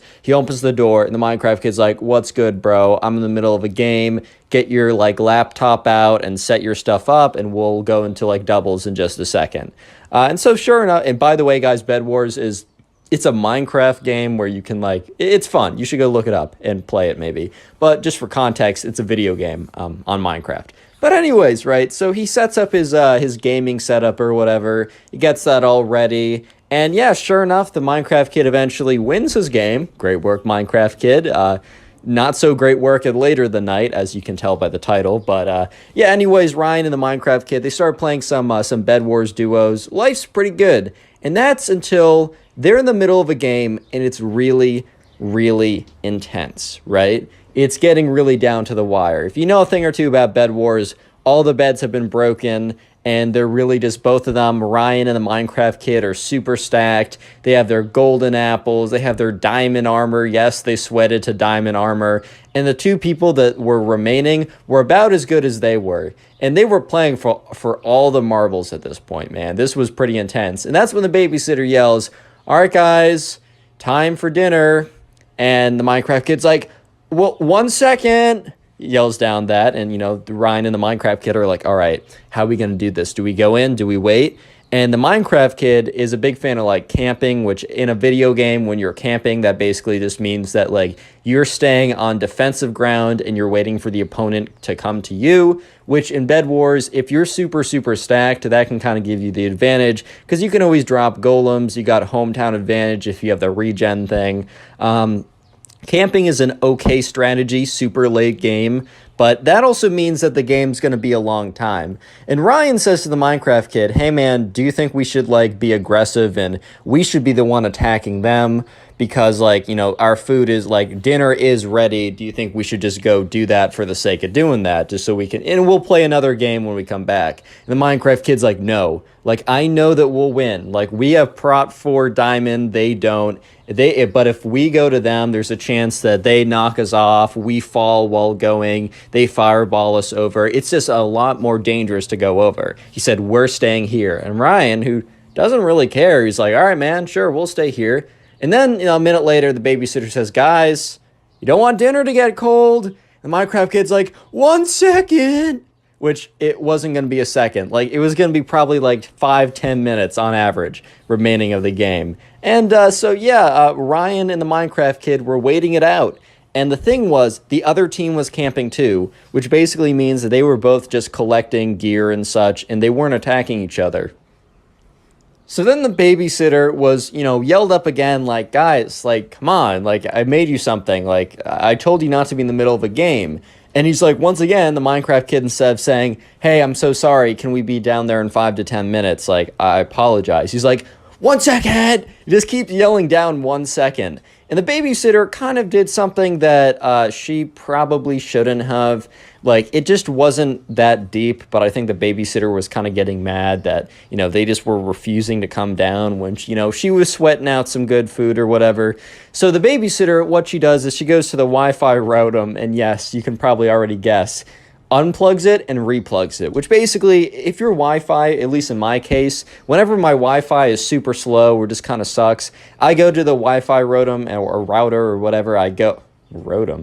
What am I saying? I go to the Wi-Fi router, and I think I combined router and modem. My fault. I go to my Wi-Fi router or box, unplug it, replug it. Wi-Fi's down for like 5 minutes, but then it comes back nice and fresh and clean. However, the Wi-Fi goes down. So basically, right, Ryan and the Minecraft kid are in the middle of a match, and like they start to go to like buy something from the store, and Ryan's clicking on it, but it's not registering it. And Ryan's like, dude, I think I'm disconnecting. And at this point, right, if you disconnect, you lose. And the Minecraft kid's like, no, it's not working. Why can't I place blocks? Why are things not registering? And then both at the same time, they get a message, like, not kicked, but like, it disconnects from Hypixel, like no connection. And the Minecraft kid's like, no! Starts slamming his fist. And Ryan, who doesn't really care, and looks at the Minecraft kid, and Minecraft kid was like, I was on a 99 win streak. I won 99 games in a row. I was going to go to 100. I've been recording the whole thing. I was going to clip it and post it on YouTube, man. I was about to get 100.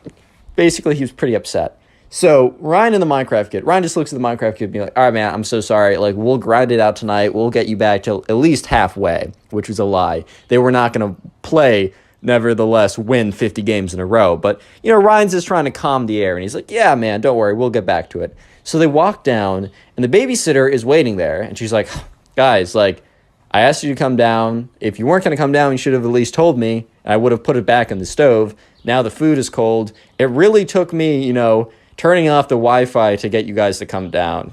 Teenagers these days. Or not teen, I guess. She's a teenager. She's the babysitter. I guess preteens these days.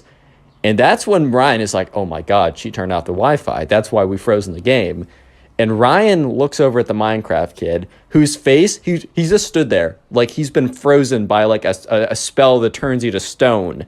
He's just frozen there, looking at her.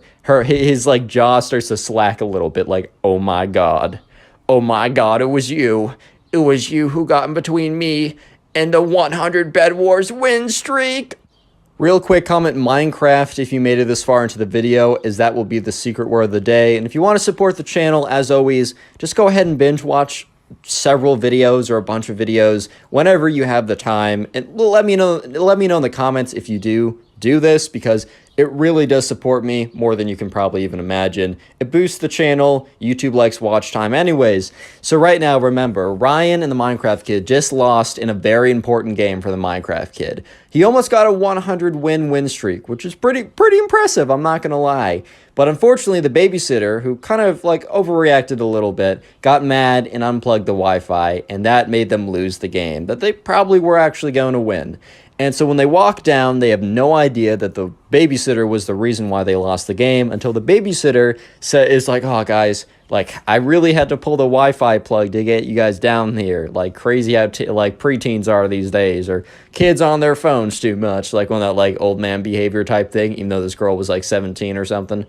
And the Minecraft kid is just so angry. He's like, you're the reason I lost my Minecraft game. And she's like, sorry, like, should have come down faster, or should have at least told me. And she goes to sit down, and Ryan is also like, all right, well, this is going to be a little awkward, but whatever. I'm still going down to sit down, like, whatever. Like, he's not going to react that ridiculously. How do I say this? Yeah, no, he acted ridiculously. The Minecraft kid waits until the girl sits, or the babysitter, she's 17. I guess she's still like a girl, I guess. She is, I don't know. She waits till the babysitter, right, sits down.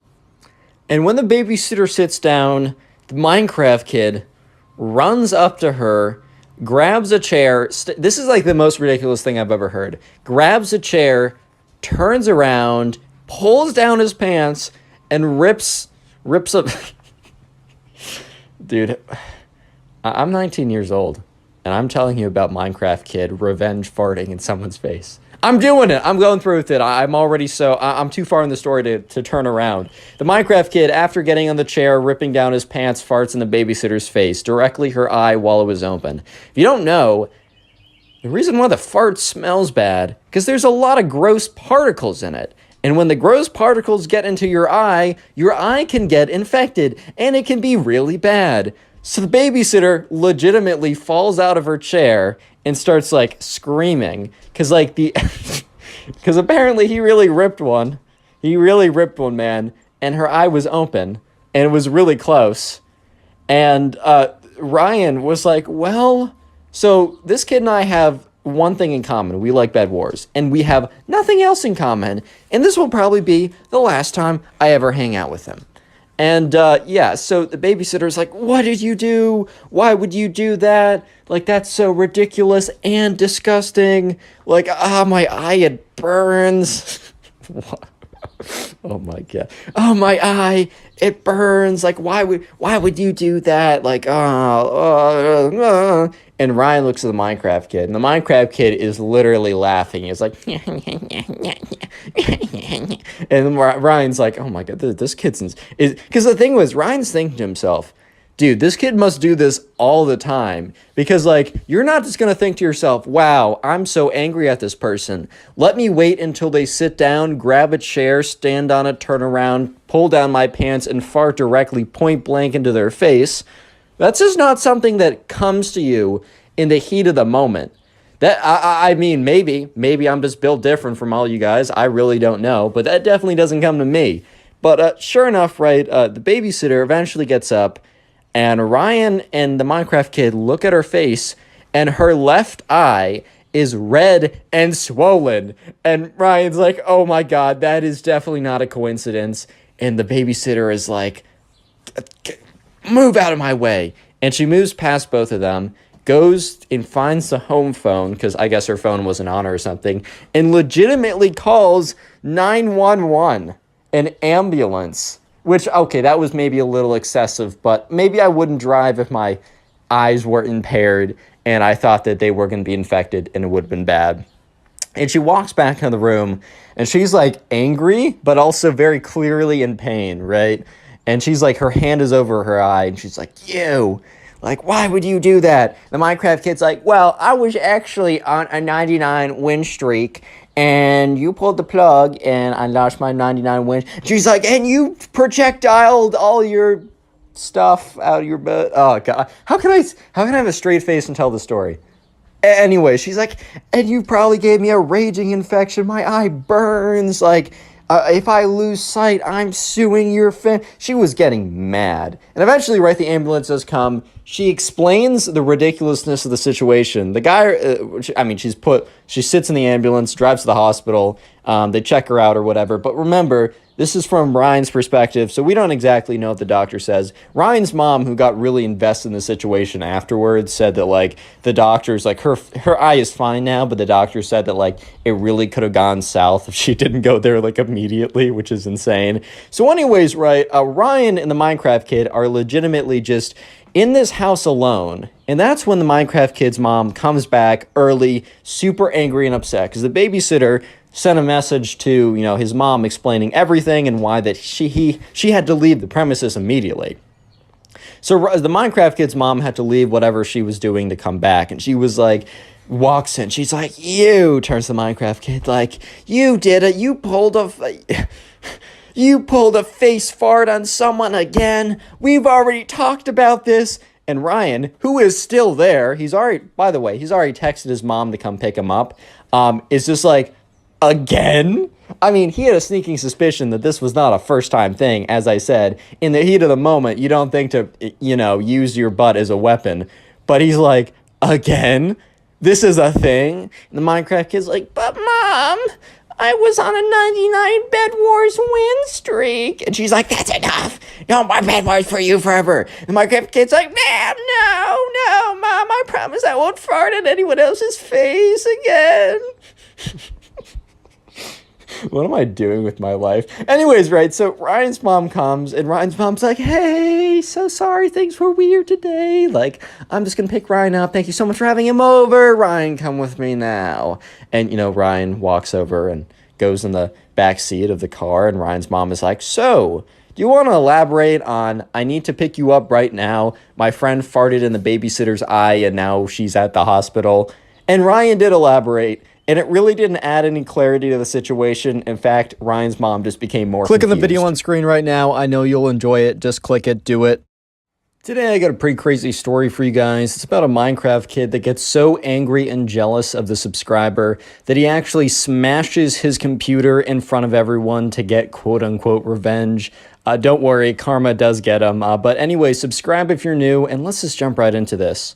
So we're going to call today's subscriber who submitted the story Brendan. By the way, if the gameplay and for Bed Wars really sucks in the background, I recorded it a month ago. I'm pretty better now. But anyways, we're calling this guy Brendan who submitted this story. So anyways, Brendan was in class or was in the same grade as this kid who we're going to call the Minecraft kid, because his entire identity was kind of like around being super great at Minecraft, player versus player battles. He was known as the one who is so great. So anyways, right, people just called him Minecraft kid. But anyways, there's also a girl who we're going to call Haley, because that may or may not be the girl I'm trying to marry in Stardew Valley right now. I gave her the bouquet. I'm winning, guys. Anyway, great game, by the way. I should stop getting distracted. Watch time will be bad. Anyways, there's this girl who we're going to call Haley, and both Brendan and the Minecraft kid had an interest in her. The difference was Brendan actually talked to her. Little pro tip for getting the ladies from the Pugs YouTube channel. #1 dating advice YouTube channel on all of YouTube and the internet.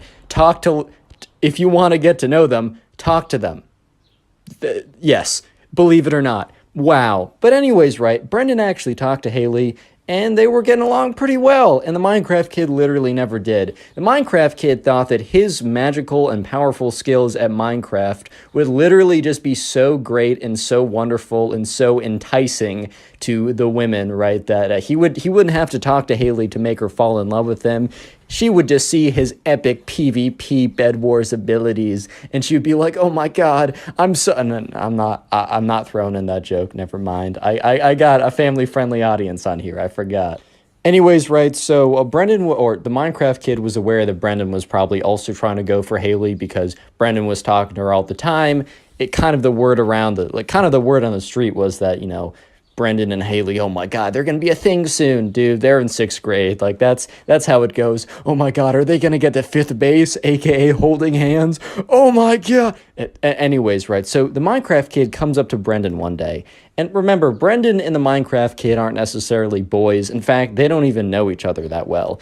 But the Minecraft kid is like, so, I see that you're trying to court Haley. And in Brendan's mind, he's like, bro, this is 20 whatever, right? I think this story was a little old. I'm not sure. I actually don't know when this story happened. It was submitted to me on my Instagram. You can go follow it. You should go follow it. Anyways, Brendan's thinking to himself, did this guy just say court like it's literally the 21st century? Are you serious?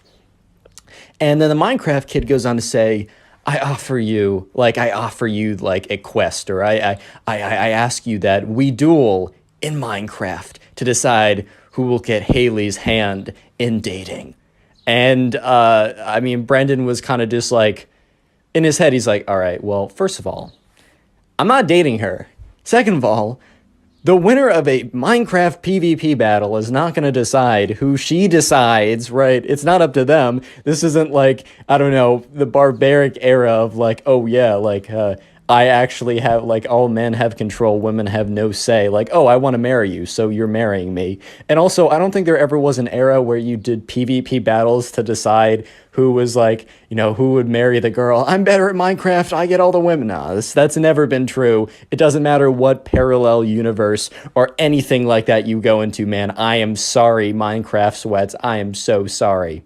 But Brendan, who kind of knows that, you know, he's going to be getting with Haley anyways, thinks to himself, all right, well, this will be kind of funny. Like, whatever, man. Who cares? So Brendan says, sure, we'll do a PvP battle to decide who gets Haley's hand. Because he's kind of laughing, he's kind of goofing. But the thing is, the Minecraft kid takes it super seriously. He's like, yes, you fool. Don't you know that I am super great at Minecraft? And then Brendan's like, chill out, bro. Like, all right, yeah, we'll PvP fight to decide who gets Haley's hand in marriage. Lol, like, okay. So sure enough, the Minecraft kid is like, all right, tomorrow at recess, we go to the table. Basically, at their school, there was a table where if kids wanted to bring in their computers, if they were in the 6th grade or higher, they could, and they could play on them. I know at my school, you weren't even allowed to have your phone out, but I guess each school's a little different.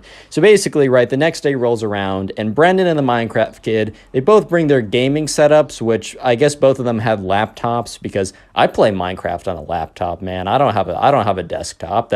I want to be able to move my thing around. But anyways, right, they both bring in their computers, and Brendan just has a kind of a crappy MacBook Air. And this is coming from someone who, up to my first 100,000 subscribers on YouTube, I got all my Minecraft gameplay from my MacBook Air at like 20 frames per second. So I understand the struggle, bro. I get it. So anyways, Brandon comes in with his crappy MacBook Air, and the Minecraft kid comes in with his, like, I don't know, his Alienware $3,000 super gaming laptop with his super fancy keyboard. And it takes him like 5 minutes to get his setup all perfect. He's like, all right, I'm ready.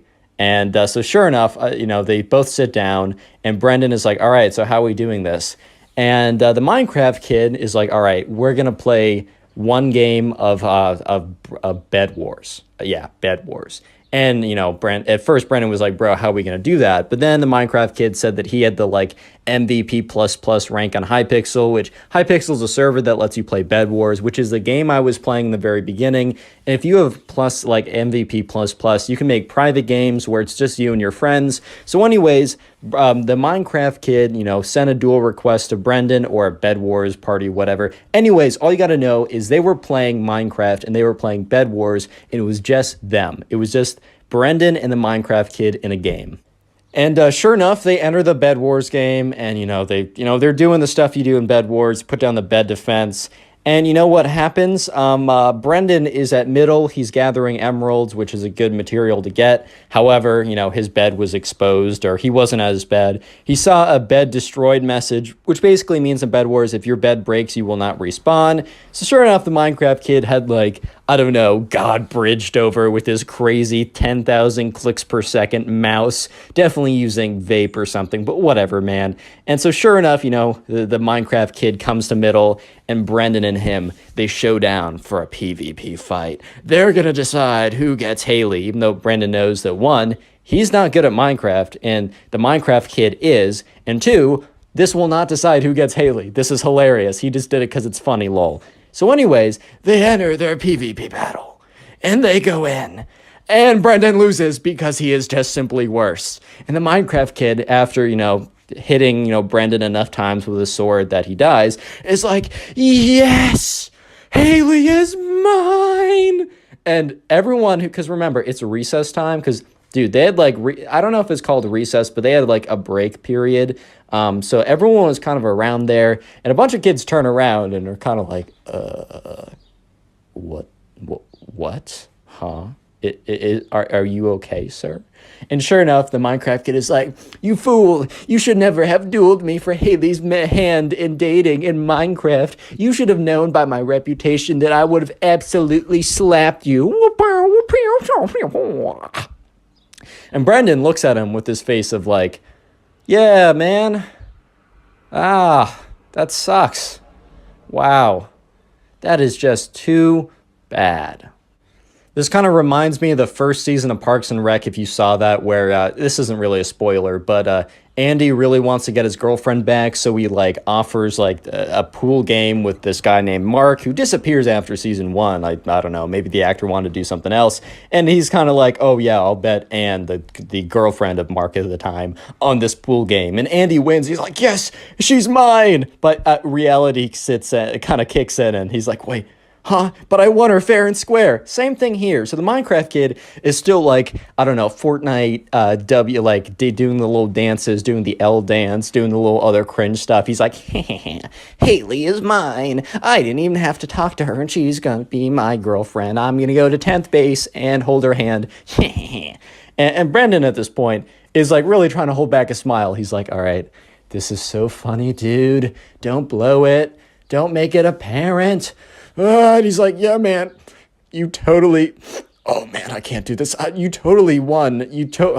I can't do this, man. He's really trying to do it. He's like, yeah, you totally won Haley's hand in dating because you beat me in Minecraft. Yep, that's totally what happened. Holding back the laughter, holding back the tears at this point. And sure enough, right, Brendan's like, all right, man, go ahead. And he's like, yes, I'm gonna tell everyone about my victory dance so that so everyone knows that you lost to me in Minecraft, and that's why Haley is mine. The Minecraft kid runs away to go tell his other friends. Well, I don't know about that. I think his friends are his Bed Wars win streak and nothing else. But whatever, right? So Brendan goes over and finds Haley. Says, hey, so I just played this guy because he wanted to duel me for your hand in dating. And Haley's like, what? And Brendan's like, yeah, I thought it'd be funny. So, by the way, I lost the duel because obviously you can't do that, but I thought it was funny. And I lost. So he's going to come over to claim his prize, I guess? And Haley's like, all right, well, this is kind of funny, but this is an awkward situation. And Brendan's like, yeah, I probably should have told you about this beforehand. If you need me to be here, I can subvert. I can come in and help you with the situation. She's like, all right, well, thanks for giving me context, I guess. So sure enough, a little while later, the Minecraft kid comes around and he finds Haley. And he comes up to her and he says, so, Haley, did you hear the news? This might be the first time the Minecraft kid ever spoke to Haley in his life. He was too busy sweating at Minecraft to even bother with the ladies. They'll come to me, man. I got a Bed Wars win streak. Real quick, comment Bed Wars down below. That'll be the secret word of the day. If you want to help the channel out, go ahead and binge watch some more videos after this one or when you're doing something else. And let me know in the comment section if you do so I can say thank you. Anyways, right, so the Minecraft kid's like, so Haley, did you hear the news? And she's like, well, I was told that you and Brendan had a little Minecraft video game session and that you won and that you now think that I'm your girlfriend. And the Minecraft kid's like, that is exactly what happened. You're so observant. You'll be a great girlfriend. And Haley's like, dude, like, that's not how it works. And the Minecraft kid's like, we had an agreement. And Haley's like, yeah, well, I wasn't part of that agreement. Do you think Brendan or you have the right to me as a girlfriend?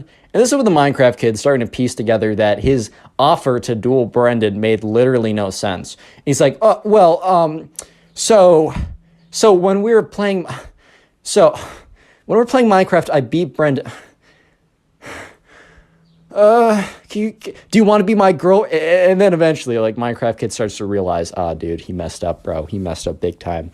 And he's like, wait, did Brendan, who told you? And, at this point, Haley was like, yeah, so Brendan told me about this. And then the Minecraft kid's like, so Brendan knew the whole time? that this wasn't going to work? And Haley's like, yeah, well, anyone who is logical, middle, just gets cut off. The Minecraft kid sprints away. And Brendan walks up to Haley and is like, so, is that terrible? And Haley's like, well, he's pretty mad at you, and he ran away, so I don't know what he's cooking up. And that's when that's when Brendan and Haley and everyone else in the room heard a noise. The noise was something being thrown on the ground, smashing and flying into a million pieces.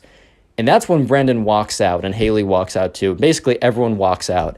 And they see the Minecraft kid standing above a pile of disk computer parts.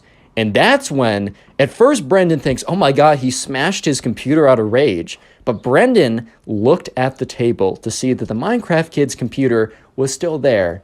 And in fact, the only computer missing was his. And that's when he realized that the Minecraft kid obliterated his MacBook. And there was a teacher present. So the teacher is like, Brad, like, Minecraft kid, like, what did you just do? And Brendan speaks up and says, he just smashed my MacBook. And all of a sudden the teacher looks at Brendan and looks at the Minecraft kid and says, you two, come with me. Sure enough, teacher brings him to the principal's office. Principal's office hears what the teacher says. She hears both sides, which the Minecraft kid literally has nothing to say. Like, what are you going to say, dude? And yeah, parents were called. And the Minecraft kid's mom had to reimburse Brendan's mom to buy a new computer. The Minecraft kid had to write a formal apology to Brendan and also write a and actually both of them had to write a formal apology to Haley because Brendan had to explain the situation and the teacher's like, dude, that's not cool.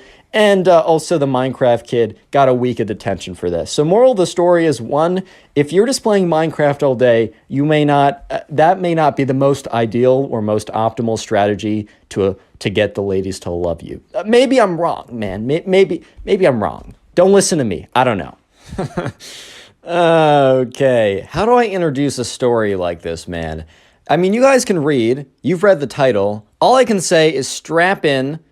Buckle up, because this is going to be quite the ride. Subscribe if you're new and you enjoy stories. And let's call today's subscriber who submitted this. Let's call this guy Mason. So this all happened one day when Mason was in class. And Mason was in 4th grade when this whole thing went down. And there's a kid who, once again, kind of like wore the same creeper shirt every single day. And it was like the creeper hoodie.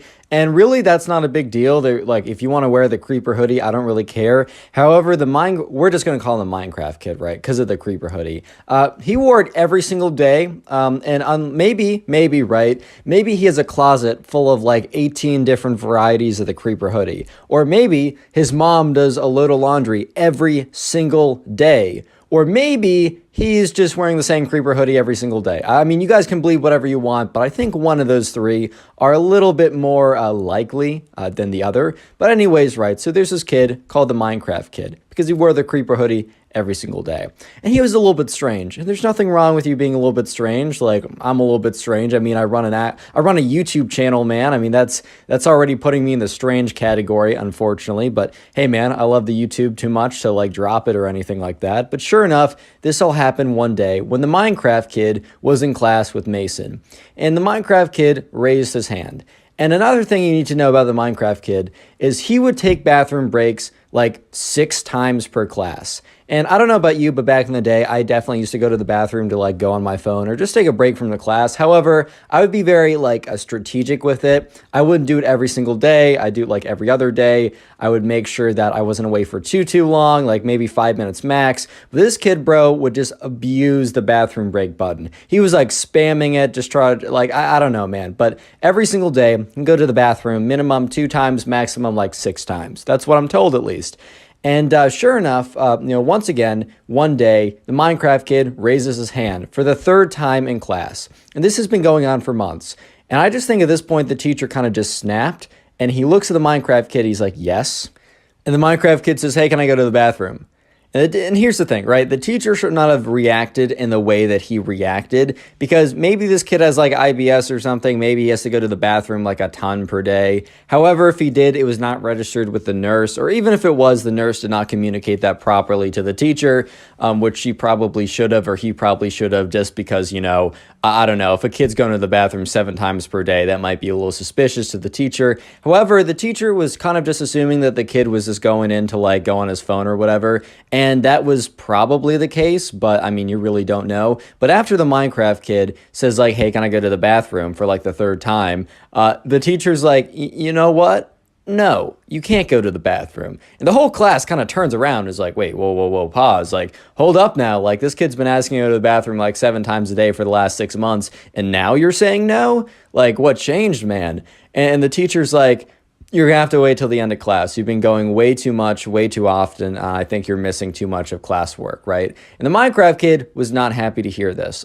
For all we know, maybe he actually did have to go to the bathroom. But Mason, to be fair, right? Mason has gone to the bathroom. He's the subscriber who submitted this story. He's gone to the bathroom at times when the Minecraft kid has been in there. And Mason can hear the volume from his iPhone up all the way. The Minecraft kid is in there playing like Flappy Bird or watching TikToks or whatever, man. He's just going on his phone. Maybe he also has to go to the bathroom, but the Minecraft kid obviously definitely was kind of like, most likely was abusing it just to go to the bathroom. But sure enough, the Minecraft kid raises his hand again. He's like, I gotta go. And the teacher says, like, Minecraft kid, you've gone like 6 times during class every single day for the last 6 months. You're missing out on class time. Please try and like conserve your like bathroom breaks. I will let you go, but just give it a second. I just can't let you go and disrupt the class like 1,000 times every single day. And the Minecraft kid was getting kind of angry. And he didn't say anything. He wasn't like, no, I really got to go. And the Minecraft kid also didn't just stand up. Unfortunately, I think the Minecraft kid watched a little bit too much South Park. If you guys know what I'm talking about, there's an episode of South Park, which is a TV show kind of aimed for adults, so I wouldn't go search this up if you're too young. But there's this kid named Cartman. And one time, Cartman needed to basically go to the principal's office, so he decided to do number 2 on the desk of a teacher. And I think the Minecraft kid got a little bit too inspired by Cartman, because the Minecraft kid is like, you're going to want, like, I need to go to the bathroom, and you're going to regret it if you don't let me. And the teacher kind of turns around kind of sharply and looks at him and says, like, you shouldn't be threatening people. Like, that's a very bad thing to do. Like, you shouldn't be doing that. He said, you know what? Just because you're threatening me and said in such a threatening voice, you're not allowed to go to the bathroom for the rest of the class. And this only made the Minecraft kid even more upset. And Mason is just sitting here watching this back and forth. And Mason kind of feels a little bit for the Minecraft kid because maybe he really needs to go. Maybe the first 2 times, yeah, I mean, it is kind of karma if you were just going to the bathroom 6 times per day just to go on your phone. However, right, I mean, maybe he really has to go, man. It's kind of cruel to like not let someone go to the bathroom when they really need to. But he did just go like 5 minutes ago and 10 minutes before that. So, I don't know. Anyways, right, you know, Mason was sitting there, and the Minecraft kid raises his hand for a final time and says, you're going to let me go or you're going to regret this. And once again, the teacher's like, if you threaten me again, you're not going to be allowed to go to the bathroom ever again when you're in my class.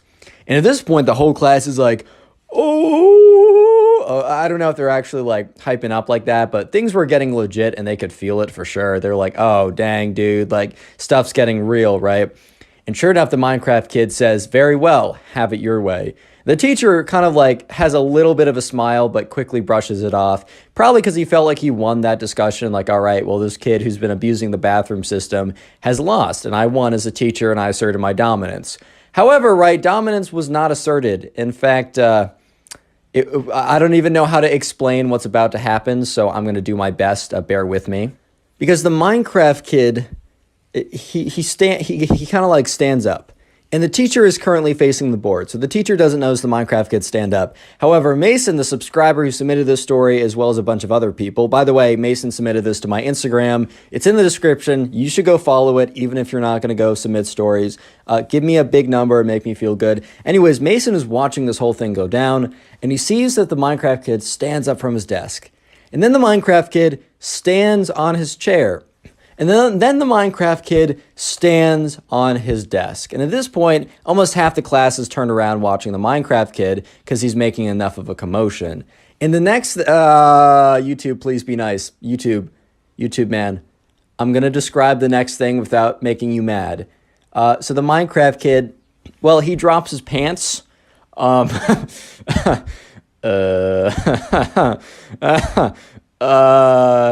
drops his pants. And he says, teacher, and the teacher turns around and is about to be like Minecraft kid for the last time. And he turns around and is like, what?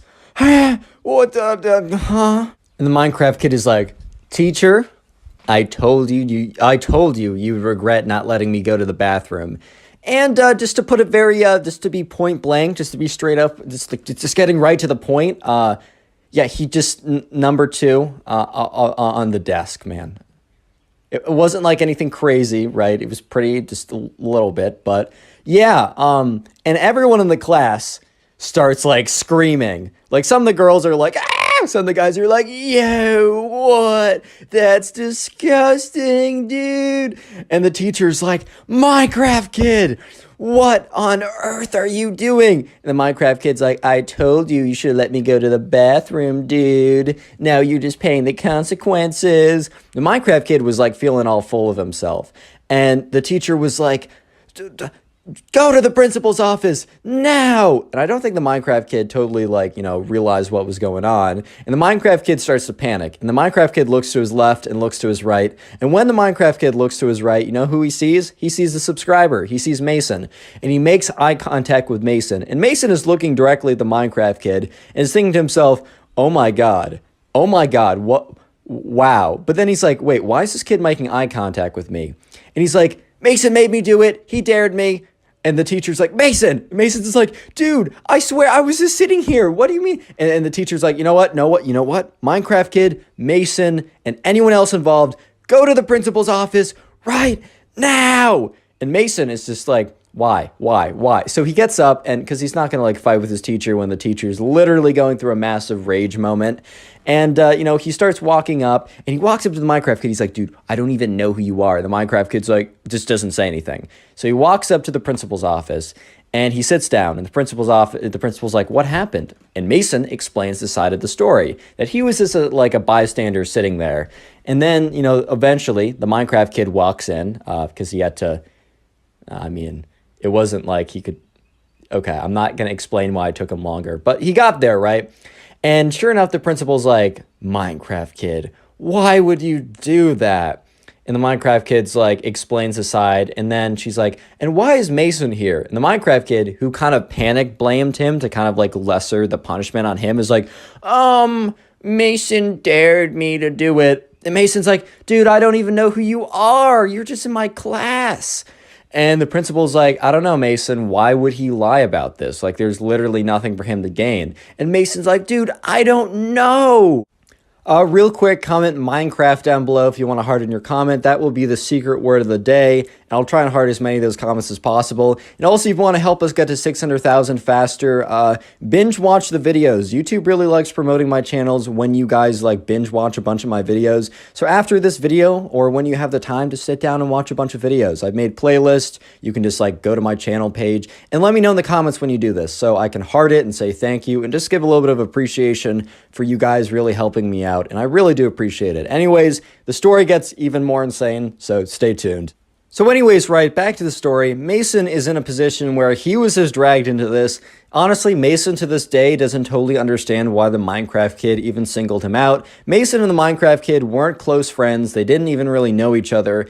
And Mason just assumes that he randomly looked around and picked someone who he just happened to remember the name of and blamed them just to kind of like lesser the punishment on him. In his mind, or I guess in his panic, the idea was like, oh, if I blame someone else and say that they forced me to do it, my punishment will be lesser, right? Which is like, bro, why? Why would you do that? But anyways, sure enough, the principal, unfortunately, is not believing Mason, because Mason is explaining that he doesn't even know this kid and he has no idea why he would lie. And the principal's kind of doesn't believe him, because he's like, Mason, like, why would the Minecraft kid lie about this, right? It just doesn't make any sense. And the principal's like, well, I guess I just have to make a judgment call in this situation. And Mason, I'm sorry, but I'm going to have to give you a punishment too, because I don't believe you. And Mason is just like, what? Are you serious? And then Mason said, even if I did like dare him to do something ridiculous, it's still up to him. Like, I didn't, for the record, and I stand by that because I don't even know this kid. But if someone was to, why would that even matter? And the principal's like, so you're admitting it? And Mason's like, no, I'm just saying it'd be stupid even if I did. But it's double stupid because I didn't even do it. And the principal's like, don't say stupid to me. Mason's like, I'm in 4th grade. And also, this is double stupid. What can I say?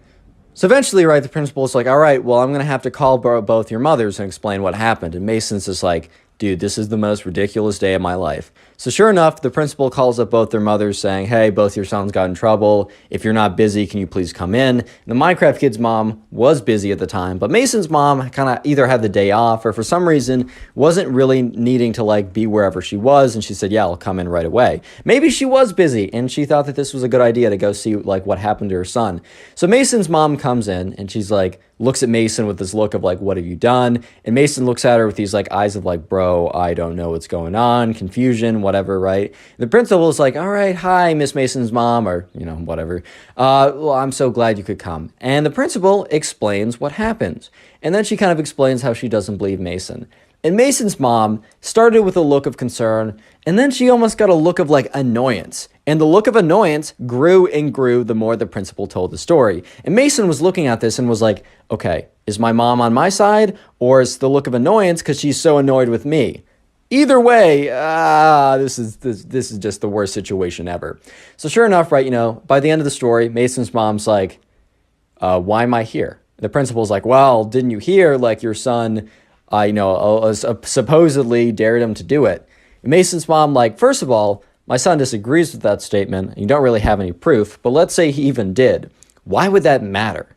And the principal kind of was a little shocked. And Mason's mom's like, you know, isn't it like a cliche saying for parents to be like, if your friend jumped off a bridge, would you as well? Like, are you really just supposed to do whatever the popular kid does? And then Mason's mom's like, even if my son did, which I'm not convinced he did, dared him to do what he did on the desk, right?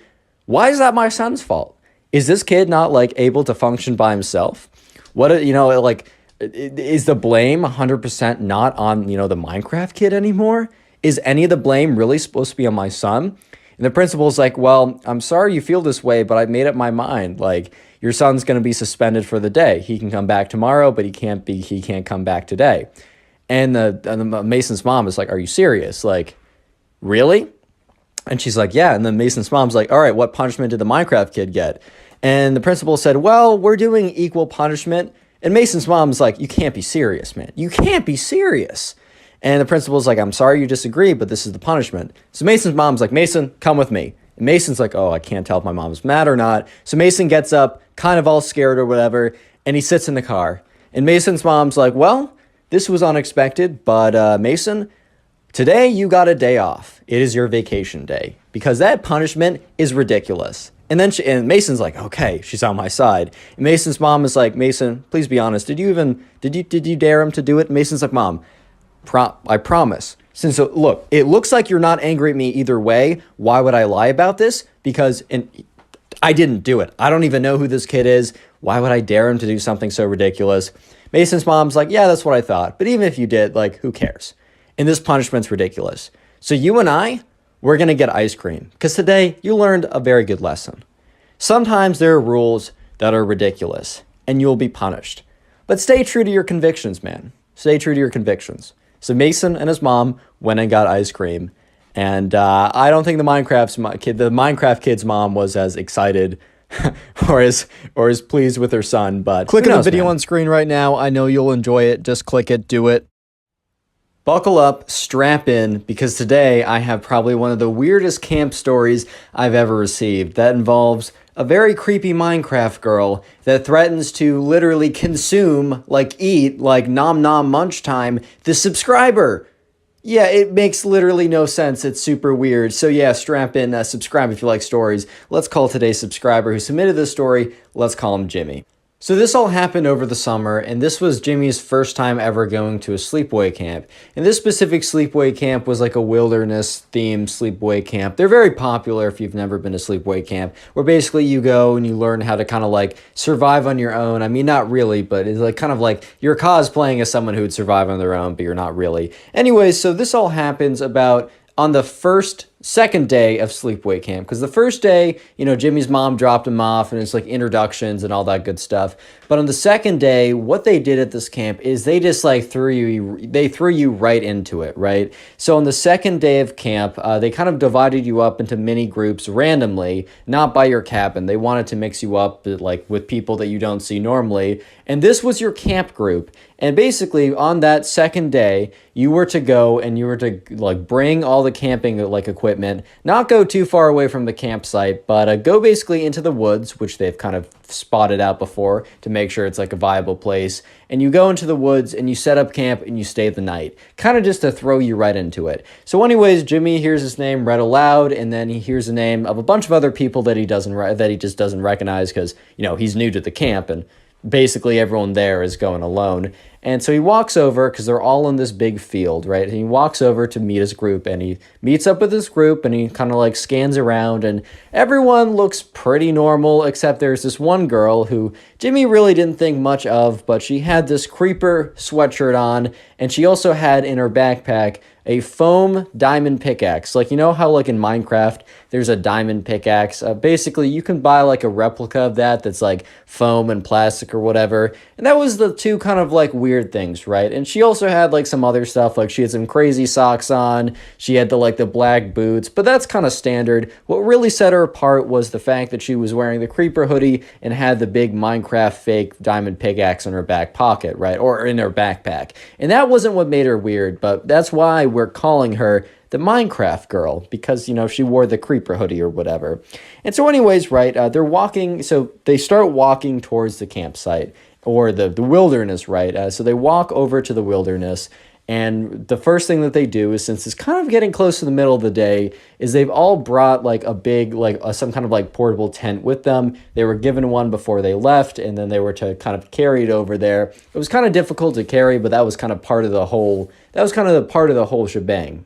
And so sure enough, right, eventually they get to the campsite, and the instructor's like, all right, guys, try and find a clearing that is, that is clear. Find a clearing that's clear, but try and find an area that's not too, mucked up with sticks and rocks and stones and brush and stuff that would make it difficult to have your 5 foot by 5 foot campsite kind of like your tent, like be able to be placed. Basically find a place that's good for your tent is what I'm trying to say, with a billion words instead of two.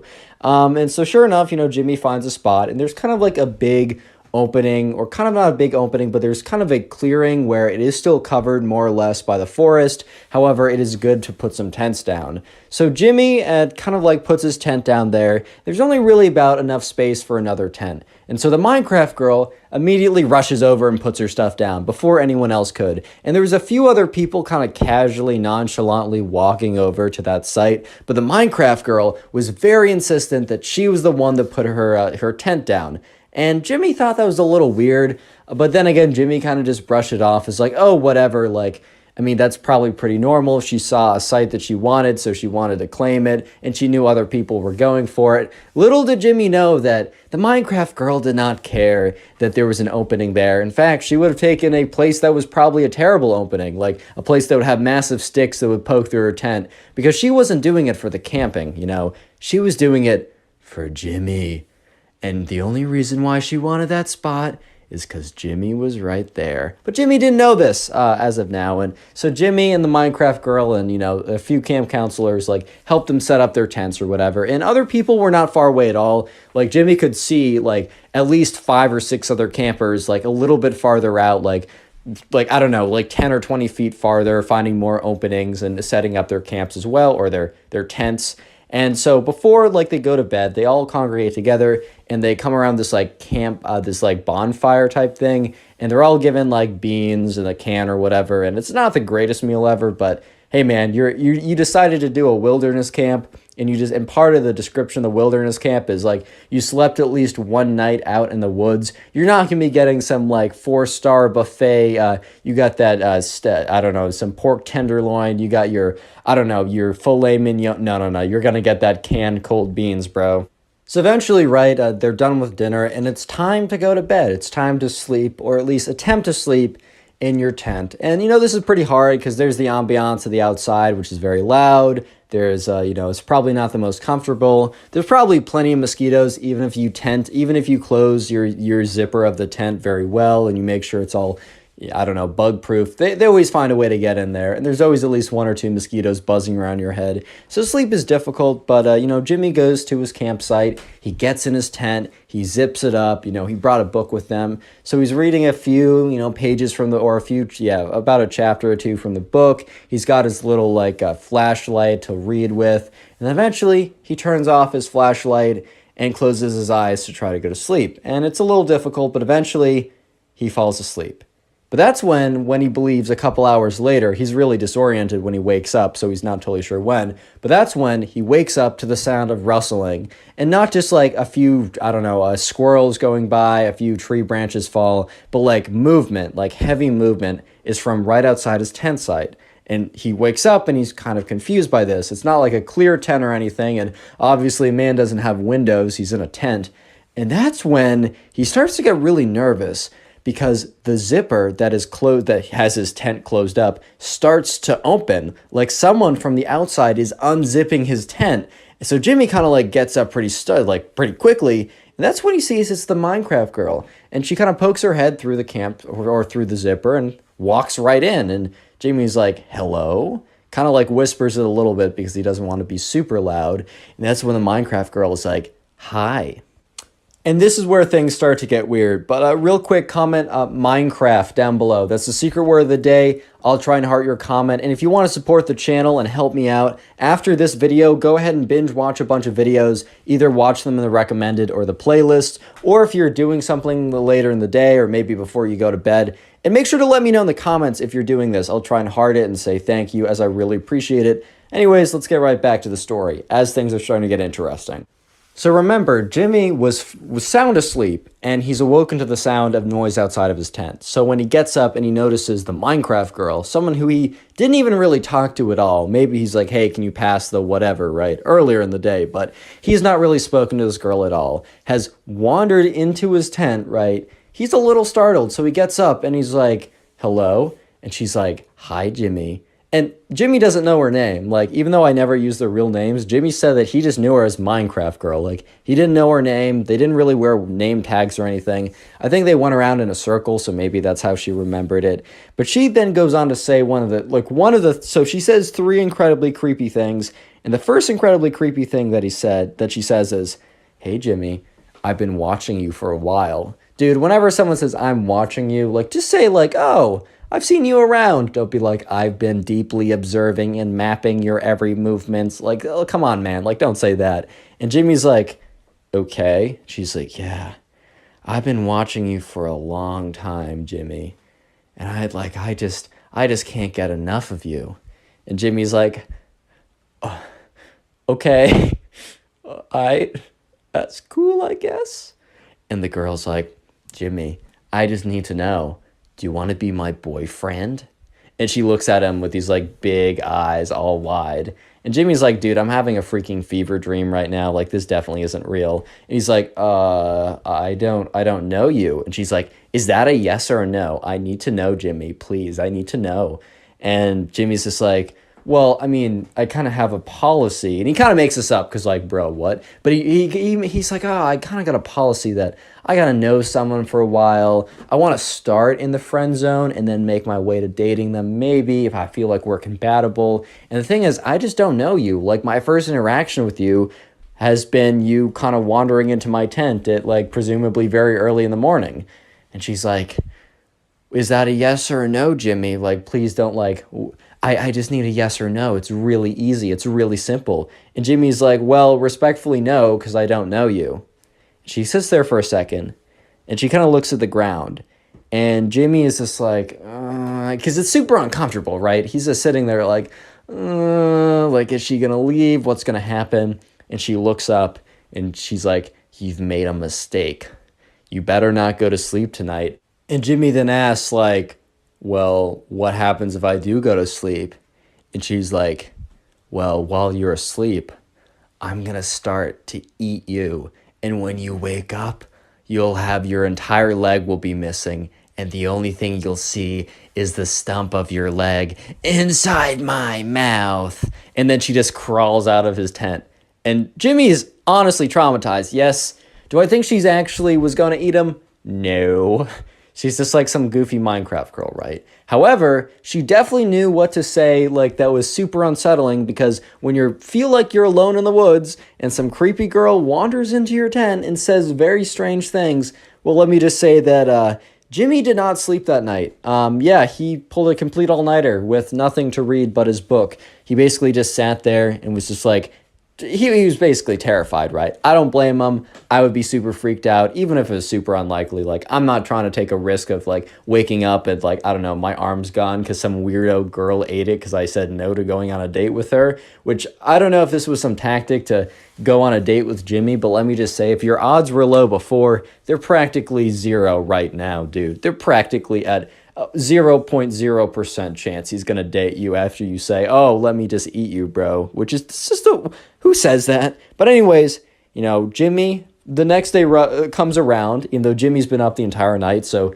Jimmy watches the sun rise, and they kind of just, so the deal is the camp, you go out and you stay the night overnight in the woods on the first night, or I guess the second night minus orientation, which is the first day. And then for the rest of the camp, which is the rest of the week, you kind of do activities at the campsite and you stay in cabins. So you're kind of like thrown into it, and then it's kind of like easy mode from there on out. So they pack up their camps, or they're not their camps, they pack up their tents, they get it all together. Jimmy is really struggling to stay awake and to have any energy because he's been up all night, because he's been afraid of being eaten or something, which, like, I don't know about you, but that's not my number one concern. And I really don't want it to ever be a number whatever concern.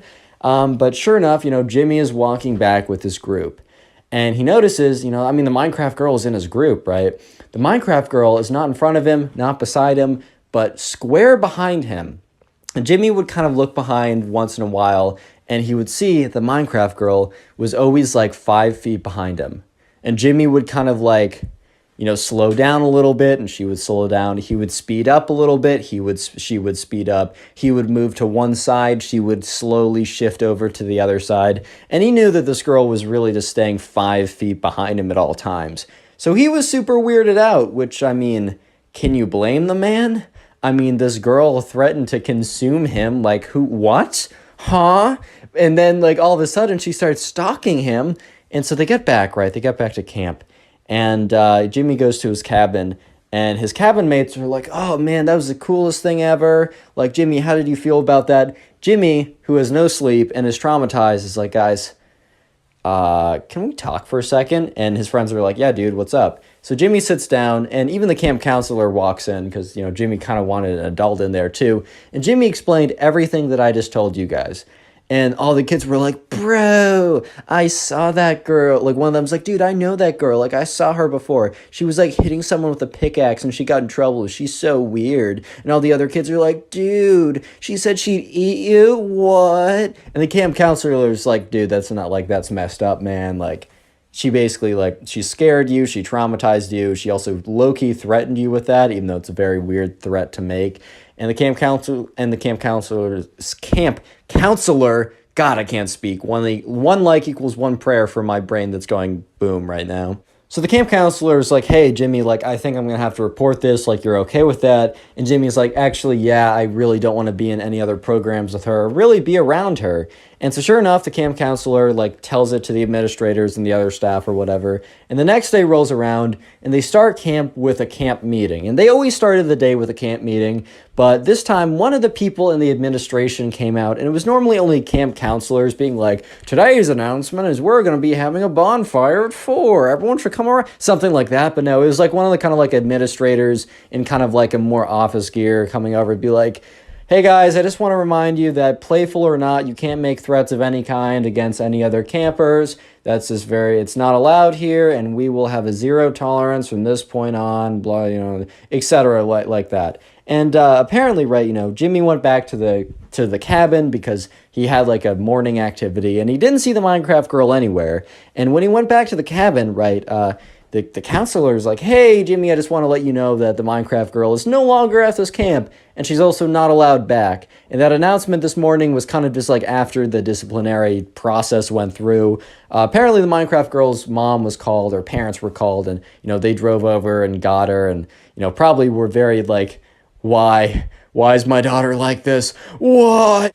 But yeah, for the rest of the camp, Jimmy did not need to deal with the Minecraft girl because she was gone. She was kicked out. And Jimmy actually enjoyed the rest of that camp so much that he came back the next year. And he came back the next year without any feelings of worry or dread because the Minecraft girl, he was told, was banned from that camp. So he came back the next year and enjoyed it. And this time, when he actually camped out, he actually had a good time because he was not threatened to be consumed by a random Minecraft girl that was in love with him / obsessed with him. Click on the video on screen right now. I know you'll enjoy it. Just click it. Do it.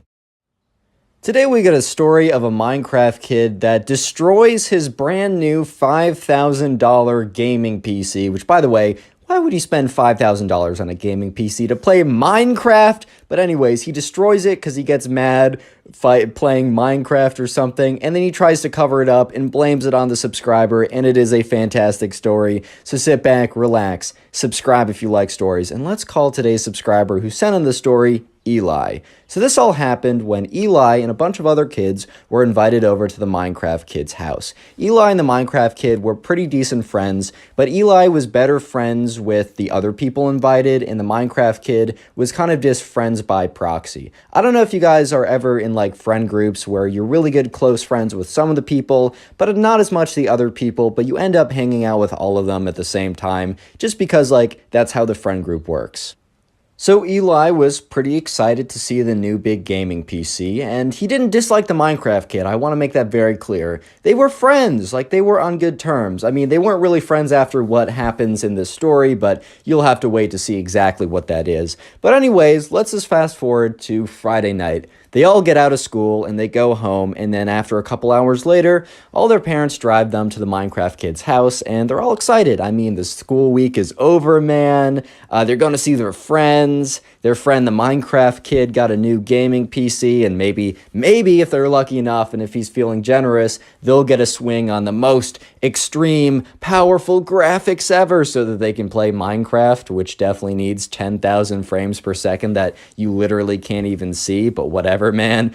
Anyways, right, so they all get to the house, and the Minecraft kid's mom greets them. It's like, oh, welcome to our little house or whatever. It was not a little house, man. I mean, look, if your mom or dad is buying you a $5,000 gaming PC, they probably have a little bit of spare cash, if you know what I mean. It was a pretty cool house, but none of these kids really cared. They just thought the Minecraft kid was cool, and he was someone to play Minecraft with. Turns out he was not as cool as they thought. But anyways, right, the Minecraft kid runs down the stairs. He's like, guys, you gotta come up here right now. And they all kind of like run up the stairs, and they got their sleeping bags and their backpacks full of their belongings. It was turning out to be like a really great night. Or so they thought before it went terribly, terribly